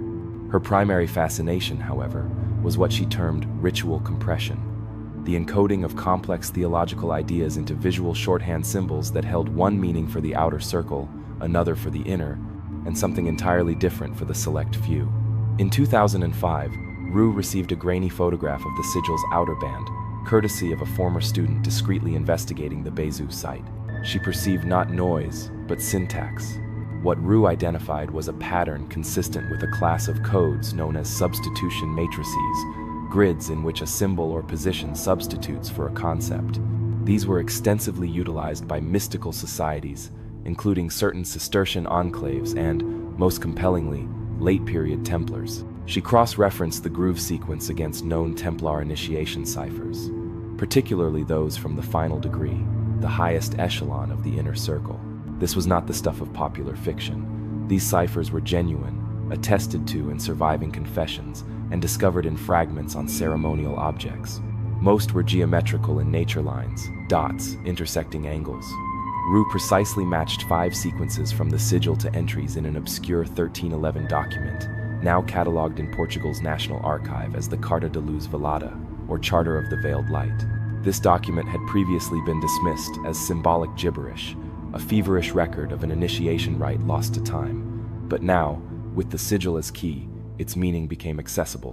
One sequence on the sigil matched the cipher for vigil, another for silent watch, and a third, more complex and jagged, aligned with a phrase Roux had previously been unable to fully translate. Star wheel reaches rest. The implications were profound. This was not merely decorative art or mathematical abstraction. The sigil's outer ring appeared to encode a final message, reserved for those who had traversed the last veil of initiation, not knights, not even masters, but only those deemed prepared for the darkest knowledge. What constitutes this knowledge? The Carta describes the final degree not as a ceremony of ascension, but one of contraction. The initiate is not granted new vision, but is compelled to close their eyes. One line reads, "He who has seen the sign must carry silence in his bones. The stars will speak louder than we may." This is the obscure detail, the true nature of the final rite. It did not reveal cosmic truth. It instructed its guardians to prepare for something that could not be articulated, a knowledge not meant to be shared, only endured. This interpretation is consistent with the sigil's observed behavior. As noted in earlier discussions, the disc appears to react to light and angle. Some suspect it may have been designed to align with a very specific starlight or solar positioning. One theory from an unpublished Vatican draft, partially translated by Langley, speculates that the sigil activates symbols. If this holds true, it leads to a chilling conclusion. The sigil's message may not have been fully decipherable until the present time. This brings the discussion back to Jacques de Molay, the Grand Master and apparent martyr. His final revisions to the order's rituals included a peculiar stipulation. During the third night of initiation, candidates were to be led blindfolded beneath an open sky and asked a single question, whispered by a masked figure. Do you remember the star that does not move? The reference to Polaris is evident. However, if Roux's interpretation is correct, this was not a literal question but a test of conceptual symmetry. Polaris, unlike the wandering planets, is fixed, constant, the unmoving pivot of the northern heavens. In the ciphered traditions of the inner order, it represented the silent witness, the idea that cosmic truth does not manifest loudly. It waits, it observes. This concept of silent surveillance echoes both the redacted Vatican scrolls and the concluding line in the Leontius manuscript, "They who watch are not seen." If these watchers existed, and if they utilized the sigil as a form of encoded instruction manual, then the cipher may be more than merely a prophecy. It may represent a ritual timeline. Some researchers now believe that each segment of the outer ring corresponds to a time period, a phase or a watch, a turning of the wheel. The final segment, thinner than the rest, aligns with the August 2039 celestial convergence previously discussed. It constitutes the last component of the pattern, the final watch. Naturally, the scholarly community remains divided. Some argue that Roux's cipher interpretations are excessively speculative, her connections circumstantial. Others contend that medieval societies were fascinated by hidden messages, and any resemblance is coincidental. However, the existence of the Carta de Luz Velada is undeniable, as is the fact that its phrases, long considered nonsensical, now mirror engraved symbols on an object interred in 1307 and unearthed centuries later. One skeptic remarked that it could be a very elaborate coincidence. Roux's retort was, "So is a bullet and a heart valve, if they meet by accident." The lingering question is whether the cipher was intended to be broken, or if it was a lock never meant to be reopened. For if the sigil's outer ring constituted a coded message reserved for the final watchers, and if that message points not merely to prophecy but to active participation, then humanity is no longer solely an observer of the sigil's mystery. It has become its inheritor. The desert wind does not speak, yet it retains memory. In Cairo's ancient quarter, nestled behind a crumbling madrasa and the rusted framework of a 12th century gate, lies a fragment of a forgotten archive, an annex of Dar al-Kutub, Egypt's national library, where rare manuscripts slowly degrade in perennial twilight. It was here in 1926 that Otto Reichenbach, a German Orientalist, unearthed a collection of scrolls, never intended for the scrutiny of European scholarship. They were inscribed in a peculiar blend of Arabic and Syriac, and among them, one volume particularly captured his attention, Al-Tajamu al-Tawaku al-Nujum, roughly translated as the completion of the celestial awaiting. This title alone might have passed unnoticed had it not contained a series of diagrams, mandala-like illustrations featuring intersecting geometries and planetary sigils. However, it was one specific shape that captivated Reichenbach, a six-armed cross, with one arm broken, surrounded by glyphs disturbingly similar to those found on the Bezu sigil. This detail never made it into his official notes, as Reichenbach died quietly before he could present his findings. His papers were subsequently boxed and dispatched to his widow, who sold them en masse to a private collector in Geneva. For decades, the collection remained unexamined until 2008, when Dr. Yvon Montre, a French archaeologist, traced it to a storage vault in Zurich. Inside, still pressed between tissue-thin folders, were high-resolution rubbings and sketches of the Cairo scroll, including a complete rendering of the anomalous cross and the heading above it, Al-Kir, the final seal. Here lies a pertinent historical fact. During the 12th and 13th centuries, the Templars established numerous points of contact with Islamic scholars, particularly during truces and prisoner exchanges. The renowned Templar stronghold of Safed in modern-day Israel was not merely a military fortress. It was a site of negotiation and, according to some accounts, study. Although the official church position advocated theological supremacy, Templar leadership frequently sought knowledge wherever it could be found. Some even maintained private correspondences with Sufi mystics. One document preserved in Palermo's royal library describes a discussion of the heavens held between a Templar knight and a muwakkit, an Islamic timekeeper responsible for determining prayer hours through celestial observation. Their dialogue focused not on salvation, but on Saturn. Why Saturn? Why the slowest, most distant of the visible planets? Because to both Muslim astronomers and Templar mystics, Saturn represented the boundary, the edge of divine influence, the final threshold before the unknown. This brings forth the concept of the Black Sun, a term that has endured centuries of misinterpretation. The Black Sun, Shams al-Aswad, was not originally a Nazi symbol or an occult fantasy. In early Egyptian astronomy and Babylonian stellar theology, it referred to a dark alignment, a moment when the outer planets cast their shadows across Earth, not physically, but metaphysically, an era of delay, of pause, of silence from the heavens. The scroll Reichenbach discovered in Cairo described a moment in which the dark crown of Saturn shall press upon the head of Virgo, and the iron tongue will awaken. This phrase should resonate as familiar by now. It is almost identical to the apocalyptic line from the De Septimo Signaculo scroll in the Vatican archives, a similarity too close to be coincidental. This represents the obscure detail, the transmission of symbology across forbidden divides.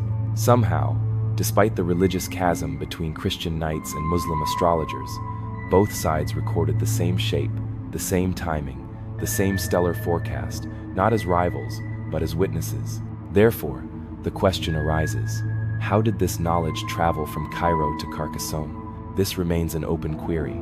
In 1273, a Templar vessel departed from Acre under the command of a man known only as Freighter B. His logbook, if authentic, was discovered in the wreck of a salt freighter near Marseille in 1959. It references a dark mirror taken from the east and its intended delivery to the sanctuary beyond Montségur, which places it squarely in Cathar territory. That region, already a hotbed of theological dissent, may have provided the ideal hiding place for a relic deemed too dangerous to keep in Templar strongholds. And Carcassonne, the fortified city northeast of Bézieux and a short distance from Rennes-le-Château, historically contained an unusually high number of Templar initiates per capita. Local oral histories, often dismissed by historians as fanciful peasant tales, speak of men of the Red Cross guarding the stars beneath the stone. These same tales describe a disk of heaven cracked by silence. A coherent arc begins to emerge. Cairo, with its black sun scroll and planetary alignments. Then the Mediterranean voyage. Then Bézieux. Then silence. And, perhaps most significantly, one observes the convergence of esoteric systems. In the east, the black sun as a cosmological boundary. In the west, the sigil as a countdown. Two traditions, separated by creed, yet united by a common pattern. The implication is profound. The Templars may not have originated the prophecy. They may have inherited it, which would render the last sigil not a creation, but a continuation, a vessel not of belief, but of transmission. It represents the medium through which a celestial warning, spanning cultures, languages, and centuries, was preserved. And if this is accurate, then the sigil's re-emergence in the 21st century is not merely timely, it is meticulously timed. For as the 2039 alignment approaches, the black sun returns, the slow crown of Saturn descends again, and the watchers, whoever they may be, once more lean in, awaiting. The atmospheric conditions shift upon entering Italy. While the language changes, the underlying prophecy remains consistent. Long before the Templars etched warnings into metal, and prior to Islamic astronomers charting the dark crown of Saturn, there existed the Sibyls, mystic prophetesses who delivered riddles from shadowed caverns. These figures were not priestesses or seers in the modern sense. Rather, they were regarded as vessels, mouthpieces for divine truths, intended not to comfort but to disquiet. Though pagan, their traditions were tolerated by the early church just long enough to be absorbed, assimilated, and ultimately suppressed. Nevertheless, fragments persist, and one in particular emerges from the past to align with the form of the sigil. This is the Cumaean warning, found in a partial copy of the Oracula Sibyllina, dated approximately to the 2nd century CE, but recopied and annotated throughout the medieval period. The relevant passage, obscured within a deluge of apocalyptic metaphor, reads, "When 6 points pierce the wheel of stars, and the watchers blink not beneath Virgo's gaze, a silence shall descend upon man's tongue. The iron mark shall stir, and the order of heaven turn backward." It would be tempting, perhaps too tempting, to dismiss this as mere poetic coincidence. Classical prophecy is, after all, notorious for its layered ambiguities. However, a crucial detail emerges. In 1321, an anonymous marginal note was appended beside this stanza in a Latin manuscript housed at Monte Cassino. It simply states, Templum, fractum, sigillum, novissimum, broken temple, last sigil. Scholars concur that this is no coincidence. The historical fact is that the Templars were known to have translated and preserved select classical texts. Their scribes frequently worked in multilingual scriptoria, particularly in commanderies near Muslim-controlled territories, where Greco-Arabic scientific manuscripts were abundant. The presence of a Sibylline fragment in a Templar archive is therefore within the realm of possibility. The situation becomes even more intriguing with another marginal note, this one discovered in a damaged volume held at the Abbey of Farfa. It suggests that certain Templars considered the Sibylline books not as pagan heresy, but as veiled prophecy, originating from the same divine source they worshipped. God, the monk wrote, speaks not only through saints but through echoes, and what better echo than the stars? This brings forth the obscure detail, a parchment discovered in Avignon in 1967, folded between pages of unrelated land tax record. It bore no title but included a diagram, a circle with 6 spokes, one broken and a Latin phrase beneath, Oracula rotum sicit astra attemput fam strongit. This translates as, prophecies turn as the stars do, and time, like iron, will break itself. The symbolic resonance is eerie. The 6-armed wheel, one arm broken, references to iron and silence, the proximity of Virgo, the repetition of themes across radically distinct traditions. This convergence points not to cultural coincidence, but to a deeper underlying pattern. The open scholarly debate, however, lies in interpretation. Some argue that the Sibylline fragments were misinterpreted, recontextualized through a medieval Christian lens to justify apocalyptic expectations. They suggest that the Templars, under duress from persecution and betrayal, began to perceive themselves as guardians of a cosmic truth, appropriating symbols from diverse sources to construct a narrative of final warning. Others propose a more unsettling hypothesis, that the Templars were not merely fabricating myths from panic, but were responding to an actual tradition. They encountered a lineage of thought that extended from Delphic utterances to Babylonian stargazers through Sufi mystics and Coptic scribes, all referencing the same event. A celestial turning, a fracture in the temporal order. Where does the sigil fit into this? If one subscribes to the convergence theory, then the sigil serves as the medium, a condensation of eschatological ideas transmitted through centuries of sacred geometry. It is not merely a Templar relic, but a glyph encoded with ancient expectation. Dr. Silvano Marchesi of the University of Bologna went so far as to claim that the sigil is a Sibylline engine, a symbolic device intended to fulfill prophecy not through speech, but through precision. The Sibyls sang the song, he wrote. The Templars built the instrument. This theory would be readily dismissed were it not for one final detail.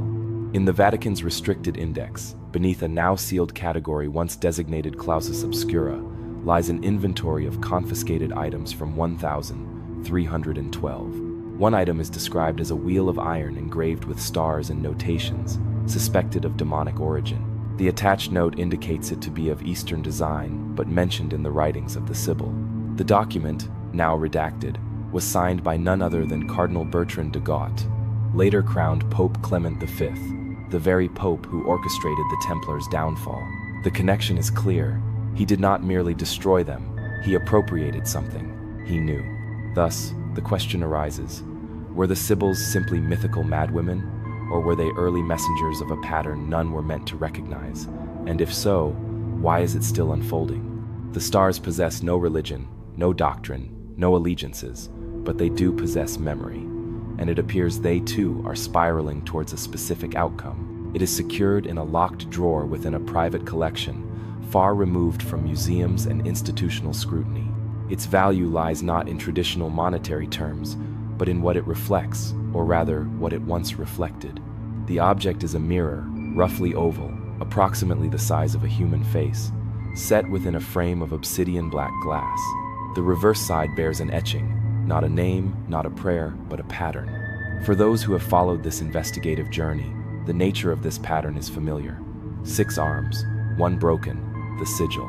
Its provenance leads to a name frequently whispered in the shadows of European mystery: Mary Magdalene. More precisely, it leads to the legends surrounding her, the whispered myths of her journey to southern Gaul after the crucifixion, the sacred feminine she purportedly embodied, and the guardians who watched over her relics. However, the present inquiry does not pursue bloodlines or apocryphal romances. It follows the trail of an artifact rumored to be held by a group of guardians situated outside Rennes-le-Château, the same region where Templars once constructed commanderies and concealed their deceased in catacombs that remain largely unmapped.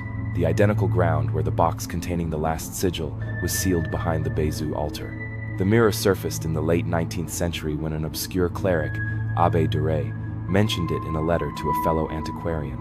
He claimed it had been preserved by a secretive order of nuns, les filles de l'ombre, the daughters of the shadow, who traced their lineage to the Magdalene's companions. According to the letter, the mirror was utilized during nocturnal rites to observe the return of the seal, and here the narrative becomes peculiar. The abbé described the mirror not as a passive object, but as reactive. He asserted that under specific astronomical alignments, particularly when Mars ascended beneath Virgo in late summer, the mirror would reveal not the one who looks, but the one who waits. Predictably, historians dismissed this as pious hallucination. Duret was labeled unstable, and his letters filed under folk legend. However, in 1972, the mirror reappeared in the possession of a reclusive Belgian collector who permitted a select group of scholars to examine it. The obsidian frame matched volcanic glass from a quarry in Anatolia, a site frequented by early Gnostic cults. The engraving on the back precisely matched the radial curvature and central geometry of the Bézu sigil. Now for the obscure detail. Under polarized light, the mirror's surface reveals faint inscriptions invisible to the naked eye. These are not words, but points mapping constellations, yet not random ones. When charted, they correspond to the celestial configuration as it would appear on August 4th, 2039. Again, that specific date. This raises a disquieting question. If the sigil is a record, then the mirror may have been the medium, a vessel through which the encoded knowledge of the Templars, or their predecessors, could be observed. Not read, not interpreted, but seen. Some have likened it to a scrying device, but that term oversimplifies its nature. What the mirror reflects is not future or past in the conventional sense. It is a configuration, an alignment, as if its sole purpose is to respond when the heavens assume a particular arrangement. Consider this: the mirror was consistently kept face down, wrapped in black silk, stored in cedar boxes, and concealed behind altars or beneath floorboards. This was not because it was sacred, but because it was deemed dangerous. This notion recurs repeatedly in the disparate documents pertaining to the mirror: warnings to keep it covered, instructions that it must only be unwrapped beneath silent stars, accounts from initiates who gazed into it and claimed to perceive shapes, movements, and patterns that echoed through their dreams for years afterward. Skepticism is natural, but here is the crucial link. Several of these accounts describe what they witnessed not as a vision, but as a fracture, a breaking of symmetry. One individual described the moment as a sound without sound in the shape of a wheel. Another simply wrote, "The sky turned black and said nothing," recalling the ciphered initiation text from the Carta de Luz Velada, which instructed, "He who has seen the sign must carry silence in his bones." The connection grows stronger and more deliberate. This mirror, if it is indeed what the nuns and the abbé believed, was not a relic of Mary Magdalene at all, or rather, it was never inherently hers. It may have passed through the hands of her followers, preserved as a sacred object, and reinterpreted as a divine mystery, but its fundamental function predates any Christian myth. Its geometry is older, colder, celestial, and that opens an even deeper question: who created it? The craftsmanship of the frame does not align with medieval techniques. The black glass is unusually smooth for the period, more akin to obsidian polished by Mesoamerican artisans than by European monastics. And the etching, laser-precise yet without lasers, presents a paradox. A recent unpublished analysis, discreetly conducted by a private conservation laboratory, dated the obsidian surface to at least the 12th century. However, the tools employed to shape it remain unknown. No chisel marks, no tooling residue, merely a single, perfect form, reflective and dark, bearing an engraving that no known contemporary could have created. save perhaps those who comprehended not merely form, but function. What if the mirror was never intended for self-reflection? What if its purpose was to reveal something one was not meant to perceive? Not prophecy, not deities, but timing. What if the sigil is the code, and the mirror is the reader? This would elucidate why the two objects, separated by geography and function, share the identical broken geometry. Why both reference the same celestial date? Why the deepest rituals of the Templar inner circle referred not to revelation, but to reflection. For if one observes the sigil for an extended period, one does not merely perceive stars. One begins to feel observed not by God, not by angels, but by the sky itself. It commences with music, not a melody one might hum or a composition that resonates beneath cathedral domes, but a deeper, more enigmatic resonance, a vibration embedded within language, rhythm, and chant. This is the type of music that ancient orders believed could alter the world, not through melodic expression, but through alignment. Within such a chant, discovered partially erased on goatskin vellum in the ruins of a Templar priory near Freiburg, lies perhaps the most cryptic clue in the entire sigil mystery. A chant without a name, an unknown composer, and no recognized liturgical application. Scholars now refer to it simply as the seal of the angelic war. To establish the historical context, in 1891, during a winter excavation in the Black Forest, archaeologists recovered fragments of a musical manuscript stored inside a wooden reliquary box. Initially, it appeared to be a typical monastic antiphon. However, certain irregularities were apparent. The notation employed an archaic pneumatic system predating Gregorian script. The language was not entirely Latin. It oscillated between Latin roots, Aramaic inflections, and what appeared to be a constructed code, a form of musical cipher. What drew particular attention was not the melody, but the imagery. Etched into the top corner of the vellum was a peculiar circular diagram, 6 lines radiating outwards like a star, with the top spoke jagged, deliberately broken. The significance of this broken element is now understood. The accompanying chant, described in fluid, parallel phrasing, spoke of a wheel of silence, a battle without voices, and the mark that binds the host of the upper sky. It was structured as a call and response, yet the responder's part was conspicuously absent, silent, entirely blank, as if the second voice had been erased or was never intended for human audition. This is where the obscure detail becomes critical. Templar musical rites are seldom discussed. Most assumptions posit their rituals as predominantly martial and architectural. However, recently translated documents suggest the order practiced a unique form of chant, reserved exclusively for initiates of the inner circle. These were not hymns of praise or repentance. They were calibrations, rituals of resonance designed to mirror the structure of the stars. The Freiburg fragment appears to reference one ritual above all others, Lur Dixum Rayon, or the sealing of the 6th ray. A companion parchment, found nearby, contains a short passage in flowing script, now partially lost to decay. The legible portion reads, "When the 6th ray is severed, the host shall not descend. Only the sign shall speak." In angelology, the term host refers to celestial beings, warriors, or forces of divine order. In this context, the host shall not descend implies a failure of connection, a celestial silence, as if something destined to arrive does not.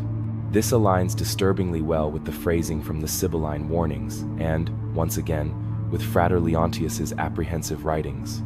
When the 6th light breaks and the host turns away, what are all these sources describing a war that never materializes, a silence where thunder should resonate? The phrase angelic war typically evokes images of trumpet-blaring archangels engaged in combat with demons. Yet, in the chant, the conflict is internal, not between beings, but between harmony and fracture, between the expected celestial music and the terrible moment when that song falters. And recalling the mirror, the reflections that did not correspond to the viewer, the celestial silence, these echoes manifest the same apprehension, not of invasion, but of disconnection, of being severed from something vast, structural, cosmological. Dr. Helena Chazarus of the University of Salamanca interpreted the chant as a mourning rite, not for the deceased, but for the fallen order of heaven itself. The chant does not summon angels, she wrote. It grieves their silence. And here is the unexpected element. Casares discovered a similar six-armed symbol in a 10th century Mozarabic manuscript, hidden within a marginal illumination. It featured the same broken radial pattern, the identical missing upper spoke. However, in that version, the central circle bore a single, barely visible word in ink, obivit. It means it fell silent. The open question therefore arises: was the sigil intended to herald some form of divine return, or to mark the moment when divine order definitively ceased communication? For if the chant is authentic and the musical alignment intentional, it fundamentally alters the interpretation. It transforms the sigil from a countdown into a eulogy, not for humanity, but for the very architecture of the cosmos, a cosmic circuit breaker, a ritual marker of when the music ceased. The implications are unsettling. The broken sixth arm of the sigil may not symbolize physical destruction or earthly chaos. It may represent silence, the failure of alignment, the moment when the harmonic code of the universe collapses by a mere fraction sufficient to alter everything. Casares' final translation of the chant concludes with the lines: "The sixth fell, the seventh closed, the host wept behind glass, and the wheel turned alone." This closely echoes the language from the Leontius manuscript: the circle that speaks and the silence that follows. The connection tightens. The fragments dispersed across chant, metal, cipher, and prophecy all point to the same fracture. Not an apocalypse of fire and fury, but an apocalypse of withdrawal, the quiet collapse of something so fundamental that its absence may go unnoticed until it is irretrievably gone. And what remains thereafter? Only the sigil, only the wheel still turning. Numbers are often perceived as infallible, a comforting myth humanity embraces amidst the cold expanse of uncertainty. Mathematics is considered pristine, pure, eternal. Yet, what transpires when numbers begin to murmur? Let us return to the sigil. Its physical form, celestial alignments, and broken symmetry have been examined. However, a deeper aspect exists. Beneath the curves, arms, and engraved glyphs, beneath the ciphered outer band and the fractured cross, lies a structure of such mathematical precision that it has begun to shift the focus of contemporary researchers from what the sigil signifies to what it does. The breakthrough did not originate from historians, but from Dr. Leonard Duquesne, a Swiss-born computational theorist with no prior involvement in relics or prophecy. He first encountered the sigil during a guest lecture at the École Normale Supérieure in 2015 as a blurry image on a student's presentation slide. While most viewers perceived an ancient metal object, Duquesne identified ratios. He requested access to high-resolution scans of the artifact, utilizing leaked copies quietly circulating among academic forums, and subjected them to a pattern recognition model typically employed for analyzing cryptographic overlays in ancient papyri. What emerged astonished him. The angles between each arm of the sigil, including the fractured sixth, formed a repeating sequence of prime numbers embedded within a golden ratio spiral. The spacing of notches around the outer ring, though seemingly irregular, aligned with Fibonacci intervals when measured at the micron scale. Even the grooves, tiny and visually inconsistent, formed a fractal resonance when modeled three-dimensionally. It was as if the sigil was less an artifact and more an equation, encoded not with words, but with recursion, harmony, and collapse.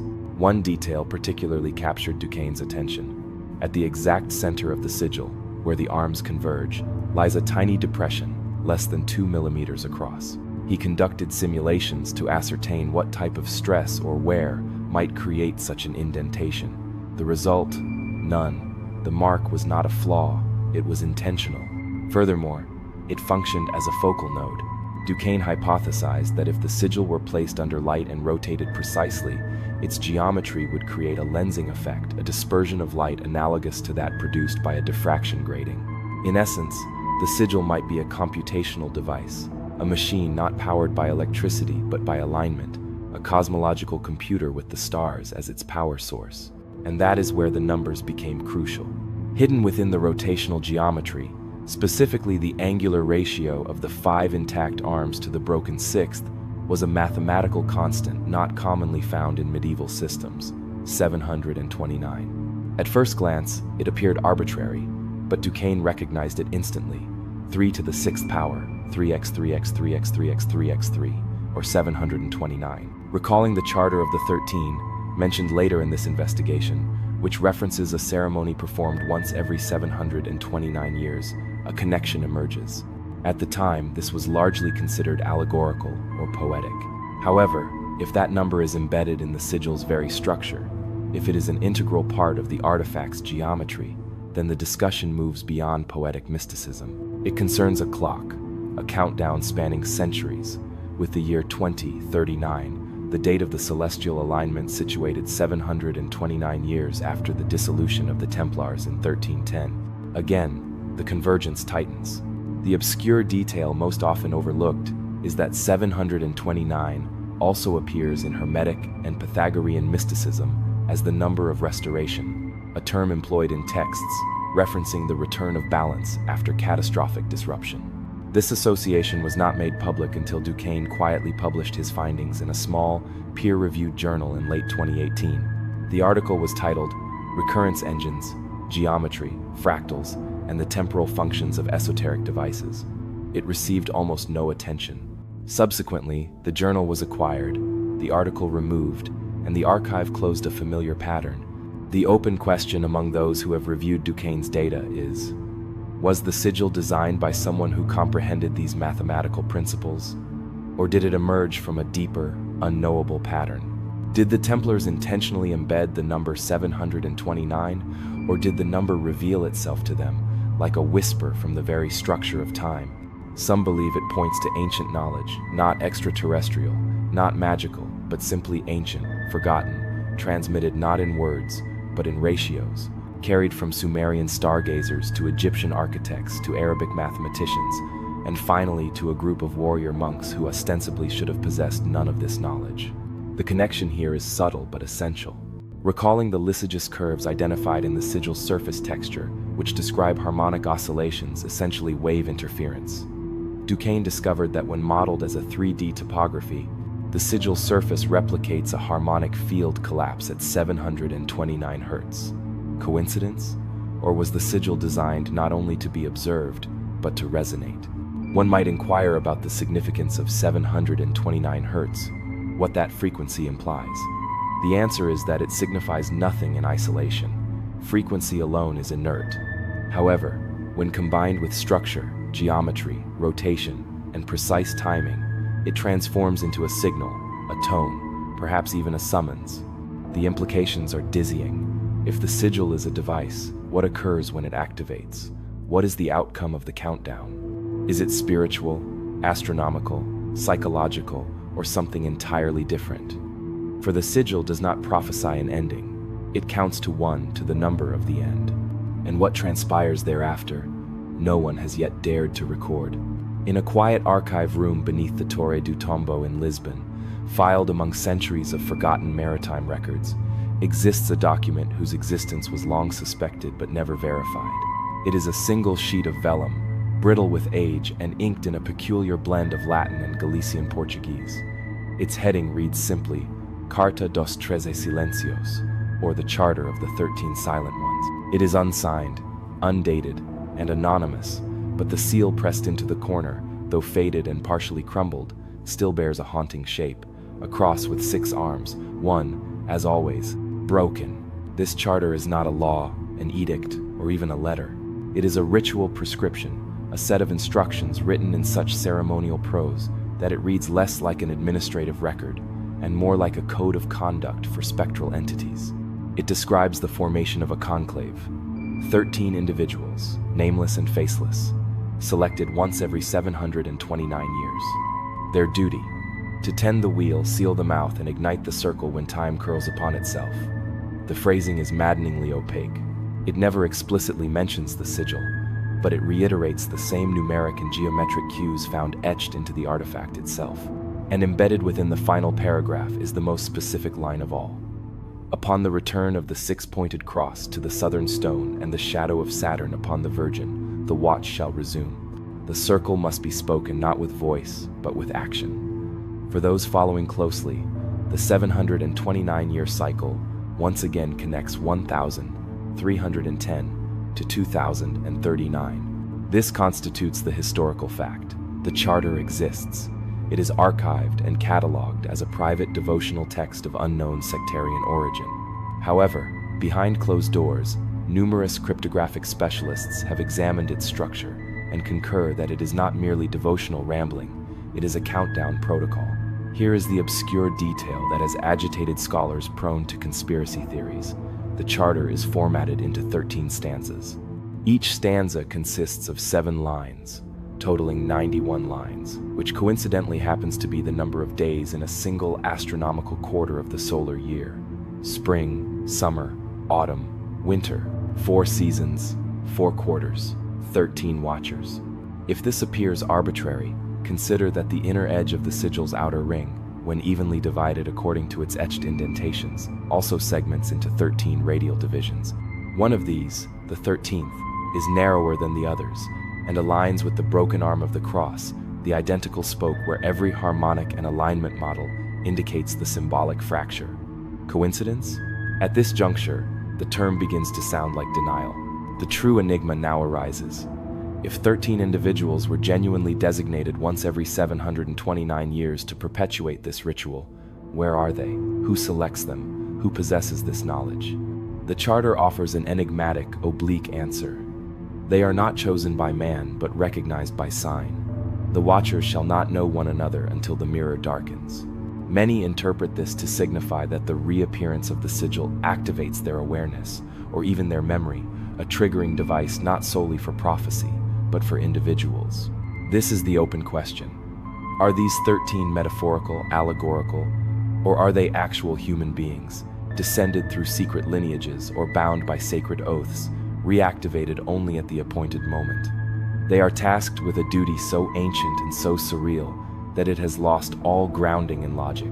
A controversial 1987 manuscript from Portuguese historian Thomas Frade da Costa suggests a possible lineage. He traced records of 13 unusually interconnected family names, all recurring every few generations in archives across the Languedoc-Portugal axis. These were not merely recurring names, but similar dates of death clusters of passings within the same years, spaced centuries apart. According to Frade, these clusters occurred roughly every 729 years. Such a claim typically leads to dismissal from academic conferences. However, Frade died under unusual circumstances, just a year after his findings were privately published. Heart attack, they stated, in the bathtub, with his notes missing. The connection, undoubtedly perceived by now, reverts to Frater Leontius and his lost manuscript. The circle that speaks, the seal that waits.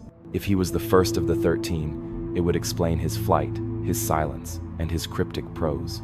And if the sigil was intended to mark not merely time, but activation, then the 2001 rediscovery at Bezu was not a fluke. It was the signal. And here is the chilling part.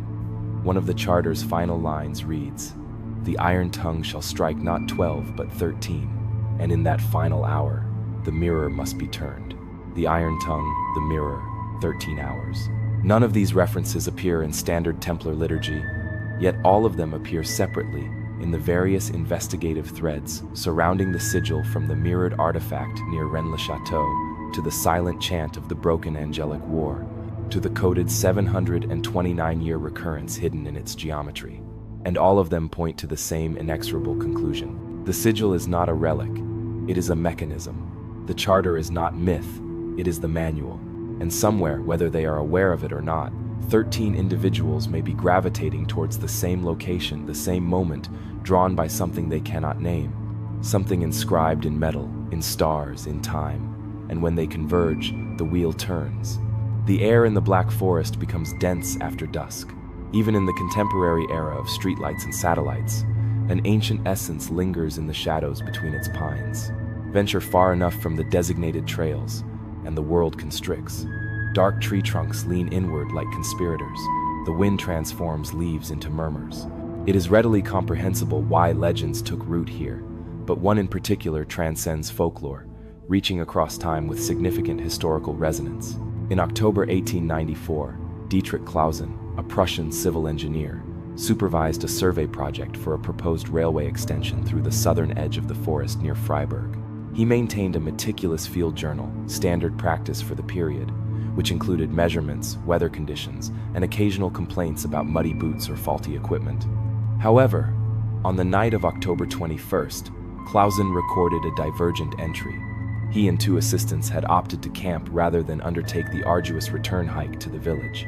Around 2:40 a.m., Clausen was roused by a low, rhythmic hum. Initially, he presumed it to be distant thunder, but as he exited the tent, he observed faint torchlight through the trees, flickering in a distinct pattern. The journal entry, later recovered and archived in Berlin, describes his observation in simple, unadorned terms. A procession of figures, 13 inches number. They wore long robes, their hoods drawn. They circled a stone marked with a kind of compass star, 6 lines. One fractured. I could not see faces. I could not hear voices. Only the low sound like a choir humming a single note. He remained motionless, refrained from calling out. His assistants, when questioned the following day, claimed to have seen nothing. Yet, the next evening, Clausen discovered a small object beside the stone, partially buried in the soil, a circular pendant made of some dark metal, engraved with a 6-pointed star, and at its center, what appeared to be a planetary glyph for Saturn. He retained it, and 3 years later, he drowned in his bathtub.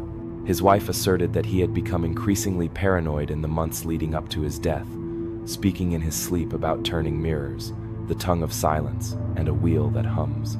Here is the historical fact. The Black Forest has long been associated with secret societies, particularly during the early modern period. Documents from the 17th century refer to midnight congregations held on solar equinoxes and during rare planetary alignments. While most of these groups were local or symbolic offshoots of Freemasonry, Rosicrucian experiments, some scholars believe one particular lineage operated in deliberate obscurity, a group known as Die Stillen Wächter, the Silent Watch. The term appears sparingly in Prussian police records from the 1800s, typically dismissed as rumor.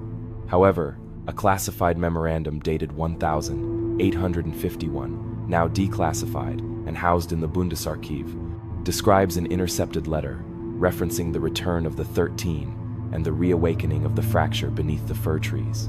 The obscure detail is that this letter was intercepted in Freiburg. What connects this ritual to the sigil? It is the shape. The compass star Clausen described precisely matches the pattern etched into the disc discovered at Bezu, the same broken 6th line, the identical radial geometry. And the planetary glyphs, particularly Saturn, constitute a recurring motif among watchers from Cairo to Carcassonne. However, the Black Forest ritual introduces a new element, the sound. Multiple sources mention it not a chant, not a song, but a tone, low, harmonic, continuous. Recalling the earlier analysis of the sigil's harmonic structure, the mathematical modeling identified a 729 Hz resonance when the disc is rotated under specific light conditions. This is not a frequency typically chanted by humans. It is a tone, a tuning, a signal. This leads to a disturbing possibility. What if the Black Forest ritual was not commemorative, but functional? What if those 13 hooded figures were not merely honoring an ancient symbol, but activating it? If the sigil is indeed a device, and if that device responds to sound and alignment, then such rituals might not be symbolic at all. They might be keys. The open scholarly debate hinges on this interpretation. Some researchers argue that the 1894 account is unreliable, dreamlike, and anecdotal. However, the pendant Clausen recovered has been verified. It exists. It was analyzed in 1974 by a metallurgical laboratory in Munich. The alloy defied classification, containing trace amounts of iridium and antimony in ratios uncharacteristic of European metallurgy. Its engraving was microscopic, laser-precise, and its central indentation, almost imperceptible, matched the recess found at the core of the sigil itself. Yet, no public institution currently holds the pendant.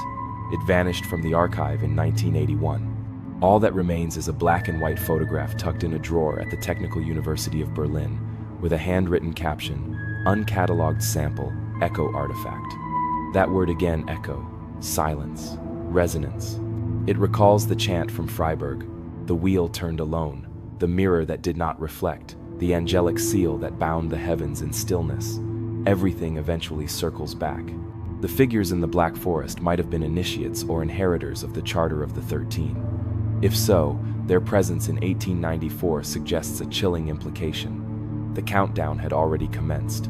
Preparations were underway, not in churches or temples, but secretly within the forest, by those who remembered what others had forgotten. The connection, quiet but deliberate, brings us to the recurring motif of activation. The sigil, the mirror, the chant, the sound, the number, 13, alignment, silence, Saturn.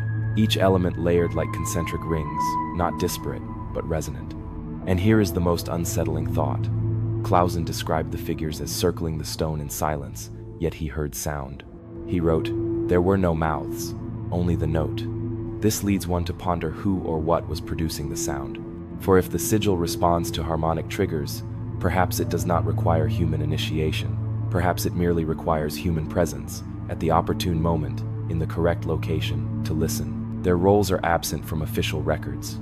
They held no lands, wore no insignia of rank, and participated in none of the Order's public campaigns. Their names, if ever recorded, have been lost to history. Yet traces persist, in slips of parchment, fleeting references in trial records, and the margins of forgotten letters. They are the individuals the records omit, but whom rumors refuse to release, the Watchers. In 1312, Frater Gio, a minor Templar scribe imprisoned in Avignon, underwent interrogation over several days. Most of his responses consisted of mundane denials, evasions, and attempts at theological justification. However, near the conclusion of the transcript, just before the session abruptly ended, he made a cryptic statement. "The Watchers are gone to the hills. The last light is theirs." No follow-up question was recorded. No clarification sought. The following day, Guillot was discovered deceased in his cell. Suicide, it was declared. He had inscribed something on the wall with bloodied fingertips, a crude circle, and beneath it, a single fractured line. Here is a historical fact. During the final years of the Templar Order, particularly after the arrests commenced in France in 1307, a number of knights and clerics vanished. They did not undergo trial. They did not seek refuge in England or Portugal. They simply disappeared. Contemporary reports estimate that nearly 15% of the Order's recorded personnel were unaccounted for by the time of its dissolution. Disappearances in the 14th century were not uncommon due to war, illness, or shipwreck. However, what renders this statistic unusual is the accompanying silence. The Church exerted considerable effort in apprehending fugitives accused of heresy. Yet, in these specific cases, no pursuit appears to have occurred. It is as if a higher authority tacitly accepted their absence. This silence has led a small number of researchers to propose the existence of a shadow sect within the Order, not a splinter group, but a designated role, a silent rank beyond that of master and preceptor. These were guardians not of territory or treasure, but of knowledge. One of the most compelling pieces of evidence for this theory originates from a letter dated 1325, discovered in the cloisters of a Cistercian monastery in northern Italy. The author is anonymous, but the recipient is addressed solely as custos, guardian. The letter references a prior ceremony, the turning of the mirror, and warns that the circle has spoken sooner than the chart foretold. However, the signature presents the true enigma, not a name, not a title, but a symbol, a six-pointed star with one spoke broken. This is the obscure detail. The Watchers may never have referred to themselves by that term. The appellation appears only as whispers, retrospectively applied by later scholars. Yet, the geometry persists, the fractured arm, the circle, the silence. One document, the so-called Chronicle of the Hidden Ones, was smuggled out of Avignon in the early 18th century, and is presently held in a private collection in Antwerp. It is part poem, part ritual instruction, and describes a role performed not during the zenith of the Order's power, but during its decline. It speaks of a final generation of guardians instructed to preserve not symbols, but timing. The refrain reads, "We do not guard the blade nor the book, we guard the hour. We are the eyes between the minutes. We are the space between the stars." This poem, found repeatedly in various forms across Europe, hints at a group whose function was not to combat or to proselytize, but to wait, to witness, and perhaps, when the alignment returned, to act. The question, of course, is whether they still exist. Some argue that the Watchers were absorbed into other secret societies, Freemasons, Rosicrucians, or more obscure continental orders. However, the symbols do not align. Most modern secret societies pursue ideals, power, or enlightenment. The Watchers, if the documents are to be believed, had no interest in power. Their loyalty was to time itself. A more unsettling theory posits that their role was generational, passed silently through bloodlines or sacred oaths, reactivated only at the appointed moment. One passage from the Codex Leontius, the same manuscript from our lost brother, mentions a cycle of 13 threes, which some interpret as a reference to 39 Watchers distributed across history, activated in phases. We now recall the Charter of 13. If that document indeed prescribes a ritual to be performed once every 729 years, it is conceivable that the Watchers function as timekeepers, ensuring that when the cycle resets, all components are in place, not a congregation, but a circuit. The connection tightens here. The Black Forest ritual, the mirror, the number 729, the harmonic resonance. In each instance, echoes of timing and coordination have been observed. But who coordinates? Who watches the stars? Who returns to the same ritual site century after century? Perhaps those who have always watched, and perhaps they have been closer than one might imagine. A final note. In 2002, shortly after the discovery of the sigil at Bézieux, a sealed envelope was mailed to the French Ministry of Culture. It bore no return address and no fingerprints. Inside was a slip of paper with a single line. "It is not too early. It is precisely now." Beneath the line were 13 dashes, one broken. If that letter is genuine, then the Watchers are not gone. They are active, and the clock they have tended across centuries is now, finally, audibly ticking. And if they are watching, then perhaps humanity is being watched. It is often overlooked that the Templars possessed ships. Most recollect the Order's gleaming swords, fortified strongholds, and repositories of gold. Fewer recall their extensive maritime network, encompassing coastal commanderies, inland river ports, and entire fleets operating not only in the Mediterranean but also in the North Atlantic. Their activities extended beyond waging wars in the Holy Land. They were engaged in the movement of people, knowledge, and potentially relics. One particular voyage stands out, like a ripple in the profound silence that succeeded the Order's collapse. A final journey northward, towards the lands of ice. The historical record concerning this is frustratingly sparse. However, in a 1343 naval logbook recovered from the archives of the Hanseatic League, inexplicably misfiled among grain contracts, lies a single, inexplicable entry. A scribe, noting the arrival of a small ship at Bergen, Norway, records, 3 men, foreign, bearing a sign of red upon white, requesting no lodging, said to be on pilgrimage to Nordlios. Nordjas, the Old Norse term for the Northern Lights. This constitutes the initial clue. From this point, the trail becomes almost literally glacial. A 15th century Icelandic saga, Guðmundar Saga Gatha, includes an unusual passage describing strange monks from the southern seas who built no chapel but studied the sky and carved wheels into the stone. The local populace referred to them as Stjörnuverðir Star Watchers. No names, no dates, merely rumor. However, in 2009, during construction near the Snæfellsnes Peninsula, a region long associated with volcanic energy and mythic pilgrimage, archaeologists unearthed a stone slab buried face down beneath a collapsed lava shelf. It bore no runes, no Viking symbology, but carved into its face was a perfect circle with radial lines, 6 arms, 1 truncated, the distinctive Templar geometry. The slab is now housed in the National Museum of Iceland. Its existence has been publicly acknowledged, though its design has not. Officially, it is catalogued as medieval cosmographic unknown. Unofficially, it has become the focal point of one of the most obscure theories in the sigil mystery, that the Templars, in their final days, established an astronomical observatory in Iceland, not for worship, but for alignment. Let us delve into this. During the 13th and 14th centuries, Iceland was not the frozen backwater often imagined. Monasteries flourished, and the clarity of its night sky was unparalleled. Crucially, the North Pole's axial precession was beginning to shift into its current orientation, rendering this latitude uniquely suited for tracking long-cycle celestial events.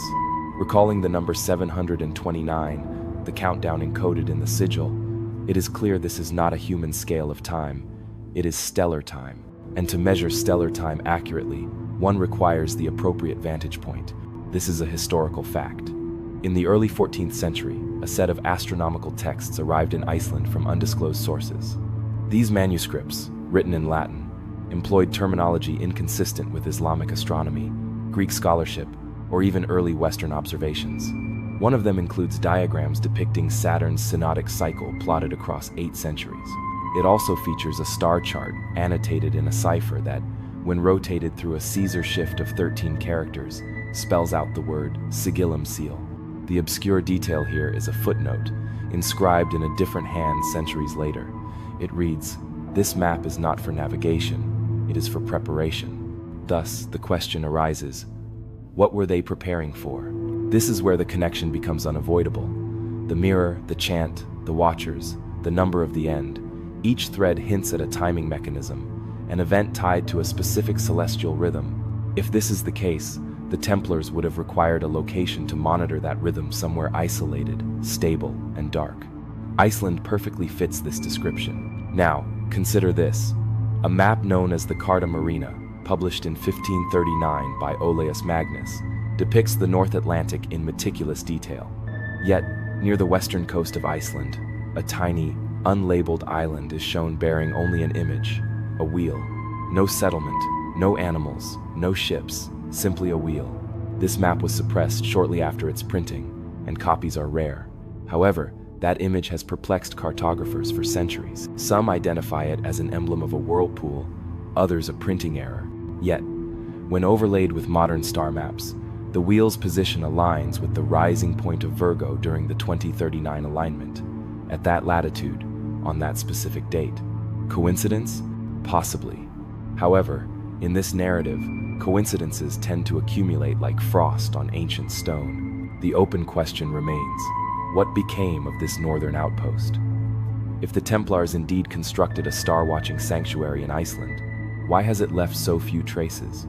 A controversial theory, circulated quietly among certain esoteric historians, suggests that the site still exists, that it was abandoned, not destroyed, sealed, and is now waiting. Furthermore, its location is purportedly encoded into the sigil itself, using longitude expressed as celestial arc minutes rather than degrees. Dr. John Torvik, one such researcher, believes these coordinates indicate a cavern beneath the Snæfellsjökull volcano. He claims to have discovered seismic irregularities consistent with a man-made structure. He has applied for excavation permits 6 times. All 6 applications have been denied. Icelandic authorities cite environmental protection concerns. However, in 2017, a classified report leaked to a Swedish journalist revealed that the site had been designated culturally sensitive due to foreign heritage claims. It did not specify which foreign heritage. Torvik's latest appeal, filed in 2023, has, as of this writing, not been denied. The implication lingers. The Templars, it is now suspected, did more than merely safeguard the sigil. They mapped it, tracked it, and aligned with it. Their final voyage was not towards conquest. It was towards calculation. And what they constructed in the frozen north may not have been a refuge, but a trigger.